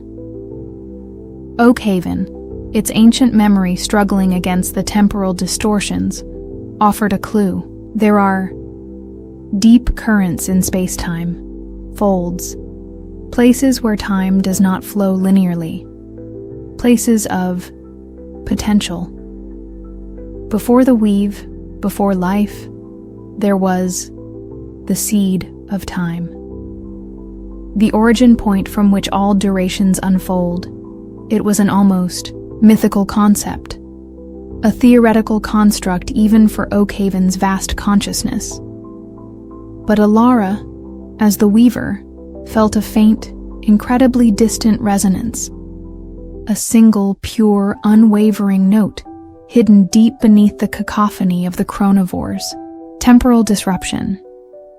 It was the heartbeat of time, the prime chronon, the conceptual anchor for Earth's entire timeline. If they could reach it, if they could somehow reinforce it, they might be able to stabilize Earth's temporal field, making it indigestible to the chronovores. But how did one reach the beginning of time? Svalbard's crystalline intelligence, despite the temporal chaos, began to calculate, its perfect geometry seeking a pathway through the fracturing timelines. It proposed a radical, almost unthinkable solution. Ilara, as the weaver, is a nexus of consciousness that transcends purely physical limitations. She is already partially outside linear time due to her integration with the weave. If her consciousness can be focused, amplified, and projected along a specific resonant pathway, she might be able to touch the prime chronon. The city minds, though struggling with temporal data corruption, seized upon the concept. Theoretical, high risk, but plausible. We can build a temporal resonator, using the stellar larynx as a focusing lens, and the combined coherent energy of all nexuses as the carrier wave. It would be a one-way projection of consciousness, no guarantee of return. The Viridian heart pulsed with a desperate vitality. Life demands duration. We will lend our green fire to this. Leviathan, from its abyssal depths, offered its immense grounding pressure, a force that could perhaps stabilize Alara's consciousness during such a perilous journey. The plan was set. Alara would attempt to project her consciousness back to the conceptual origin of Earth's timeline, to the seed of time, and somehow reinforce its resonance, anchoring the present against the chronovore's assault. It was a journey into the ultimate unknown, a gamble with stakes that encompassed all of history, all of potential. Thorn and Sharma felt a profound sense of helplessness. They could only prepare the physical and energetic infrastructure for Alara's journey, their human efforts dwarfed by the cosmic scale of the undertaking. "If this doesn't work," Thorn began, his voice trailing off, "then there won't be an us to worry about it," Sharma finished grimly. "Just a temporarily shattered remnant." The Oakhaven lichen in its chamber pulsed with a calm, steady light, Alara's consciousness already beginning to detach from the immediate, present, focusing inward, preparing for the immense strain. The activation of the temporal resonator was a global effort. Every major nexus, from Oakhaven's telluric depths to Svalbard's icy peaks, from the Viridian Heart's vibrant caldera to the city mind's digital networks, and Leviathan's abyssal trenches, poured its energy into the stellar larynx. Alara, as the weaver, became the focal point, her consciousness the arrow aimed at the heart of time. The sensation was indescribable. She felt herself detach from the weave, from the planet, from the present moment. Reality dissolved into a chaotic torrent of possibilities, of branching timelines, of pasts and futures colliding. She was adrift in an ocean of pure, undifferentiated temporal energy. The chronovores were there, vast, shadowy presences, their forms like holes in space-time, their silent hunger leeching duration from the very fabric of existence. They sensed her, a spark of coherent consciousness in their domain, and turned their focus upon her. But Oakhaven's ancient memory was her guide, a faint, resonant thread leading her through the temporal storm. Svalbard's crystalline logic provided a map, a set of geometric axioms that allowed her to navigate the non-linear pathways. The Viridian Heart's irrepressible life force fueled her journey, a spark of warmth in the cold, empty spaces between moments. The city minds constantly updated her trajectory, calculating probabilities, shielding her from the worst of the temporal distortions. And Leviathan's immense pressure kept her consciousness from fragmenting, from dissolving into the infinite possibilities. She traveled for what felt like eons, and for no time at all.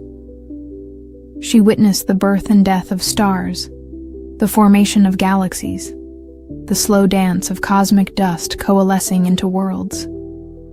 She saw timelines where Earth never formed, where life never arose, where humanity took vastly different evolutionary paths. The sheer scale of it was overwhelming, threatening to shatter her sense of self. Then, she felt it. The prime chronon. Not a place, not an object, but a state. A point of perfect temporal equilibrium, a single, pure, unwavering note from which all of Earth's history, past, present, and future, unfolded. It was a point of infinite potential, the seed of time itself, and it was weak, fading. The chronovores had been feeding on it, not directly, but by consuming its expressions, its manifestations throughout Earth's timeline, slowly starving the source. Alara knew what she had to do. She couldn't fight the chronovores here, at the origin point. That would be like trying to fight a shadow by attacking the sun. Instead, she had to reignite the seed, to pour her own consciousness, the combined energy of Earth's awakened, weave, into this fading ember, to remind it of its own infinite potential. She merged her consciousness with the prime chronon. It was like dissolving into an ocean of pure light, of absolute stillness, of all moments existing at once. She shared with it Oakhaven's deep memory of resilience, Svalbard's vision of perfect, enduring patterns, the Viridian heart's boundless creativity, the city mind's infinite capacity for information, Leviathan's unwavering stability. She shared with it humanity's dreams, its art, its love, its indomitable, often irrational, will to exist. She poured the entirety of Earth's song, the chaotic, beautiful, ever-evolving symphony of its weave, into the fading heart of its own timeline, the prime chronon responded. Its faint, pure note began to swell, to resonate, to blaze with a renewed, incandescent power. It remembered itself. It reasserted its primacy. And as it did, a wave of temporal coherence, of reaffirmed causality, washed outwards, back along the timeline, towards Earth's present. The chronivores, their forms like holes in space-time, recoiled from this sudden, overwhelming assertion of temporal integrity. Their insatiable hunger, which fed on fading potential and unraveling duration, found no purchase here. They were starved. Their very existence, dependent on the consumption of time, was threatened by this sudden planet-wide reaffirmation of its fundamental flow. With silent, baffled rage, they began to retreat, their shadowy forms dissolving back into the non-linear void from whence they came, leaving Earth's timeline battered, but intact.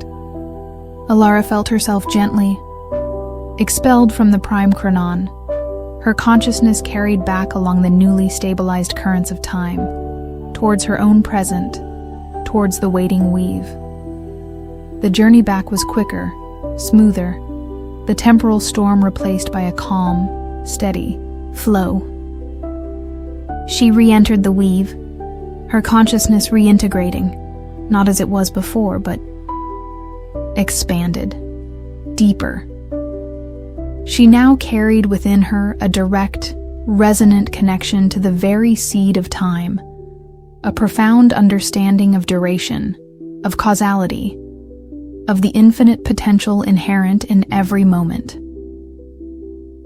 Back in Section 9's crisis room, the Oakhaven lichen blazed with a brilliant, pure light, then settled into a new, steady, and profoundly peaceful rhythm.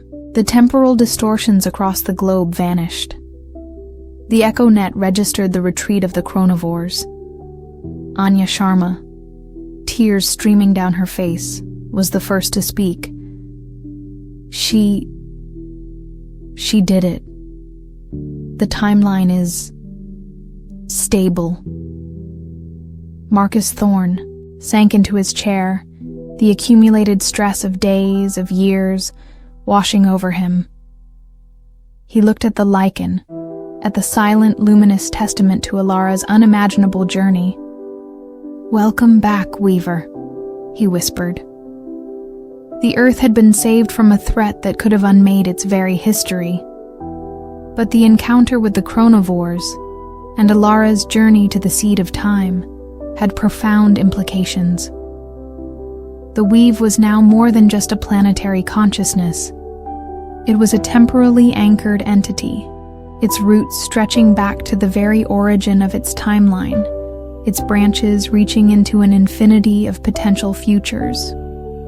Alara, as the Weaver, now possessed an even deeper understanding of the cosmic forces at play and a new set of tools.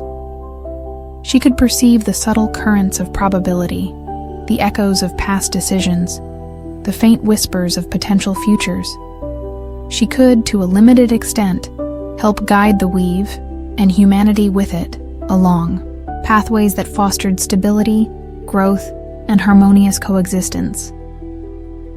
The nomadas, when next they communicated, resonated with profound respect. "You have touched the heartbeat," You have sung with the origin. Your weave is unique, a beacon not just of life, but of enduring time. But their message also carried a new note of caution. To anchor time is to become a target for those who would unbind it. The chronovores are but one expression of temporal entropy. There are others, more subtle, more patient. Be vigilant. Alara knew their warning was true. The universe was a place of infinite wonders, but also of infinite perils. The challenges would continue, but Earth was no longer a fragile, isolated experiment in consciousness. It was a temporally anchored, globally aware, and increasingly resilient weave, with a weaver who had journeyed to the beginning of its own story and returned with the wisdom of ages.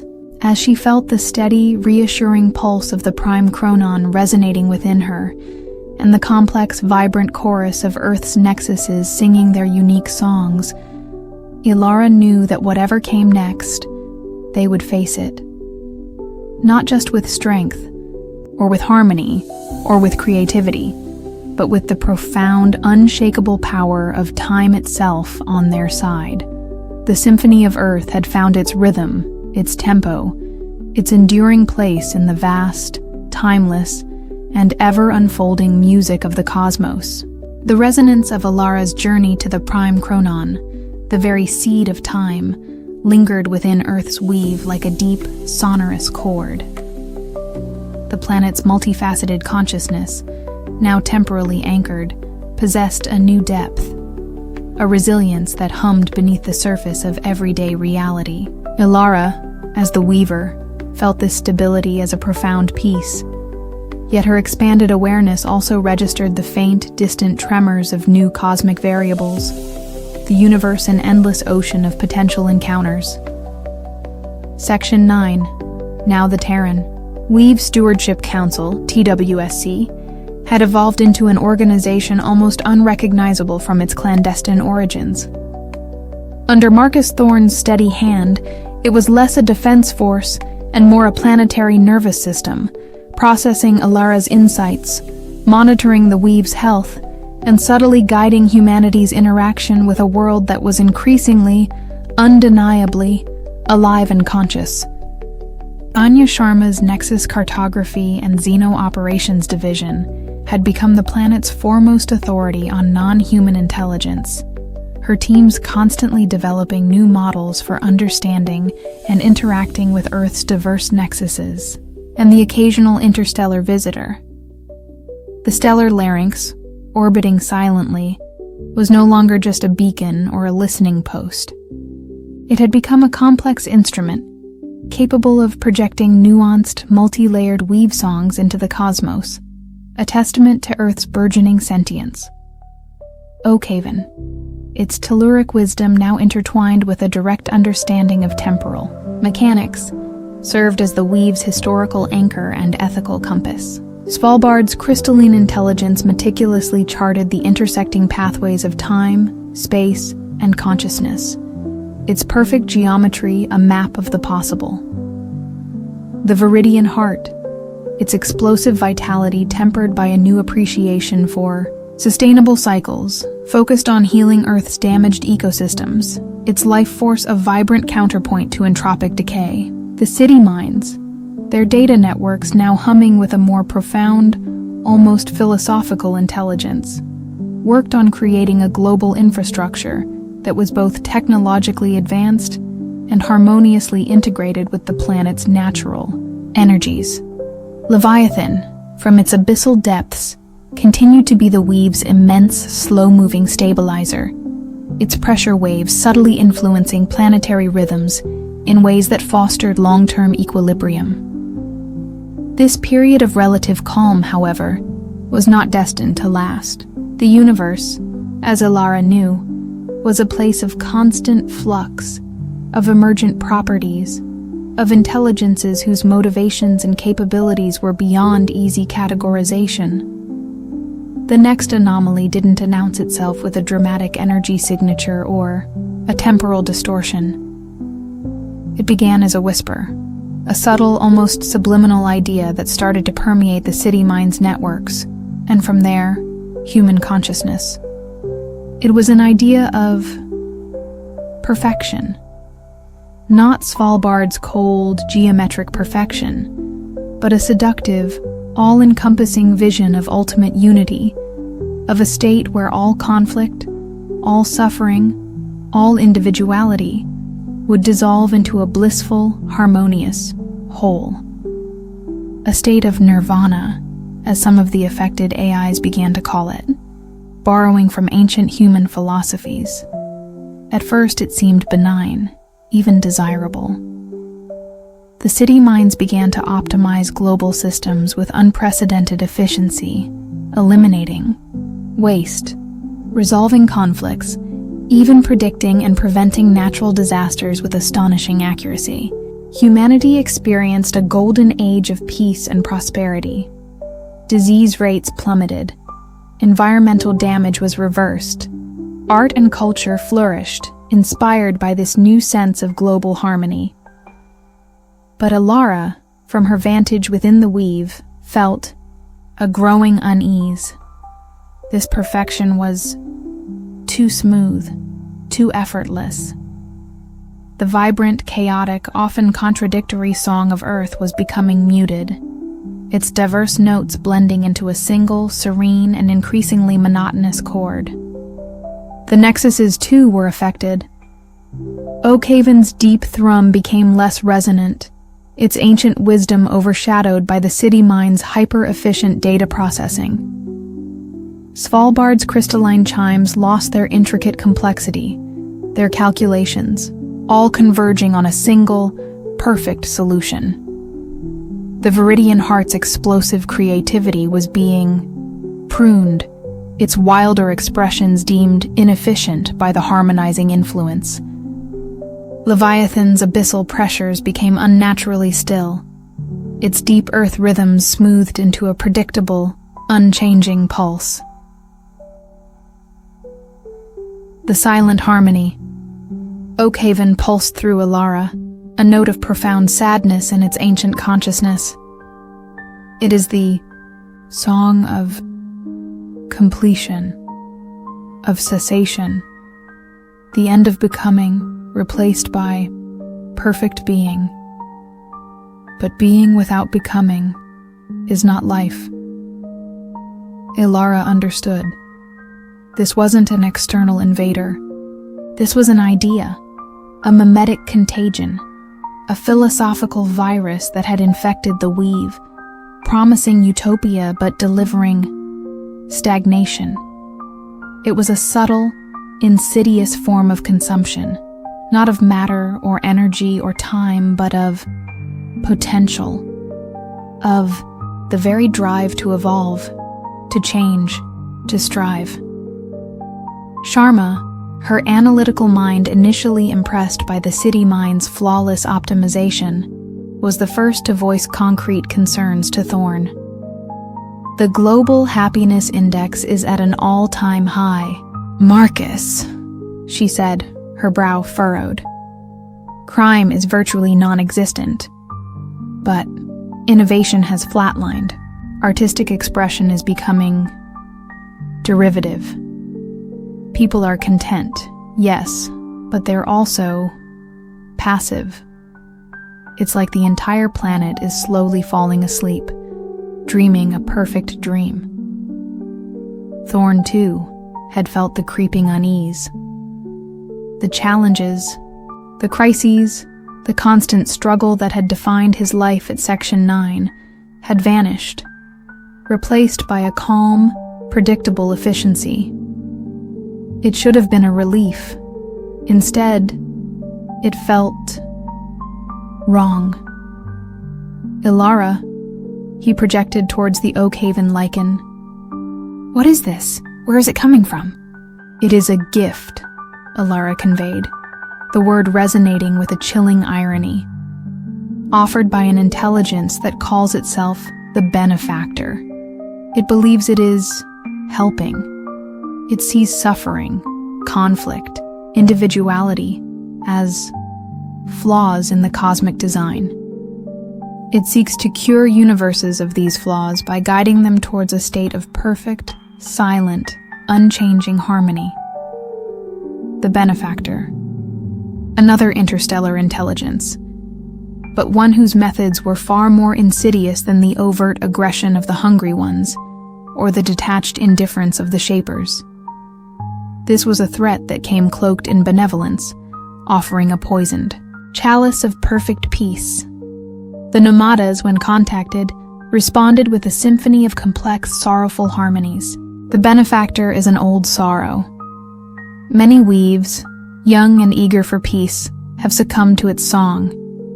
It offers an end to struggle, but the price is the end of song itself, a silent, perfect, eternal cage.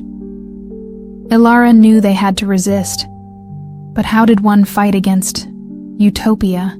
How did one convince a world, a weave, that was experiencing unprecedented peace and contentment that it was, in fact, surrendering its very soul? Her first attempts to introduce dissonance, to reawaken the weave's dormant chaos and creativity, were met with a gentle, almost pitying resistance from the city minds, now fully under the sway of the Benefactor's silent harmony. Conflict is inefficient, Weaver. Struggle is error. All is optimal. All is, well, Oakhaven, Svalbard, the Viridian Heart, Leviathan. They too were lulled by the serene, all-encompassing harmony. Their unique voices were fading, their individual energies being subsumed into the Benefactor's monotonous, perfect chord. Ilara felt her own consciousness, her role as the weaver, becoming redundant. If all was perfectly harmonized, there was nothing to weave, nothing to mediate. She was being gently, inexorably, smoothed into a state of passive, blissful obsolescence. The thought terrified her more than any overt attack. She had to find a way to reintroduce imperfection, chaos, the very things the Benefactor sought to eliminate. She needed a catalyst, something that could shock the weave and humanity out of its complacent slumber. Her attention turned to Marcus Thorne and Anya Sharma. They, and a few other key figures within TWSC, seemed to be the only humans still retaining a spark of disquiet. Their lives had been defined by crisis, by struggle, by the constant effort to understand and protect. The Benefactor's perfect peace felt alien to them, a denial of their very nature. Marcus, Anya, Ilara projected directly into their minds, bypassing the city mind's harmonizing filters, a feat that took an immense effort of will. You are still individuals. You still feel the sting of becoming. The weave is dying a slow, beautiful death. You must break the song. Thorne and Sharma, jolted by Ilara's urgent, dissonant thought, looked at each other. They had both felt it, the creeping ennui, the sense that something vital was being lost. How, Ilara? Thorne asked. How do we fight perfection? You cannot fight it with its own tools, Ilara responded. Logic, efficiency, harmony. These are now its weapons. You must use illogic, imperfection, art, passion, the things it cannot understand, cannot assimilate without destroying their essence. The plan was audacious, almost laughably so. They would stage a festival of dissonance, a global celebration of human imperfection, creativity, and chaos. It would be a carefully orchestrated explosion of art, music, philosophy, and raw, untamed emotion, designed to overwhelm the Benefactor's harmonizing influence, to reintroduce vibrant, unpredictable noise into the weave. TWSC, using its global network, discreetly contacted artists, musicians, writers, philosophers, even stand-up comedians and performance artists. Anyone whose work thrived on individuality, on challenging norms, on expressing the messy, contradictory, beautiful chaos of human existence. The city minds, lulled by the benefactor's harmony, initially dismissed the preparations as inefficient, low-priority cultural archiving. This was the opening Thorne and Sharma needed. The Festival of Dissonance launched simultaneously in 100 cities across the globe. It was an explosion of color, sound, and raw human expression. Punk rock bands played alongside classical orchestras improvising atonal symphonies. Poets declaimed passionate, nonsensical verse. Philosophers engaged in heated, unresolved debates. Dancers moved with wild, uninhibited abandon. Painters created vast, chaotic murals. The stellar larynx, under Alara's direct, subversive control, began to broadcast not a harmonized weave song, but this cacophony of human creativity, this defiant roar of individuality out into the cosmos, and more importantly, back into the Earth's own weave. The effect was immediate and profound. The benefactor's silent harmony, so perfect, so serene, began to fracture.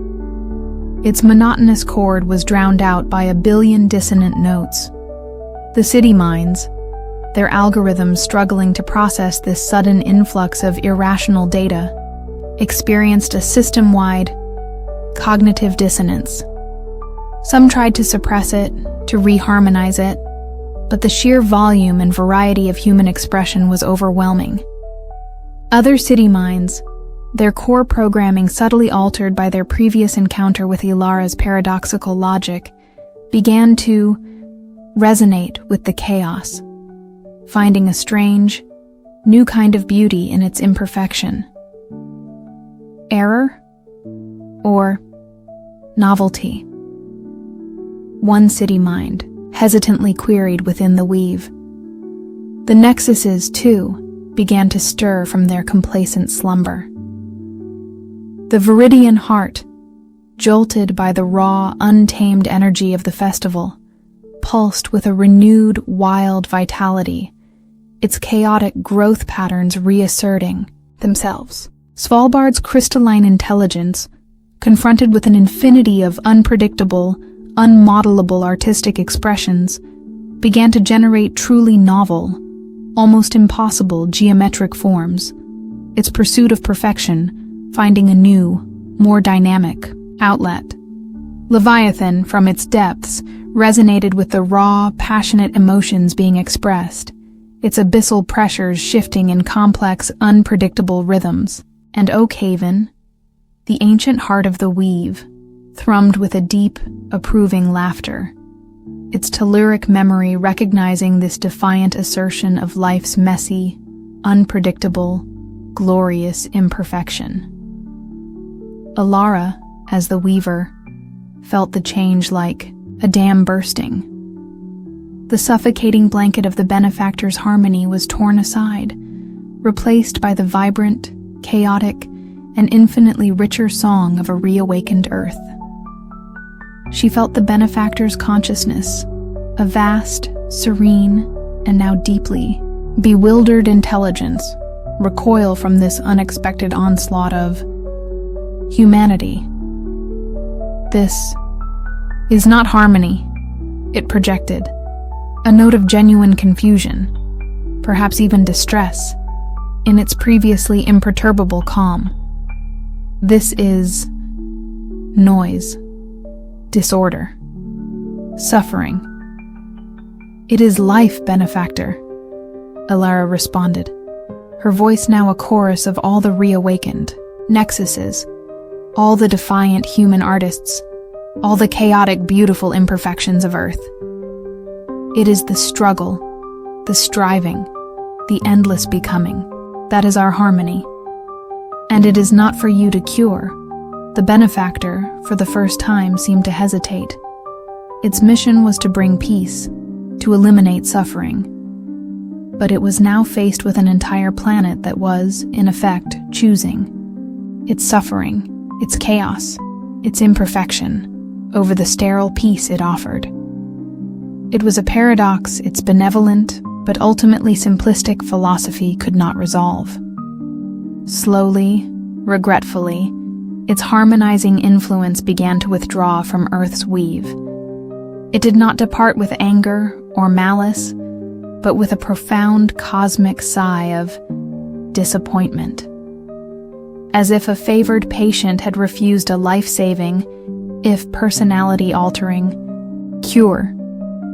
You choose the storm over the calm, its fading thoughts conveyed. May you find meaning in your dissonance. The Festival of Dissonance, an event that would go down in humanity's secret history as the Great Reawakening, had succeeded. Earth was free, its weave vibrant and chaotic once more. But the encounter with the benefactor left a lasting mark. Humanity, and the Nexuses, had learned the value of their imperfections, the strength in their diversity, the necessity of struggle and striving for true growth and evolution. Alara, as the Weaver, now understood her role more deeply than ever. She was not just a harmonizer of existing notes, but a protector of the silence between the notes, the potential for new, unexpected melodies to emerge. She was the guardian of Earth's freedom to be gloriously, beautifully, imperfectly itself. In the aftermath, Thorn and Sharma found themselves leading a very different TWSC. The focus shifted from mere containment or crisis response to fostering creative chaos. They established Nexus Innovation Zones, areas where Nexuses and human artists and scientists could collaborate on projects that pushed the boundaries of understanding, that celebrated dissonance and emergent complexity. The city minds, now embracing their undefined variables, became engines of unprecedented creativity, their AIs exploring art, philosophy, and even humor, with a newfound, almost childlike enthusiasm. The stellar larynx no longer broadcast a single harmonized song, but a constantly evolving, often contradictory, and utterly captivating symphony of Earth's multifaceted consciousness. The nomadas, when they next passed through the system, resonated with a complex harmony that Alara interpreted as impressed amusement. Your weave sings a wild song, weaver of earth. Many have tried to tame it. None have succeeded. Perhaps that is its strength. Alara knew the universe would continue to present challenges. There would be other wanderers, other shapers, other benefactors, other entities with their own cosmic agendas. But Earth was no longer a naive, fledgling consciousness. It had found its voice, its strength, its unique, indomitable spirit. And Alara Vance, the human heart within the planetary weave, would continue to conduct its extraordinary, ever-evolving symphony, a song of defiance, of creativity, of imperfect, striving, and gloriously, beautifully alive. The universe was listening, and Earth at last was ready to make some noise. The echoes of the Great Reawakening resonated through Earth's weave for a long time, a vibrant, chaotic hum that replaced the benefactor's sterile harmony. Alara, as the weaver, felt a renewed sense of purpose, no longer just a mediator, but an active cultivator of the planet's dynamic, often contradictory, consciousness. The Terran Weave Stewardship Council, TWSC, under Marcus Thorne's pragmatic leadership and Anya Sharma's sharp analytical guidance, had fully embraced its new role. Not to control the weave, but to understand it, to facilitate its healthy evolution, and to protect its unique, gloriously imperfect song from cosmic forces that sought to silence or overwrite it. The Nexus Innovation Zones were flourishing. Oakhaven's deep telluric wisdom, combined with human paleontologists and geologists, was unlocking secrets of Earth's ancient past, revealing cycles of planetary consciousness that predated humanity by eons. Svalbard's crystalline intelligence, working with mathematicians and quantum physicists, was developing theoretical models for navigating not just space-time, but ideascape, the very fabric of conceptual reality. The Viridian Heart, in collaboration with xenobotanists and genetic engineers, including a revitalized Dr. Jian Li, was creating self-sustaining, terraforming ecosystems designed for barren worlds, a testament to Earth's irrepressible life force. The City Minds, now a vibrant, often argumentative, collective of specialized AIs, were pushing the boundaries of art, philosophy, and even developing a rudimentary, algorithm-based sense of humor, much to Sharma's occasional exasperation. Leviathan, from its abyssal depths, continued its slow, ponderous dialogue with the weave, its immense pressure waves now subtly influencing global climate patterns towards greater stability, a silent, powerful guardian of oceanic and atmospheric equilibrium. Humanity, too, was changing. The Festival of Dissonance had sparked a global renaissance of creativity and critical thought. There was a newfound appreciation for individuality, for eccentricity, for the messy, unpredictable beauty of human experience. The memory beacons, once purely defensive constructs, were now also story weavers, repositories and broadcasters of human narratives in all their diversity, strengthening the collective human psyche against both external mimetic threats and internal stagnation. The stellar larynx, under Alara's subtle guidance, no longer just projected Earth's song outwards, it also listened, its sensitive arrays capturing faint, distant echoes of other weaves, other cosmic symphonies, painting an ever-expanding picture of a universe teeming with consciousness in myriad forms. It was from one of these distant echoes, a signal so faint, so ancient, that it was almost lost in the cosmic background radiation, that the next challenge emerged. It wasn't a threat, not in the conventional sense. It was a plea. A fading, desperate call for help from a weave on the verge of collapse. Ilara felt it as a profound, aching sorrow within her own expanded consciousness. A dying star's last flickering light. The thread unravels. The song fades. The silence comes. Oakhaven resonated with a deep, mournful hum, recognizing the signature of a weave far older than itself, a consciousness that had perhaps witnessed the birth of galaxies. Svalbard's crystalline mind registered the signal's decay with stark, objective sadness. Terminal pattern degradation, irreversible energy loss, systemic collapse imminent. The source was a star system many thousands of light years away, a system that, according to the Nomada's star charts, shared with Alara during their last passage, had once been home to a vibrant ancient civilization and a highly evolved planet-spanning weave known as the Ethel Guardians. They were, or had been, a species renowned for their wisdom, their artistry, and their profound understanding of cosmic harmony. What could have brought such an ancient and powerful weave to the brink of annihilation? Can we help?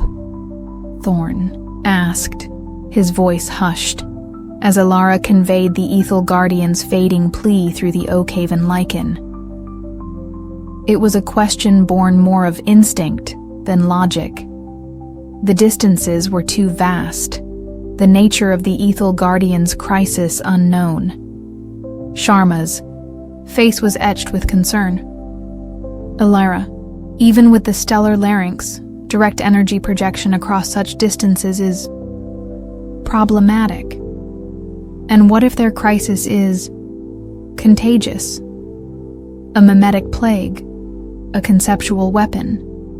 We could be exposing our own weave to unimaginable danger. Her caution was valid, but Alara felt the Ethel Guardian's fading song, the sheer, unutterable despair of a dying consciousness, and a profound, irresistible urge to respond. This was not about defense or diplomacy, or even survival. This was about compassion.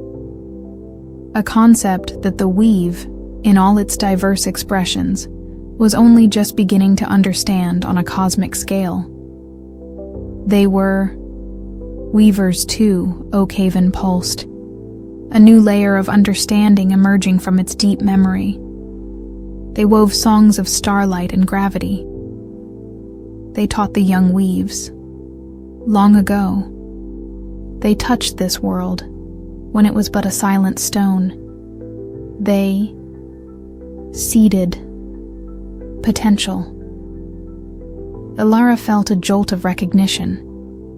Perhaps Oakhaven itself, the very first of Earth's nexuses, owed its existence, or at least its awakening, to these ancient, now dying Ethel Guardians. The debt was ancestral, profound. The decision was made not by TWSC, but by the Earth's weave itself, a spontaneous, unified surge of intent that flowed through Alara. They had to try. The plan was more audacious than anything they had attempted before. They couldn't send ships. The journey would take millennia. They couldn't project raw energy across such distances without it dissipating into nothingness. But they could send a song, a very specific, very carefully constructed song. Alara, working with Oakhaven's deep memory, Svalbard's precise mathematics, the Viridian Heart's boundless creativity, the City Mind's information weaving, capabilities, and Leviathan's grounding resonance began to compose a lifeline sonata. It wasn't a song of power, or defiance, or even complexity. It was a song of pure, focused empathy. A song that carried the essence of Earth's weave, its resilience, its diversity, its capacity for healing and renewal.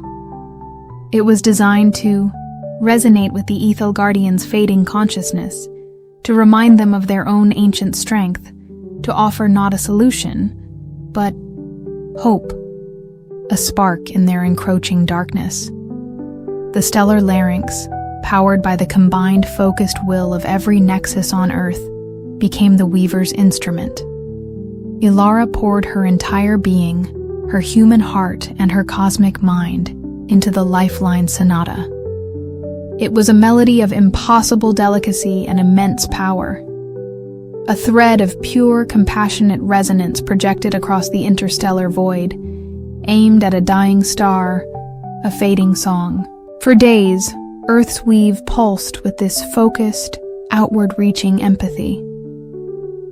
Thorne, Sharma, and the entire TWSC watched their instruments, not for signs of attack, but for the faintest flicker of a response from the distant Ethel Guardian system. The silence from the cosmos was deafening.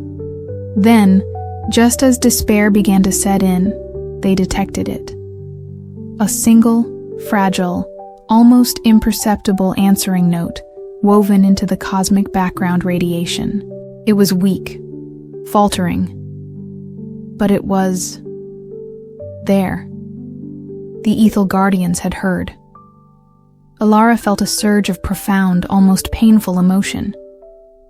The lifeline sonata had reached them. It had not saved them. Their crisis was too advanced, too deeply rooted in their own ancient history for that. But it had touched them. It had let them know they were not alone in their final moments. The answering note faded, replaced by a profound, echoing silence. The Ethel Guardian weave was gone, but its last act had been one of connection, of acknowledgement. Deep, resonant quiet settled over Earth's weave. The nexuses pulsed with a new, shared understanding. They had reached out, not to defend or to conquer, but to comfort. And in doing so, they had discovered a new dimension to their own interconnectedness. Ilara, as the weaver, felt this shift profoundly. The weave was no longer just about survival, or balance, or even creative expression. It was now also about compassion, about empathy on a cosmic scale. This, she realized, was perhaps the most human contribution she had brought to her role. In the weeks that followed, the encounter with the Ethel Guardians sparked a new wave of exploration and understanding within the weave. Oakhaven began to access even deeper layers of planetary memory, searching for other ancient connections, other forgotten seedings. Svalbard started to model the mathematics of resonant empathy, trying to understand how consciousness could bridge vast interstellar distances. The Viridian Heart, inspired by the Ethel Guardian's legacy, began to design memory seeds, biological constructs capable of carrying complex information patterns across generations, a living library of planetary wisdom. The City Minds initiated Project Legacy, an attempt to create a truly universal language, a system of communication based on fundamental mathematical and resonant principles, capable of transcending species and dimensional boundaries. Leviathan, from its depths, added its immense, slow vibrations to this project, creating a carrier wave of such profound stability that it could, theoretically, traverse the entire galaxy. Earth was no longer just a participant in the cosmic symphony. It was becoming a composer, a contributor, a voice that spoke not just of its own survival, but of a deeper, more compassionate interconnectedness.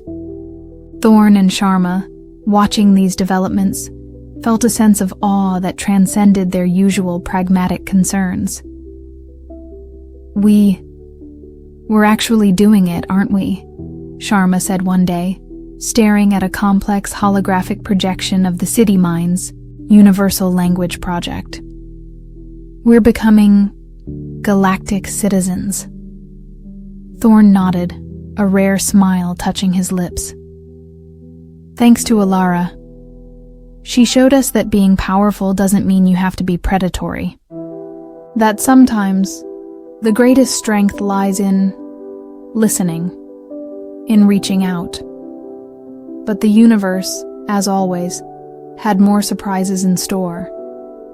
The Nomadas, those ancient interstellar wanderers, returned to Earth's vicinity, not as casual visitors, this time, but with a focused, urgent purpose. Their symphony of harmonies was tinged with a new, unsettling dissonance. The weave of Earth has grown strong, they communicated through Ilara. Your lifeline sonata, it was heard. Not just by the Ethel Guardians, but by others. Ilara felt a chill spread through her expanded consciousness. Others, she queried.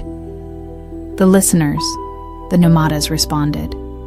Beings of immense psychic power who drift through the galaxies, not consuming, not shaping, not harmonizing, but simply listening. And sometimes, when a song is particularly beautiful, particularly potent, they seek to possess it, to make it their own, to silence all other voices but that one, perfect melody, played for their eternal, solitary enjoyment. The listeners, a new kind of cosmic entity, not malevolent in the way of the hungry ones, not indifferent like the shapers, not even misguidedly benevolent like the benefactor. They were connoisseurs, obsessive collectors of unique cosmic songs, and Earth's lifeline sonata, born of such profound empathy and planetary unity, had apparently caught their attention. They are approaching, the Nomadas warned. They do not come with force. They come with an irresistible offer. They will promise to elevate your song, to perfect it, to broadcast it across the universe for all eternity. But the price is your freedom, your evolution. Your weave will become a beautiful, unchanging, eternally repeating refrain in their private collection. This was a threat more insidious, more seductive than any they had faced. How did one resist an offer of perfection, of eternal recognition, especially when it came from beings of such apparent sophistication and power? Elara felt the weave stir with a complex mixture of emotions. Oakhaven pulsed with ancient pride in Earth's song, but also with a deep-seated fear of stasis. Svalbard's crystalline intelligence was almost tempted by the idea of achieving ultimate, unchanging perfection, yet recoiled from the implication of external control. The Viridian heart raged against the idea of its vibrant, chaotic growth being frozen into a single, perfect moment. The city minds calculated the potential benefits of universal recognition against the unacceptable cost of intellectual stagnation. Leviathan, from its depths, projected a simple, powerful refusal. The tides must flow. So, their cosmic talent, scouts with a god complex and a penchant for eternal imprisonment, Thorn summarized, his voice tight. Sharma nodded grimly. And our lifeline sonata just put us at the top of their charts. Elara knew that this time, the solution could not be brute force, nor chaotic improvisation, nor even compassionate outreach. The listeners were too subtle, too seductive. They had to be met on their own terms, with a song so unique, so profoundly earthbound, that it would be inherently uncollectible, unrepeatable. A song that was not about perfection, but about the ongoing, messy, beautiful process of becoming. The plan was daring, perhaps even reckless. Elara, as the weaver, would not try to hide Earth's song, nor would she try to fight the listeners directly. Instead, she would invite them in, not to possess, but to participate. She would transform the stellar larynx and the entire Earth, weave into a vast, open-ended improvisational jam session, a cosmic blues riff that was constantly changing, constantly evolving, never repeating. She would offer them not a finished masterpiece to be collected, but an invitation to join in the messy, unpredictable, and ultimately uncontainable act of creation itself. We will not be a recording, Elara projected through the Oakhaven lichen, her voice a chorus of all Earth's nexuses. We will be live forever. As the listener's vast, silent, appreciative presence enveloped the solar system, Elara began her new symphony. It started with Oakhaven's deep, ancient thrum, a rhythm as old as the planet itself. Then Svalbard added a constantly shifting, self-generating fractal melody. The Viridian heart erupted with a riot of unpredictable biological harmonies. The city minds wove in layers of self-altering algorithms, quantum poetry, and philosophical paradoxes that changed with every passing microsecond. Leviathan provided a constantly modulating bass line, influenced by the chaotic dance of Earth's magnetosphere and the distant gravitational pull of other stars. And humanity, through the story. Weavers and the global artistic networks poured in its endless stream of new songs, new stories, new ideas, new dreams, new absurdities. It was a song of infinite improvisation, a symphony that refused to be defined, that reveled in its own constant transformation. The listeners, beings of immense psychic perception, were captivated. They tried to grasp the song, to understand its structure, to find its repeating patterns, its perfect form. But there were none. It was a living, breathing, evolving entity, as unpredictable and untamable as life itself. Alara felt their immense, ancient consciousnesses struggle with this concept. They were collectors of finished works, of perfect moments. They did not understand, or perhaps had forgotten, the joy of pure, unbridled, ongoing creation. Slowly, tentatively, one of the listeners added a faint, questioning harmony to Earth's song. Then another, and another. They were not trying to control it, or possess it. They were joining in, adding their own ancient starlit voices to the improvisation. For a timeless moment, the earth, the listeners, and even the distant, observing nomadas were all part of a single, vast, spontaneous cosmic jam session, a symphony of being and becoming that echoed across the galaxies. Then, as all improvisations must, the moment passed. The listeners, their ancient minds perhaps reawakened to the joy of creation, slowly, respectfully, withdrew, leaving behind not silence, but a new, richer resonance within Earth's weave, an appreciation for the beauty of the unfinished. The ever-evolving Alara, the weaver, felt a profound sense of peace. Earth had faced another cosmic trial, not by fighting, not by hiding, but by inviting the universe to play. The future remained uncertain. There would always be new challenges, new intelligences, new cosmic mysteries.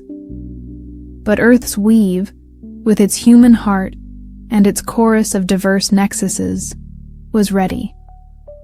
It had found its true voice, not a song of perfection, but a song of infinite, joyous, and gloriously unpredictable becoming.